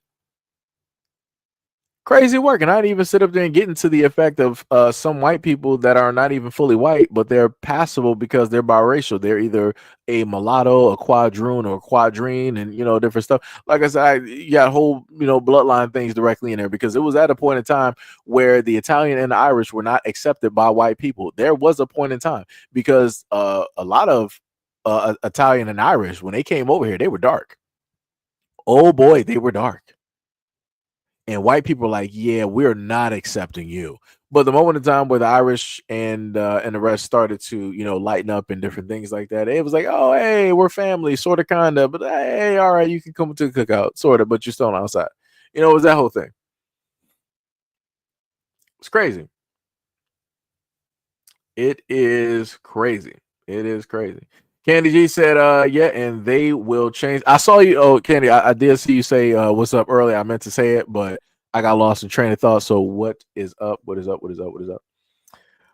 Mo said, straighten up your last comment. Don't use the C word. I'm confused.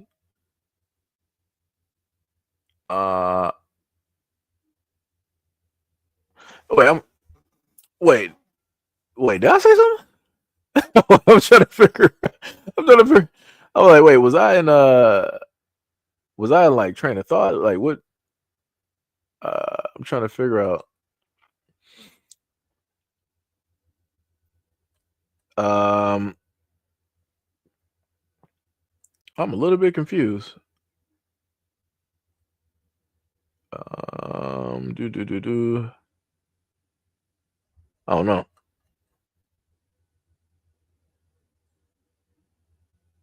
Oh, okay. I thought I said something. I'm like, wait, did I say something? I'm like, hold on. I'm like, wait, was I talking a little bit too fast or something like trip up? And I'm like, I could have sworn I did. But yeah, that threw me off real quick. Okay. You was talking to see. Okay, I got you.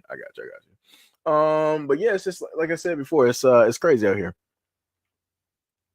It is crazy. D Money was like, give up your culture to embrace whiteness centers. Yeah. You said look up Rex Paris homelessness. Let me see. Rex Paris.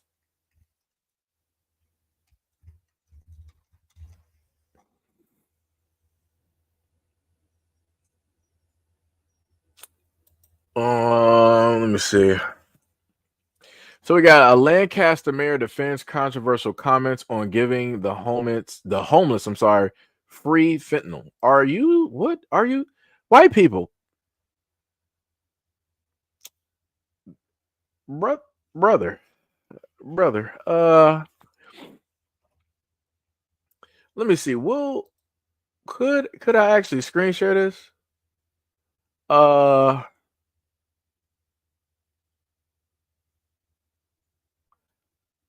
Bruh. Let me see if I can just catch this real quick on my end. Let me see if I can do something real quick. Let me see if I can make something kind of happen. I used to know some places and some places that knew something. I'm on the wrong part. Let me see. Do I got the? Let me do that. I don't think it will work though.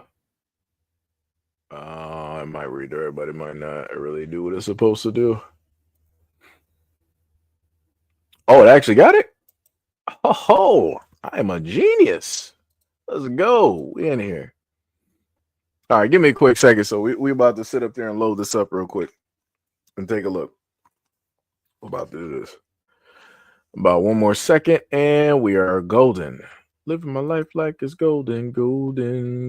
My bad. Let me here we go.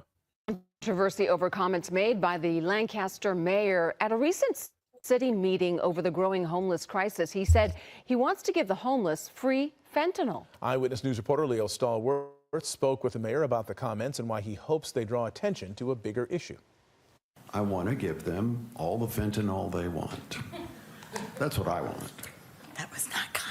A video posted online showing Lancaster Mayor Rex Paris discussing the growing homeless crisis at a city council meeting in February, saying that he wants to give the homeless free fentanyl. The comments stirring massive controversy. I mean, I thought people were intelligent enough to understand that it was a metaphor, but I don't regret saying it. It's brought attention to the problem. Hardworking families cannot be safe as long as California continues to empty their prisons and make these people homeless. The mayor clarifying that his frustration with the homeless does not include the mentally ill or honest people falling on hard times and ending up on the street. I do think people who fall on hard times need help, and we should provide that help. Paris telling me the city of Lancaster has devoted a lot of resources to helping the homeless. However, he adds his controversial comments were pointed toward those who are let out of prisons, becoming homeless and committing all kinds of horrible crimes, terrifying residents. I have no sympathy for them. I have no mercy for them. The last time they surveyed the homeless population, it was 40% were in the system, meaning the criminal justice system, primarily because they were let out. I don't know what the answer is, but it is definitely a safety issue when you have unhoused within your community. Do you think the homeless are, because of the growing homelessness, contributing to more crime? Absolutely. Leo Stallworth, ABC 7 Eyewitness News.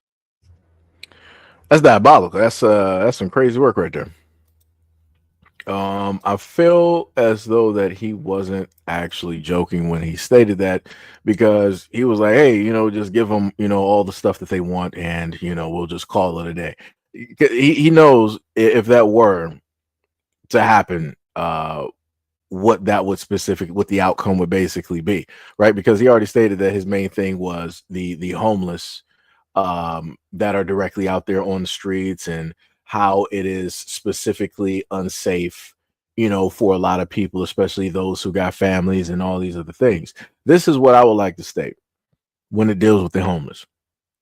At a moment in time, what they could specifically do is enable, if they're in California, they can enable the homeless to work, let's say, at the jobs, for the farms and everything like that. Because the main thing that we talked about before was the fact that, hey, they're shipping off the migrants, immigrants, whatever you want to sit up there and label it. They're shipping them off elsewhere, and that's going to hit both the markets. That's going to hit the farms, and that's going to really affect the average everyday person when it deals with their dinner table, when it deals with their home, and how it is that they are able to feed themselves or everything like that. Why not enable the homeless to work for America by way of having them do the jobs directly on the farms? By way of that, they're able to earn a type of wage, and maybe somehow, some way, we'll get something figured out where, maybe with the help of taxpayer money, we start making some apartments so that the homeless could reside and have, a place, and they're, paying a rent of which they could, afford. And then from there, you also enable them different types of, maybe, let's say, like some skill training, right? So that they could start to progressively get out of the area of, let's say, homelessness, and get back into normal society. Again, like I said, that's just my thought process. I'm not a politician. I'm not anybody in government. But again, I could swear that when it deals with the government, when it deals with the United States, the main thing that we want to happen specifically is that we help out the people that are, in a sense, quote unquote, less fortunate, right? We help out the people that are looked down upon, the people who need the utmost help, right? That's what we're supposed to do. But like I said, I don't know what these politicians are out here doing. I do not know what these politicians are doing. But this is what I said before. For me, as I look at it, these politicians don't realistically actually care about the American people. So again, this goes right back to white people. The government doesn't care about you. It is something that I covered in some previous live streams, as well. The government does not care about you. It doesn't matter how you voted, Republican, Democrat, don't matter if you're Christian, Catholic, Baptist, atheist, whatever. The government does not care about you. Ty said he later reinforced the statement in a televised interview, stating that he wished that the federal government would allow a purge to remove the homeless individuals from the city. That's some crazy work. That is some crazy work. Like I said, I don't know what to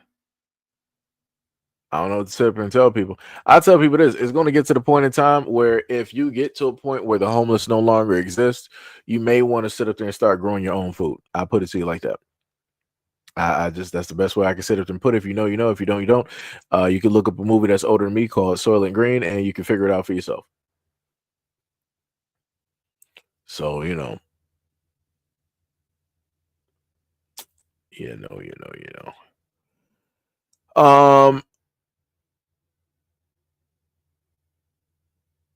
said that a lot of the homeless are going through a lot of they got very powerful psychosis and da da da. Well, the one thing about the pharmaceutical industry is that they got some very powerful drugs that can make the most craziest person logical. So again, if this is to work, you would have a lot of hands directly on this table to make it happen. You would have the government, you would have the taxpayers, you would have the pharmaceutical industry, and then you would have the farmers. So again, for me, At least looking at it, just putting a theory, just putting something directly out there to try to find a solution to a problem, which is homelessness. Again, we're a first world country dealing with third world problems. That makes no sense. We got a homeless problem, we got a food problem, we got a water problem. You can't really sit up there and say that America is so great if we're dealing with issues that other people in third world countries deal with. That's crazy. Like, it's America got to straighten itself up just to sit up there and be real. That's insane. That is insane. Realistically, we should not actually have a homeless population in the United States. It should be nowhere in the millions. It just shouldn't. It shouldn't. If you would have said we got like 100,000 people directly out here that's homeless, all right, that's cool. All right, it's not cool, but I'm saying like we can do something with that. We can easily sit up there and probably spread that out and put people here and here and see what we can make it do. Educate those people, get them back on their feet, and Todd said we are dealing with issues that we honestly should have solved since we are the most powerful country. Yeah, that's facts. That's 100% facts. 100% facts. Somebody said, have you seen American Carnage? Nope. Only Carnage that I know is from Spider-Man. Just gonna be real. That's the only Carnage that I happen to know, at this moment in time. Another thing I did want to sit up there and pick up on. So I got a video that I'm going to have to post because I'm able to see the reception. And this is actually one of the lowest view videos that I've had in a very long, and actually I can dare I say in months. Well, actually, no, I lied to myself. I got another video that was about 527 views and like 12 comments. So I just, technically it's been a minute, a little bit of time. It was about like April 1st when it happened. So now we're at like April 23rd.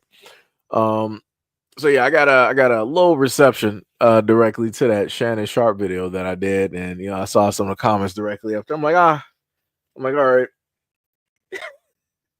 no problem. I see how people are feeling directly about that. I'm like, all right, I get people's points.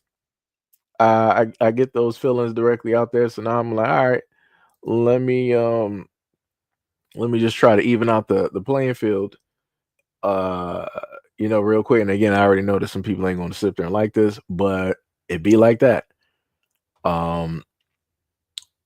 And where the images of those women at real quick? Because I do have some videos directly up here. Matter of fact, hold on. Am I slipping real quick? Oh, I actually did not. I left the stories up there and I didn't. Wait, did I? No. I did make a what's the name for this? Hold on, let me go back. Let me go back real quick. Yeah, okay, I did. Yeah, because I got like 4 images. So this is where I gotta go back. Okay. Oh no, I went too far back. Okay, there we go. You gotta just give me a quick second here again, doing this directly off the cuff, trying to put this together to make a point. Because like I said before, I get when people want to say certain things directly out there, but we can't be sitting up there playing games and acting like it's just a simple-sided type of deal. And I'm like, I hate when people technically get lost, and then I got to sit up there and start pulling out other information. And I know 9 times out of 10, people ain't gonna roll back through to try to stand 10 toes on the original like comment and stuff. So I had a video about the Shannon Sharp. People feel a certain type of way about Shannon Sharp because of the women that he dates. I'm like, all right, cool, no problem. So now these are the pictures of the women here that I'm going to have to now bring up because a lot of people wanted to feel a certain type of way. And I'm like, nah, you got women in general that be sitting up there lying, and that be one of the main things that I try to bring awareness directly to. But I'm guessing that didn't really get conveyed through that video as I thought that it should have. So yeah, so when the video basically goes up, because after this live stream, I'm going to get on there and I'm going to start recording, and all of the women that you see directly in front of you are women that have lied directly on men and accuse them of certain types of things. One of the girls, if you happen to know, the black girl to the middle of the left side of the screen, that's wearing the white and black, she lied on a group of white men. And then you got the other ones, directly up there.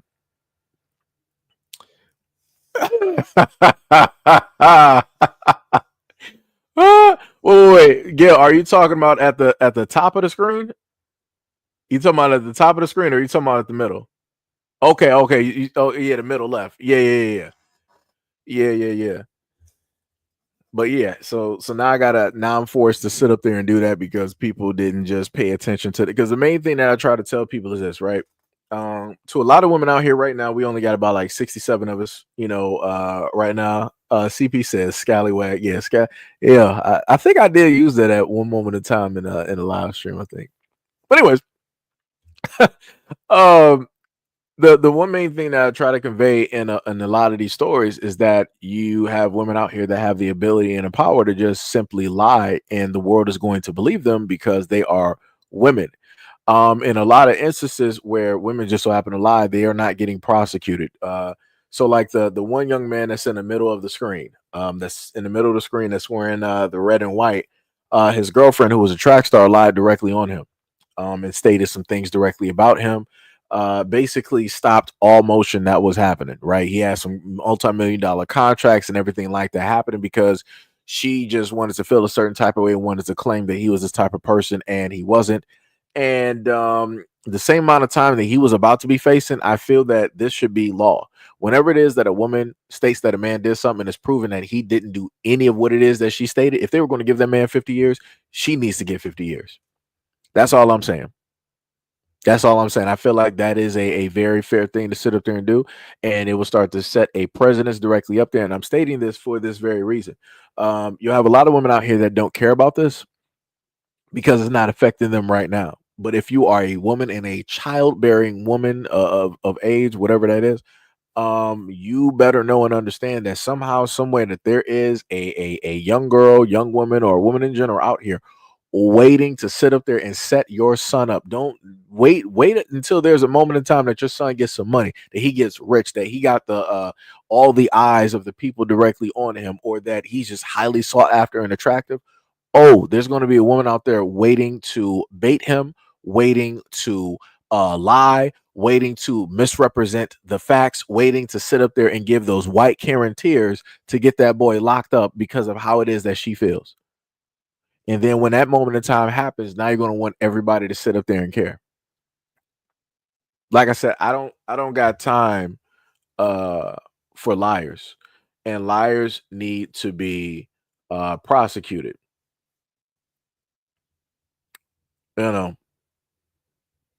Just saying.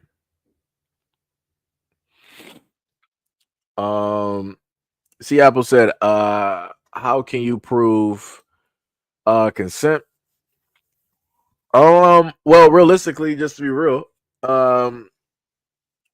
if you are I don't know what to say about for ordinary folks.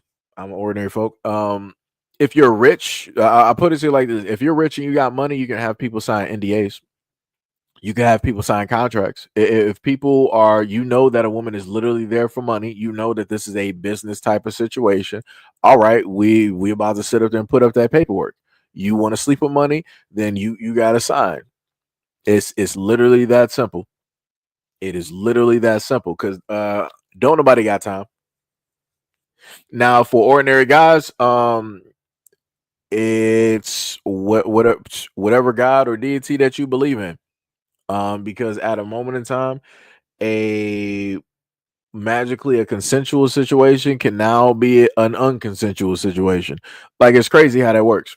Guys can't do that. We can't sit up there and say that, we don't consent. We can't do that. It's just not possible. It's not believable. Nobody's going to take a dude serious.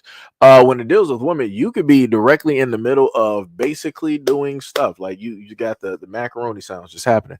And then at that moment in time, the woman is like, okay, stop. I don't want to do this no more. So then you respectfully be like, all right, no problem. Let me get my clothes up and leave. And then all she has to do is like, okay, I'm about to go to make a police report, and I'm about to go to 911. I'm about to get a kit done. I'm about to get you thrown in jail. Like I said, I got nothing for you. I have no way to protect ordinary average guys directly. I can't give you nothing. It's whatever God that you believe in.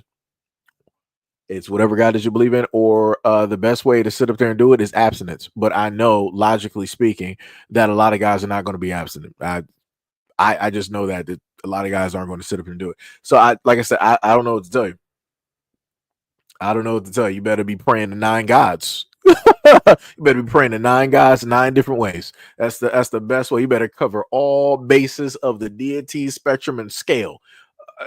Because like I said, I got nothing. I got nothing for you. Yo, it's like elemental macaroni sauce. That's crazy. It is crazy. Yeah, whatever guy you believe in, I'm dead serious. I'm dead serious. Like, I kid you not. Like, yo, I'll put it to you like this. I will never, and I told this quite a few times. That Ty was like, the macaroni sound is crazy. I mean, that's what it sounds like. I mean, does it not sound like that? Am I the only? Anyways, this is it's about to go left. So, what was that again? Okay, so this is the main point. This is the main point. We got sidetracked, guys. We got sidetracked. We're back on the main topic. So the main point is this, right? When I was in school, right, I was walking with this girl in the hallway. I'm sitting up there like we're by the office, and I remember the clear glass. Like we got clear glass that you can see like the middle of like the school. I guess you could call it like a backyard or whatever it is, right? And the hallway was completely empty. It was just me and her in the hallway, and we just sitting up there walking. Do you know that this? I gotta. Oh boy, I was about to. Let me just. You know that this girl sat up there and decided that she wanted to yell a certain word, and she wanted to yell help at the same time.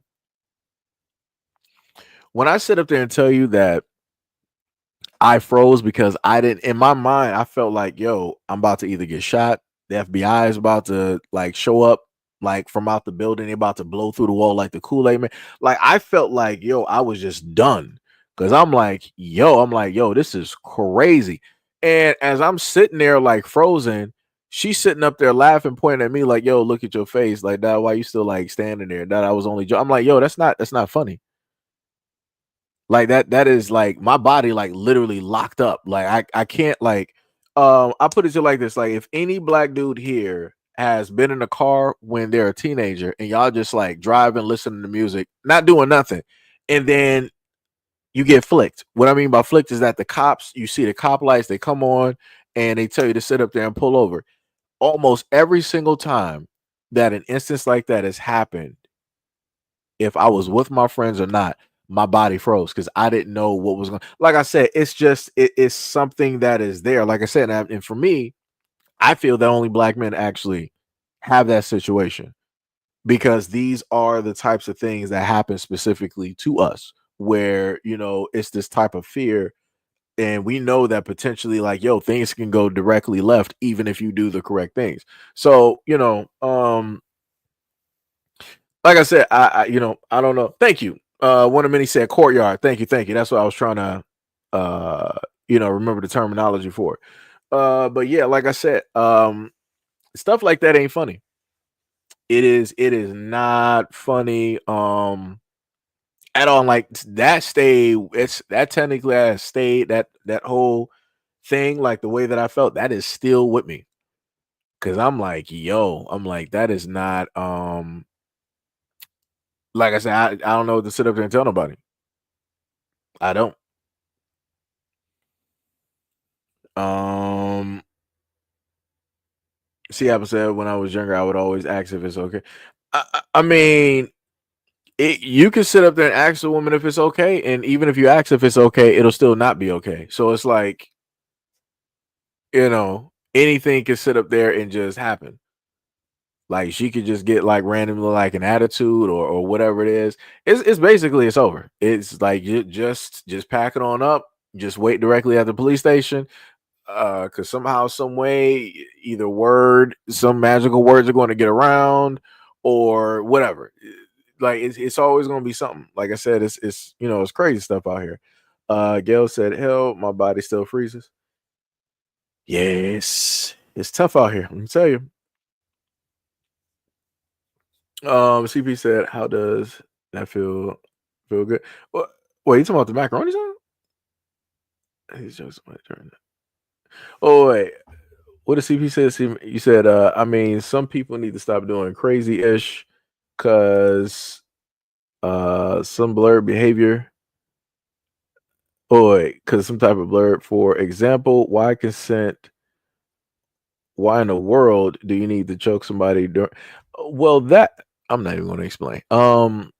Everybody's different. Everybody's different. Everybody needs somebody sometime. Everybody's different. As the everybody is different. I got to get out this conversation. What else we talking about? How's everybody doing? How is much love, respect, and appreciation to everybody that is currently in this live stream at this moment in time. This live stream is technically went a little bit left. Not even sure how we even I even got to this part of the road. Let me tell you. Not even sure. D Money said we're not about to start King. Yo, that's crazy. Gail said, I love this conversation. Your gap. Wow. That's what we're doing, Gail. That's what we're doing. Oh man, this woman out here. Ridiculous. Ridiculous. But yeah, everybody out here different, man. People into different stuff. This man Ty was like, we listen and we don't judge. But he was like, no, I'm about to be judging regardless. This man. Like, who was that in I was about to say lobby. Who was that in the chat that said they was backing away slowly? That's what I'm doing with this conversation. I am backing away slowly. So I'm getting set up right now. Getting straight set up. It's crazy work out here. It's crazy work. This man Tal was like, Gail, get a room. Oh man. Oh my goodness.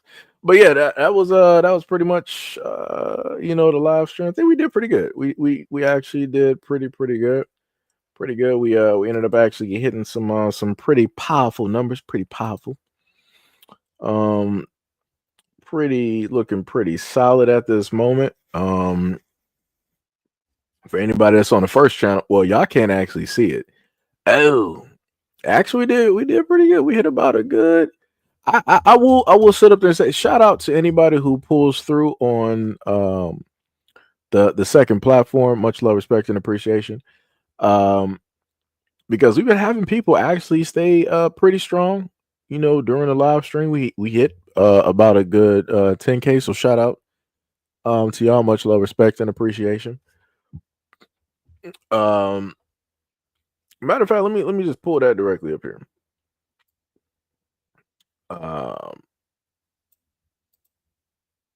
Because that's at the moment in time of now, so I just want to get that into perspective. Because I had somebody before, it was like, oh, but look at that chat rate, it's only none. But I'm like, dog, there's literally been hundreds of chats. This is just a snapshot at the low end when everything is slowing down. So it's it's a little bit different. But you can't tell nobody nothing. So I'm about to give y'all a scope of the analytics directly from here, because the other channel is a little bit different. Like I said, I'm not sure what the algorithm directly for that is at this moment. So the chat rate is going to sit up there and look jacked.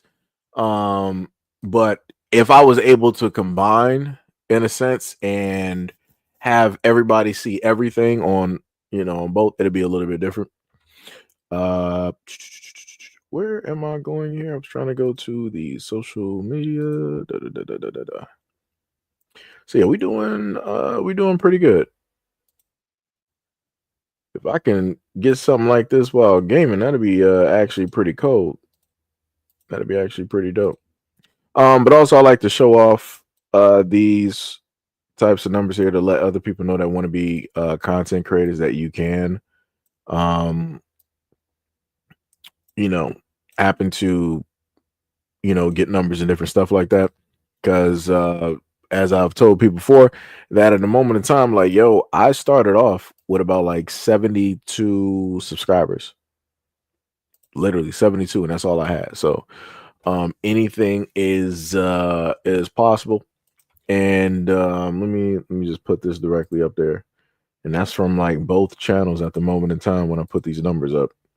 So that's what we're looking at. One channel, you got 18 current viewers, 0 chats. Views in total is 25,986. And then for the other channel, 44 current views, chat rate 7, and the views is 10K directly sitting there. So yeah, for anybody that does want to be a content creator, you could very easily do that.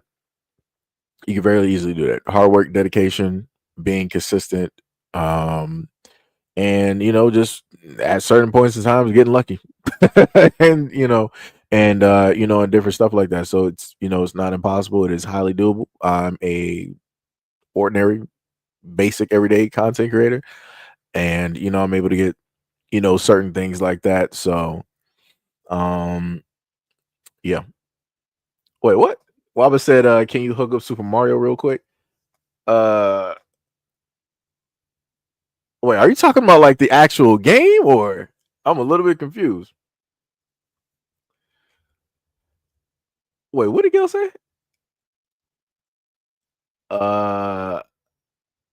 Says you're doing a Homer Simpson meme. Oh yeah, I know what you're talking about. I know what you're talking about. Wait, why is Miss Ford? Why is she making the eyes? Wait, what just happened? What am I missing directly? What am I missing in this chat right now?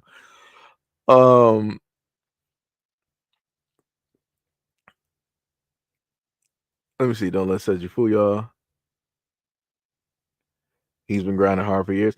Yeah, no. But that's what I'm saying, Gail. It's like it's consistency that takes place. But the other thing that I do have to acknowledge as well too is depending on the content that people want to do, it will do way more numbers than this. Like you got a lot of those in the younger generation. They might be doing, let's say, like the prank videos or the random, let's say, like the gold digging video skits or whatever it is, or the 20v1 or whatever. Like, yo, they pulling in numbers. Like they're doing crazy numbers every day. So depending on the content that you want to sit up there and do, you can easily get like numbers. It just depends on what you want to do. But yeah, I have been doing this for years. That's the one thing I also try to convey as well to what I've been doing since about like 20 about the tail end of like 2018.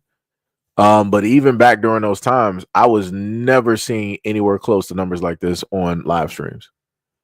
And this is like some periodic, type of stuff. It's not like every single day, but if you happen to go through the live streams, you'll see some numbers more times than not that will match up with what it is that you're seeing on the screen. In some instances, I've had larger numbers than this, like upwards to about like, what was it, about like one time like 70K, almost like 70K, somewhere in there in between both channels. So like, yeah, stuff like that. So yeah, y'all can do it. Like I said, the other main thing I've also tried to say directly on this platform is like, yo, if you really want to go out there and do something such as being like a content creator, don't even matter if you want to do video games or anything like that. Like, what is the brother? I'm not even sure, because I meant to call him out before. I think it was like Mangekio.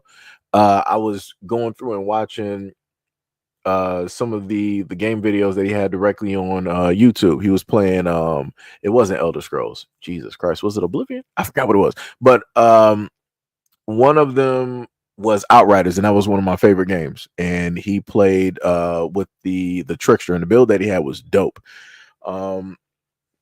And I'm like, whenever I happen to see like some of y'all do videos, I'm sitting up there like, I'm like, yo, why are they not getting views? Because I'm like, yo, the content is dope. I like what it is that they're doing, but I'm like, yo, I'm not seeing like the views or anything like that. Or it'll be to the effect that some of y'all will have content, and then it's like y'all will have some views, but then it's like barely in the comments. And I'm like, man, I'm like, yo, why are people sending up their comment on the on the videos? I'm like, that's crazy to me. So, but yeah, it's just it's a lot of trial and error, a lot of things to like figure out, and you just got to keep at it. You just got to keep at it. Barbara said, she's checking you out, bro. We just what was it? We're just teasing Gail. Okay. This man said Gail Jones and said you said what did Mo say? It was the sound coming from the macaroni because you were eating it? That's crazy. This man Mo. This is why I would normally sit up there and like read stuff mentally ahead of time before I read it out loud. Because every single time Mo be setting me up. I kid you not, every single time. This man Ty was like, said you over here stirring the pot. That is crazy. Diabolical work. We got I don't want to mess up your first name. I'm going to say Macintosh. What is up? Much love, respect, and appreciation.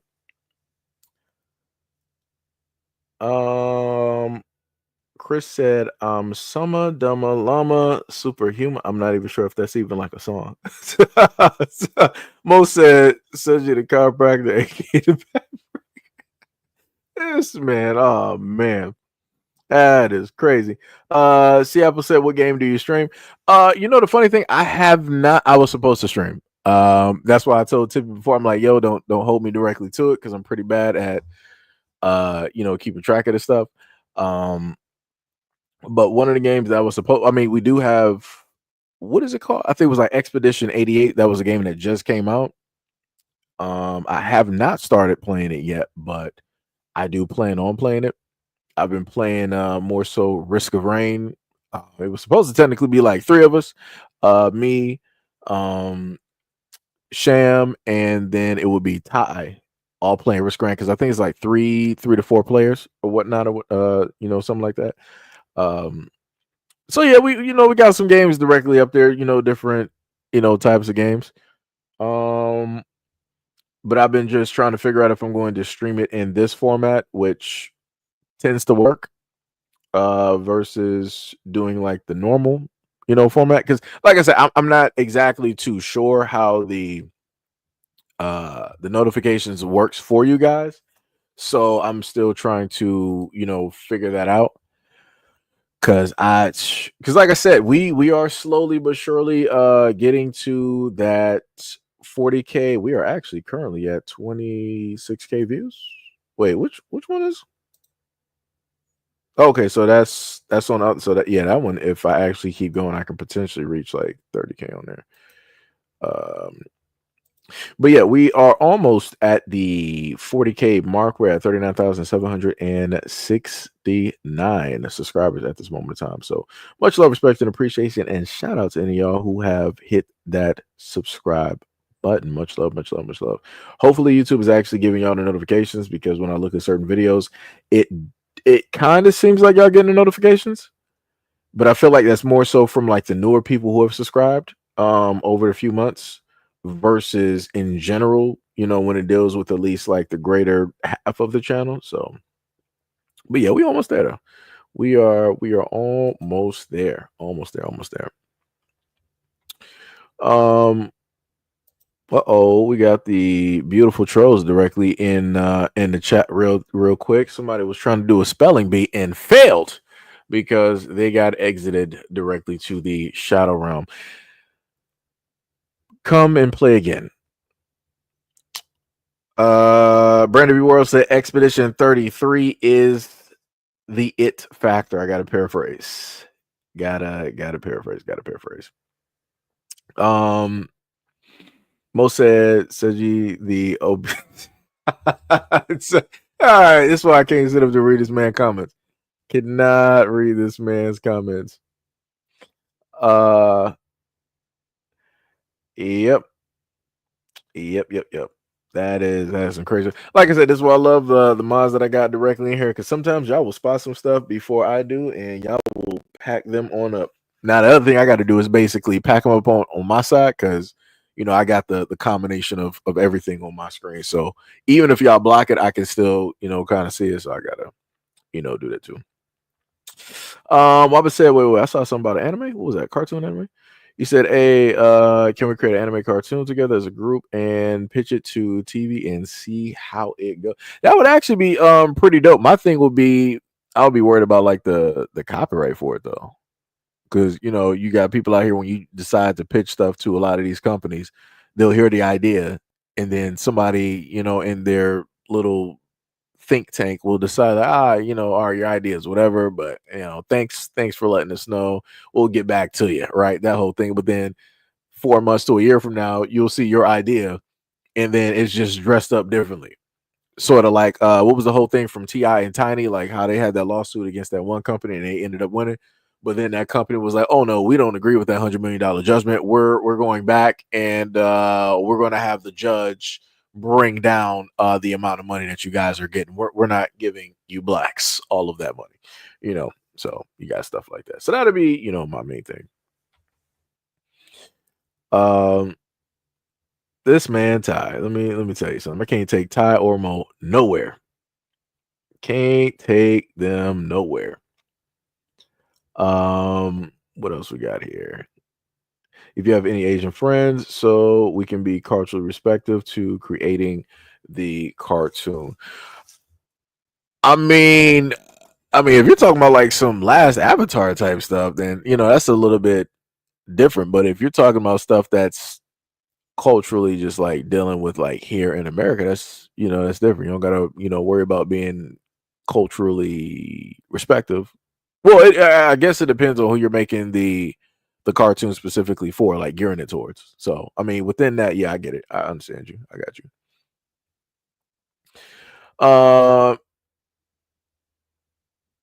Yeah. Hopefully I don't butcher that. Miss Poetrix said, Mo, you really do be setting such up. Yeah, that's why sometimes I don't read most comments sometimes, because I'm like, you know what? I'm not even gonna do it, because I'm like, that's a setup. Too many years. Too many years running, and I still get caught every single time. Crazy. It is some crazy work out here. That is crazy. This man Mo. Yeah. Papa said we could copyright it before show them no. Yeah, that's true. But the funny thing is, you don't actually have to go, put it to you like this. Because of social media, you can do a Kickstarter. You don't have to specifically go to a company in order to get your cartoon up there. You could just put it on the platform. That's the one thing for Waba. That's the one for Waba and anybody else. This is the one, like, none of our parents or our grandparents were able to imagine or sit during a time that we have at this moment in time with the technology and the amount of reach that you have with the world. You don't have to, try to give your story or whatever it is to these big corporations. This is how a lot of small, like, indie, like, studios and whatnot get built, because they just like, all right, I'm just going to make this, and then I'm going to, throw it up online and see what type of reception that I get. So yeah, like I said, this is why you got YouTube. This is why you got TikTok. You can make things into shorts. Like, people have literally created like short films, short movies, and and different things like that. So Carl said more about to lose his mind privileges. No, Mo been like this for years. Trust me, that man Mo ain't never changed. That man been like this for years. Mo, Ty, Hack, Gail, Tippy, where's the other girl at? Nene. It was a few other people I know that I miss. I just haven't seen their names in like a long time. But yeah, it's been quite a few people talking wild, straight wild, directly in chat. Crazy work. Can't take them nowhere. Let me tell you.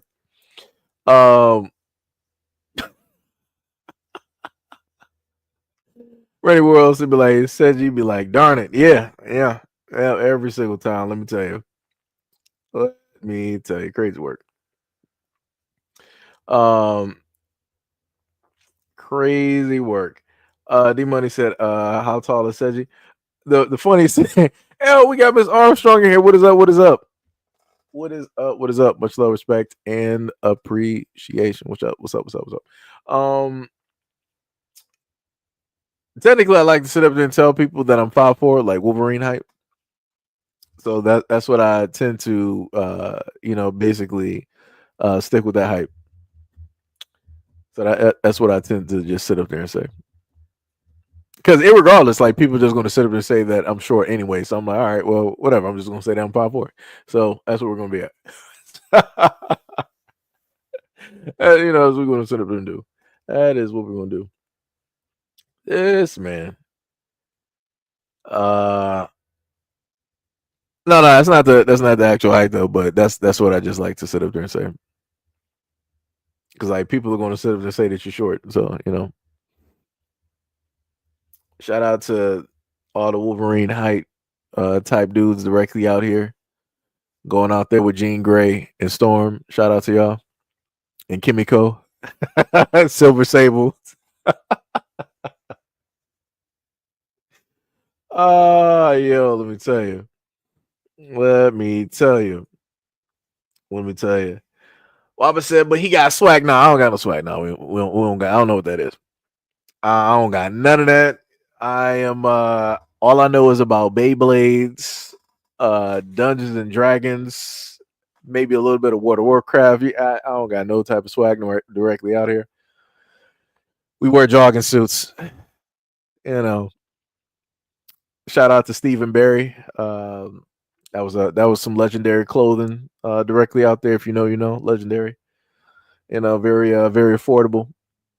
That was my swag. In my heyday. That's what we was doing. That's what we were doing. Let me see. Brandon B. Wolf like, have it on good authority to classify Seji as a small person. Oh man, Seattle said, "Yo, Seji, you play D&D." Technically, not exactly. Not exactly, but I'm technically in the realm where it's like I will watch professional people, like people who are like really just there.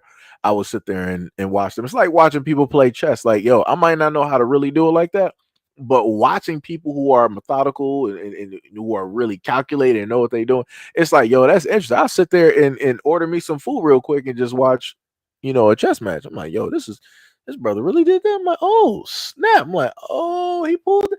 So yeah, it's dope. Brandon World said, no, this dude didn't say Stephen Barry. Yeah, Stephen Barry, man. That was a spot. Let me tell you.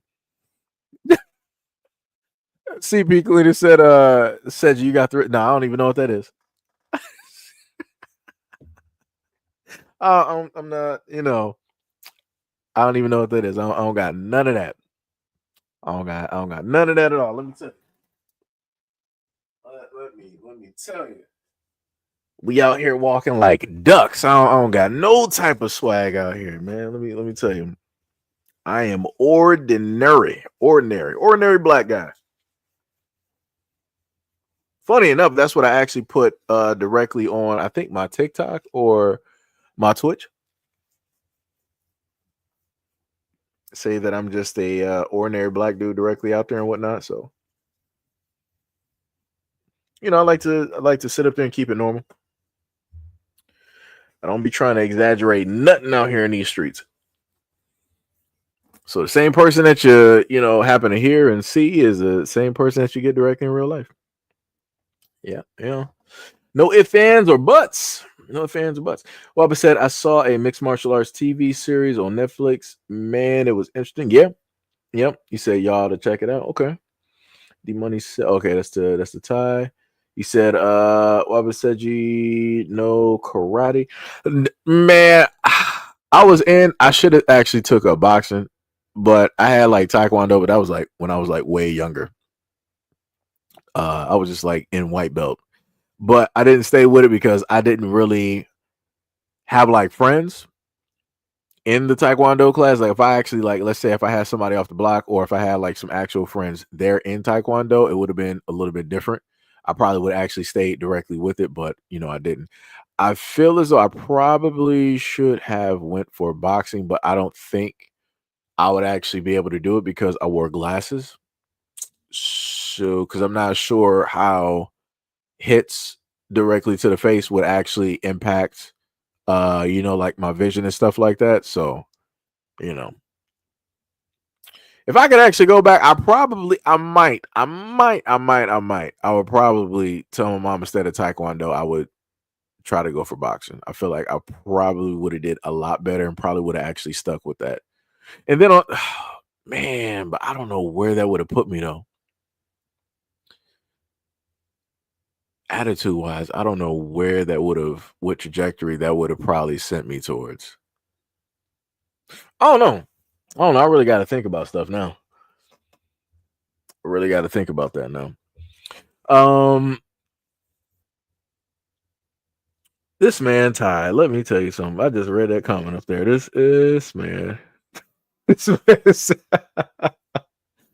well, I said the people that play video games no karate. Rabbit says you got swag when he customizes video game. Yeah, that's bars. That's bars. We sometimes we'll go with the legendary Super Saiyan Green directly up there, or we'll go with the old man pure white with the facial hair, the eyebrows to let you know like, hey, this man knows something. D Money said Mighty Mouse bars. Butcher, this man every single time with Mo every time. it's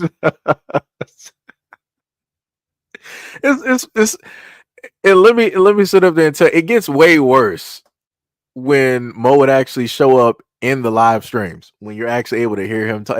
It's way worse because you can't do nothing but sit up there and laugh. There's nothing you can do. You gotta just sit back there and laugh. It's like, yeah, yep. Oh man, let me tell you something. That is crazy. These comments in here is reckless. Let me. Oh man. Wow. That is crazy.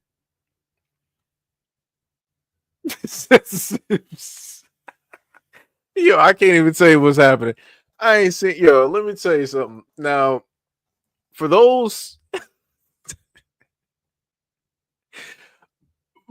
who have not been here long enough on this channel, there was a point in time. This was like way back in the golden years of the SEIJIHITO platform at the height, at the meteoric rise, right? It was a point in time where the conversations you see here would technically be normal, but this would be more so during like live streams that were like at night. That's normal. This is where all of this basically came. These are like residuals. This is like residual energy. Shout out to Chris Brown. This is like residual from those live streams from back during that timeline. Oh my goodness. And a lot of the mods that some of you guys like see here, they would actually be on stream talking. It was hilarious. Man, oh man, it was hilarious. Hilarious times, man. Let me tell you something. If I could actually if I could technically go back and just fix a few things, man, technically there's no telling where this channel would actually be. Matter of fact, there's no telling where this channel would actually be at that moment in time. Because it would be like it was technically to the point where it was like two different channels. During the day, you had the normal channel, it would be like news and different live streams like that, and then at night, whole whole different energy, whole completely like different energy. But like I said, that that was that. And I can safely say, I want to specifically state that I feel as though, not even feel, I think as though that within the space that we are currently in, that this is probably one of the only channels to literally do something in a sense like that, sort of, where you got like two like different like sides to the channel or whatnot or whatever. Because we would also have gaming at a moment in time, because we would go over like trailers or play stuff on stream and different stuff like that. It was crazy. CP said, Lord have mercy, what is happening? I have not a clue. Not a clue. Seattle said Mo is a joker and we was having fun. Ty said, just know that if this was Twitch, I would have had cleared the chat already. Oh man. Ravis said that I need you to start playing Pokemon Legends of I want to say Icarus, but it's not Icarus. Arceus. It's like Pokemon and Legend of Zelda combined. Yeah, I did kind of see, I think, some of that stuff on there. You can fight on like the rooftops, like wild Pokemon will be on the rooftops and through the city, and it's different during the night than it would be during the day and stuff like that. It's pretty dope. See, Apple says Seiji After Dark or the Seiji Light District, if you will. No, yeah, I think it was like Seiji After Dark. I think that's what it was. I think I actually have. Do I still got that up there? I think I actually had a banner for that or something like that. That I would put during. Yeah, and we had like music and everything. It was crazy. It was crazy. But yep, that was the good old days. That was that was in everybody's youth. We're fully grown adults now. It's a whole different story. We're all serious here. This man, Mo, let me see. Well, said, you could join the online EA Sports tournament if they still do it. Ty said Seiji would be bored without us. Yeah, that's true. That is 1,000% true. That's 1,000% true. Engagement is very much fun. Like I said, doing live streams is vastly different because the conversations can pretty much go anywhere, or y'all might bring up stories or whatnot that I might not be too privy to, and then we can happen to start a topic on that, and then I might happen to grab like the picture or whatever it is and put it up there so that people know, what we're talking about and stuff. So yeah. That's 100%. Like I said, this is why I got y'all here as moderators. This is why I got y'all here for like all of these years, because it's always entertaining. It's always something getting added directly in there. See, Apple said, wait, where is this chat? Wait, see, Apple, what you talking about? This man, Mo, let me tell you. Miss Poetric said, Mo, you're killing me. I just caught credit. The Seiji Light. No. It was I think it was called like Seiji After Night or Dark. I forgot. It's somewhere on one of my hard drives. I had no, it was like a background that I basically had or whatever. Directly up there.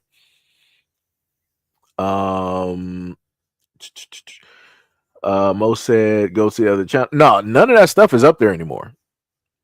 All of that is a lot of those live streams are no longer there. I got them on my hard drive, but they're no longer up on YouTube.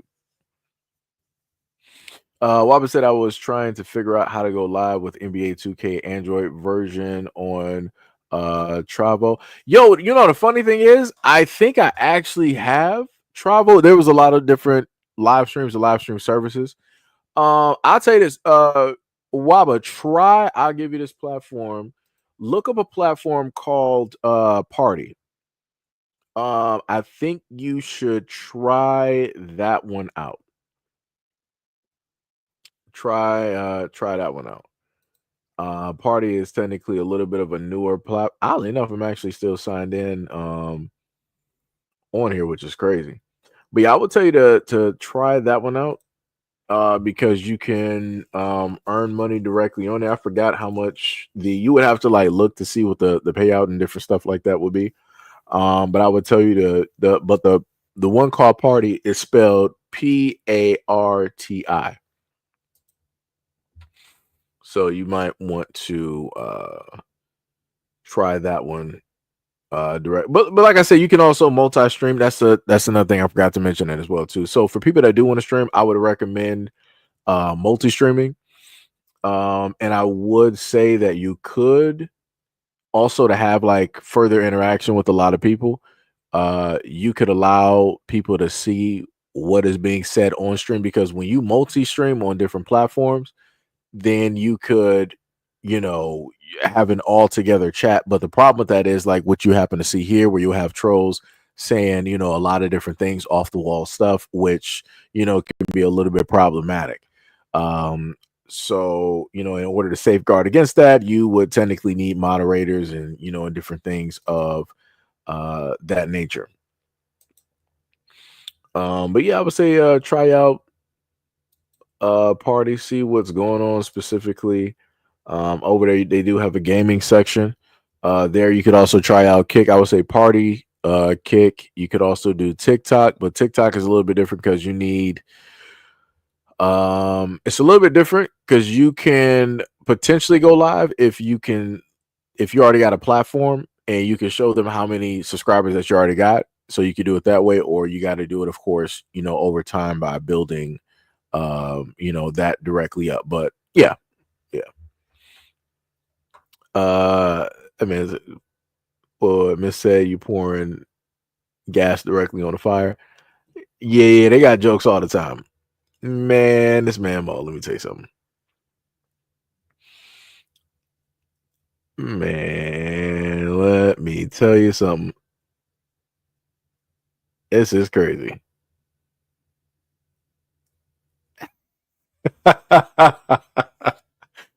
This man Ty. Yo, this is ridiculous. Let me tell you something. I would like to say, because of all the comments here, this is actually the quietest that you would ever happen to see or hear Gail. Either she's probably like, busy working, or she is just like stumped at this moment in time, because normally Gail would be severely talking. Crazy.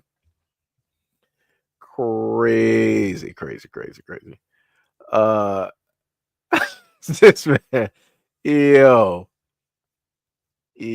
that is crazy. See, I was saying, what did I just walk in? That's what I'm trying to figure out, and I'm here in the live stream. I'm here directly in the live stream. This is just turned something completely else. I'm actually supposed to be working on videos right now, and I'm just sitting up here laughing at the at the comments.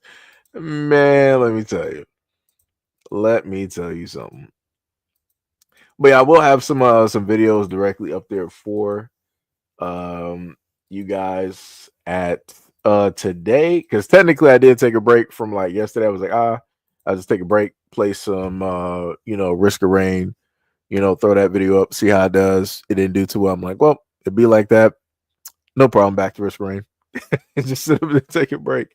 And I say that too, for a lot of people that may want to go into content creation, always focus in on your mental. Always make sure that you are, okay, and stuff like that. Schedule, some stuff for yourself, and make sure to take some, some healthy breaks, different things. Take it from somebody who has done like a 20, 23 to 24-hour live stream before. Take breaks. Take breaks. You want to sit up there and take breaks. You really do. And I've also done like videos, sat in the computer chair. Well, it's not even a computer chair, it's a foldable. Sat in this chair for about a good 12 or 15 hours, just putting out videos, trying to have videos out every single hour. So yeah, it's make sure to take breaks, make sure you are completely, fine and dandy. This man Ty, let me tell you something. Good Lord. I take it. See, Apple went over to the other side, I think. This man. Yo, this is why I know I would not be able to take any of them nowhere. Wouldn't be able to take nobody nowhere. because every single time it's just like just some laughter happening. And I'm trying to sit up there and be serious, and then I look directly over there at Mo, and I probably not gonna be able to keep a straight face. I'm like, yep, can't even do it. Can't even do it. Wait, what do you say? Wow, that is crazy. Now we're bringing comic book characters in here. Wow, that's wild. That's diabolical. Oh my goodness. Technically, there's actually somebody else missing from this live stream as well too, but I'm pretty sure she is actually working at this moment. Pretty sure, because after that one Call of Duty versus win, magically never seen her since. I'm like, word, that's what we're doing? One Call of Duty match? Let me see. That was from the first one. Oh yeah, so y'all got this like rolling on like both of the what's the names. Yeah. Yeah, Mo. I don't even know the dude that you set up there and like banned. I'm not even sure what that dude was even talking about. What was that dude named? FDM? I don't even know what that dude was even talking about. Like, it was just on like some weird type stuff there. I couldn't even figure that out. I cannot. That is Greek to me. That is Greek to me. But yeah. That's pretty much it though, y'all. That is pretty much it. I ain't even trying to sit up here and elongate this live stream right now. Wait. Seattle said no, comrade, this is our body. What? I said Seji is a lantern. Wait. Wow, that's crazy. We were from Venom all the way to the Green Lanterns. That is some crazy work right there. Crazy work. But yeah, now this man went on to Plastic Man. Look at this. Matter of fact, when was the last time that Gail even showed up in here? Hold on, let me go back up. This woman is set up there and walked directly. Let me see if I can find this one. Let's see. How far back was Gail in the chat? That was back at like 3:10. It is 3:31. Yeah, Gail ain't been in here for a minute. That woman is missing. This man, Mo was like, yeah, I'm done. So, now we're doing the Green Lantern oath. That is crazy work. That is crazy work. Man, let me tell you something. I'm about to go do these videos.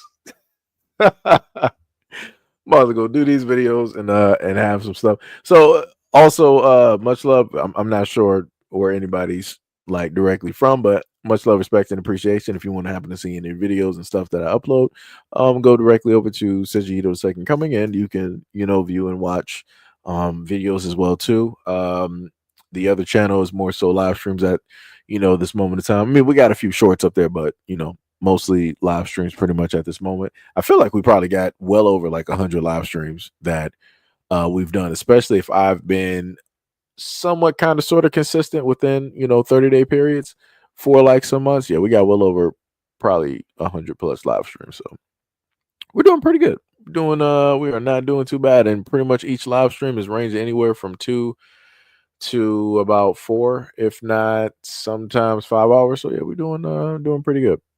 Doing pretty good. CP said from the UK, hey, shout out, much love, respect, and appreciation to you and yours in the UK. Ty said, stand by my word, without us you're going to be bored. I mean, I did say earlier, I agreed. I did say that. I like to give people credit. Wabba said from Florida. Ty said, I gotta head to the store, so I'ma dip out regardless, man. Ty said, Indiana, I miss Texas though. Siapa said, I'm not the only one from the UK. Papa said, CP, you're further south than me. Let me see. CP said, I just happened to come here. I don't know how your live came, but it's been so great, and we'll definitely be coming back. Love from the UK. Hey, much love, respect, and appreciation to you and yours out there in the UK. Like I said, this is why I love doing live streams, because sometimes I might, happen to run into some people that might not know about the platform and the channel. So that is, pretty dope. Let me see. So only got to grade this channel for so many years, planning to begin to afraid to take the first leap, but here I am with the purpose of completing patience is to encourage, motivate, spread awareness, and the most importantly, uplift through epileptic experience and epileptic and many more. We also laugh and share. Yo, so CP Cleaners Limited, when are you going to start doing content? Because I just read through your what's the name on your channel, but I don't see no videos though. You don't got no videos up though. So when you gonna start upload? Let me see. You started this back in February 1st of 2020. So yeah, you gotta start putting some content up there. I ain't trying to put you on the spot like that though, but yeah, you gotta start putting some content up there. Cause that'll actually be pretty dope though. I watch the content. That'll be, pretty dope. Educate people on different things and whatnot. So that would be pretty cool. Oh wait, is she going already? Dang. Maybe I should have sat up there and read her profile earlier so I could actually have that conversation. But yeah, shout out to CP. Now Gail comes back out of this whole time when people are just like acting completely wild in the chat. Gail disappears, and then a wild Gail appears. That is crazy. Yo, we got Ricky in the building. What is up? What is up? What is up? What is going on, sir? What is going on? The crazy part is you pull up to the scene right when, the live stream is about to end. That's the crazy part. I kid you not. We've been going for about a good, like a good, like 5 hours. But we got the man Ricky in here. What is up? What is up? What is up? It's a name I ain't seen in a minute. It's been a minute. Wait, ain't you you still on Xbox though, right? Because I can sit up there and I can hit you up on Xbox and start up like a party real quick and sit up there and talk to you. Oh, okay. You say you at work board. Okay, I got you. But yeah, man, that's why I normally try to do the live streams because I know, a lot of people be at work and stuff like that. So, give people something to listen to so they can just go through the work period and, different stuff like that. So that's why, I happen to have various live streams. I think the most that we got at this moment, I think we might have a live stream that might have went to like 6 hours. It's been a minute. Consistently having like an 8-hour live stream has been a long time. Ty said, if you need me, Xbox or stream. Okay, I got you. Ricky said, plus the Pistons play in the playoffs today, so I'm gonna be downtown. Yeah, that man sitting up there moving. Also, wait, Brandon B. World said on call still at home. Okay, I got you. Okay, time in Steam. My bad. Steam for PC. Yo, Ricky, you still got the lingerie business or are you just on break at the moment?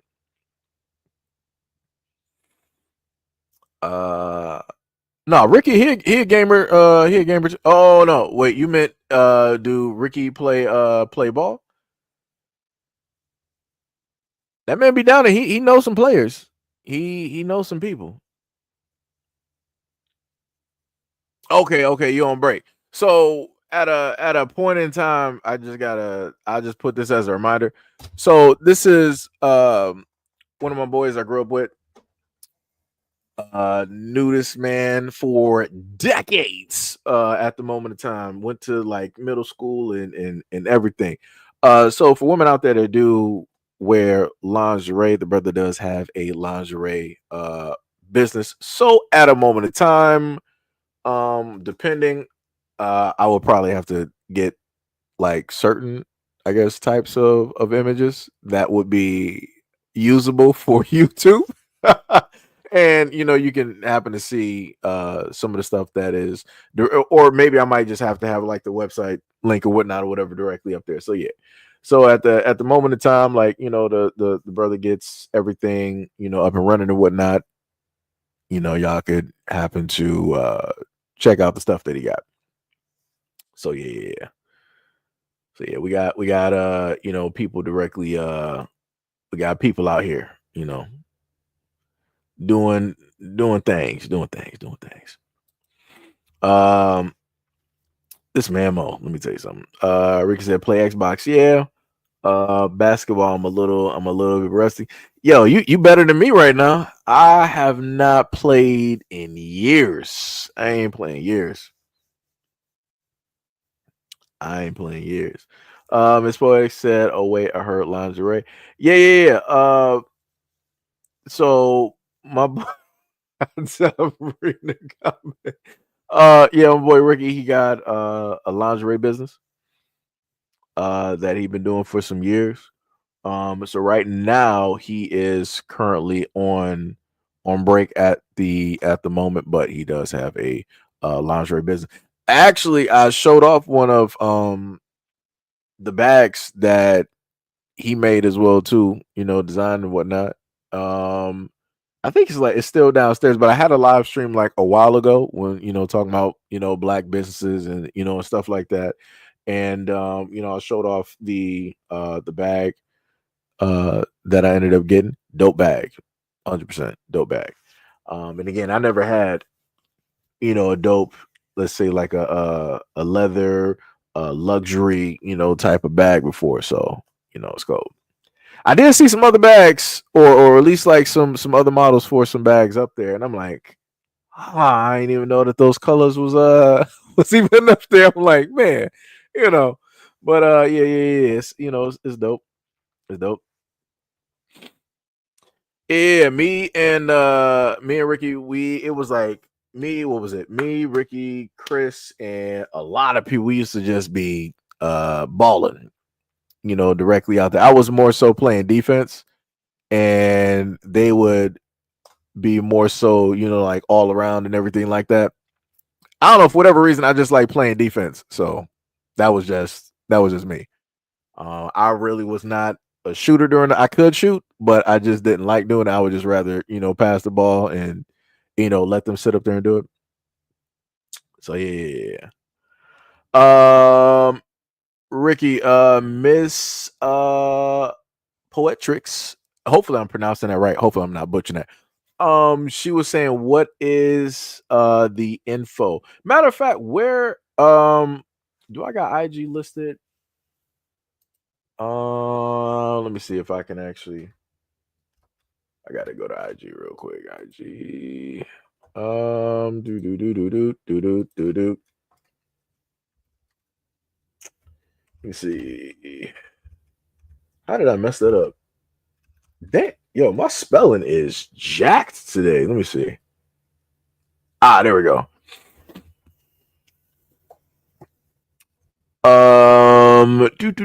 Do. Wait, Ricky, you still there? Let me know if you still there. Let me know. I'm not sure if he's still there, but I do have his IG. Directly up there.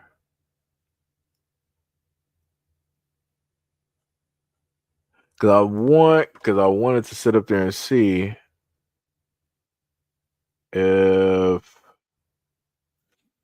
Apple said I wanted to make an app like a black business link up like an IG Amazon type of thing. You can do, I think maybe you might have to go to like Fiverr. I think to probably find that. Waba said I played on the special teams and defense as well. Oh, all right. Okay, I see you out here. That's dope. That is dope. I got you.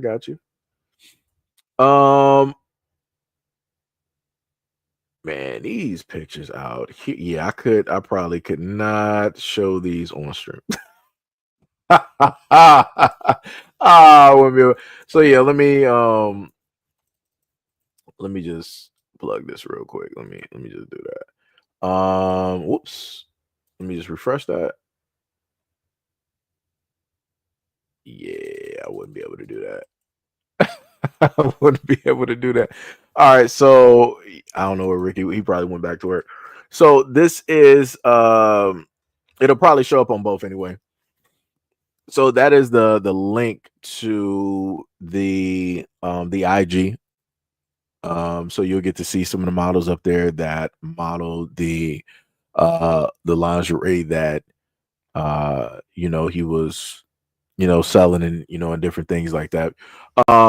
The photos up there are tasteful. So I don't want, people to think that it's just like, just like wild or, or anything like that. So and then you also got different types of body shapes and sizes, everything directly up there to showcase. So it doesn't matter, what body size that somebody is. So yeah. Yep. Also, the brother is a photographer as well, too. I think some of the photos that he has taken are up there as well, too.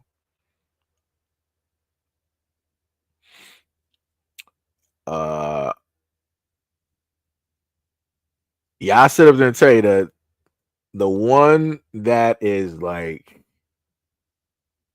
you would have to go to the very bottom of the page. It's like a mint green. Like the mint green one looks like that was nice. Let me tell you. That is nice. But yeah, all the stuff is is pretty, it's pretty tasteful. So it's not, anything like, crazy, nothing like that. And again, different body shapes and sizes. But I will also remind you, the brother did say that he was on break, at the moment of time. So when he happens to, start back up and everything like that, I will, put that out there and let y'all know things of that nature. So yeah, Miss Poetric said, "Thanks, Seji. I'll check it out." Okay, I got you. Waba said, "Oops, I can't." Yeah, if you are at work, yeah, you might not want to click on that. You might, you might want to click on that from your phone. Just you might want to just click on that directly from your phone. Seattle said, "Be strong, brother." Let me see. Waba said, "But I'll check out the line though." Okay. Seattle said, "Are you trying into Warhammer?" Oh, are you talking about the new Warhammer? D Money said, "I see the vision." Yeah, yo. Let me tell you. Let me tell you. Yeah, the models up there look great. Look great. But yeah. But the mint, I think it should have been. It's at the very bottom of the page. That mint green one. Yeah. That one's nice. That was nice. You said 40K. Yo, I made it through a part of 40K, but I have not finished. The funniest thing is I made it through all of within about a few days. South of Midnight, I played directly through that. Good game. I will recommend that to people to try out and play. It's a very nice, pretty awesome game. I love it. Pretty dope. I got to get back into 40K. You got to get back in there. Got to actually finish that out. What else we got? I think that is actually it. Let me see if I miss any comments above. Let me just check. He said, "What's the info?" Because of the NFL, my dad played for what is it? The Haines City High School. Oh, you're talking about Miss Poetics. Okay, I got you.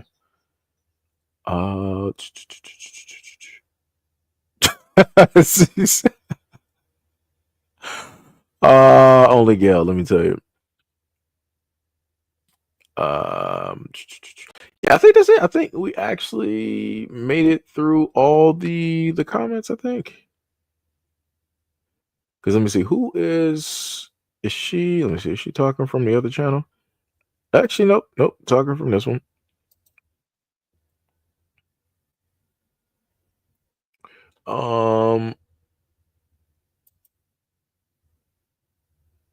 Wait a minute.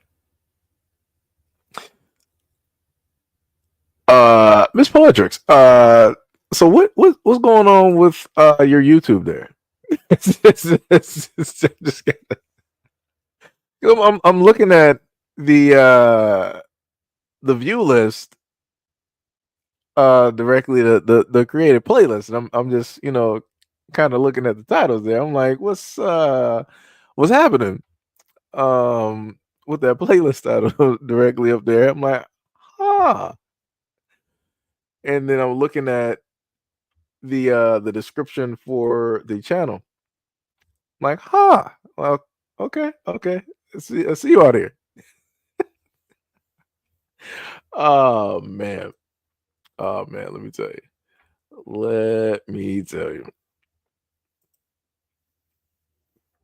Oh, we got Candy G still up in here. Okay. Oh yeah, I do got you on. Wait a minute, Candy. You say you do play Risk of Rain too, right? Oh wait, you say you was on PlayStation. I think it was.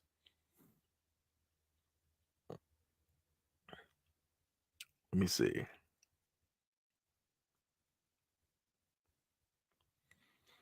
Trying to see if it might be a little bit delayed.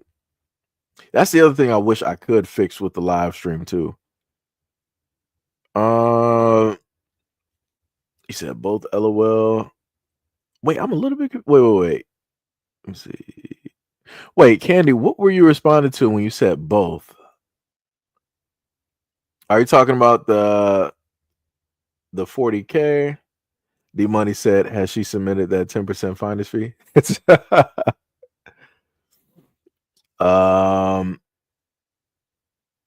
wait, let me see. Okay, you said both. Okay. Cause yeah, we could have added you to. We could have had you playing Risk of Rain directly with us. But I just did not see you on online though. That was the thing.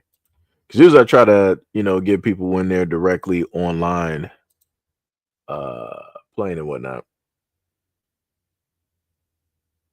Yeah, me and Sham was sitting up there. We was actually no, Sham she was doing great. I was just dying quite a bit. I was dying more than I should have, even though I had the damage and everything like that. She was doing good. Okay. You said you don't have that game. Okay, I got you. Say we'll probably just have to sit up there and figure out something. We would have to figure out something. But yeah, that's pretty much it though, y'all. That's pretty much it. I don't need to keep y'all in there longer than what y'all need to be. I've been saying that since about like the 5 hour and 2 minute mark that I was about to work on this video, but I got caught up in a conversation with y'all. Wabba said I lost my game. Oh, that's crazy. Tattoo Bone said playing Minecraft. I mean, Minecraft is pretty dope. I think what was I played the other Minecraft, not the normal Minecraft, but the one that's more so like adventure like, where you can have like a class and and go through like the dungeons and different stuff like that. That one is actually pretty dope to me. I like that one. Candy said I never played it. Is it like Fortnite? No, it's not like Risk of Rain is not like Fortnite. It's more of sort of like a rogue like or rogue light type of game, if you ever played those before. So it's something similar pretty much in that vein of things. Apple said, what is Risk of Rain about?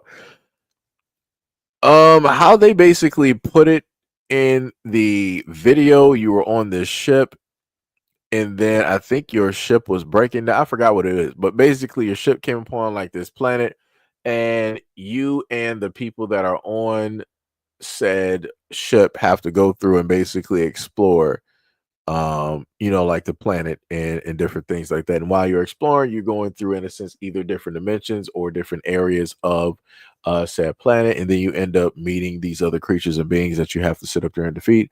And with the DLC that we have at this moment in time, we have some bosses directly there that we have to defeat. And on top of going through a lot of these missions and whatnot, you got different characters that you can unlock during the way, but you gotta unlock them like through certain methods.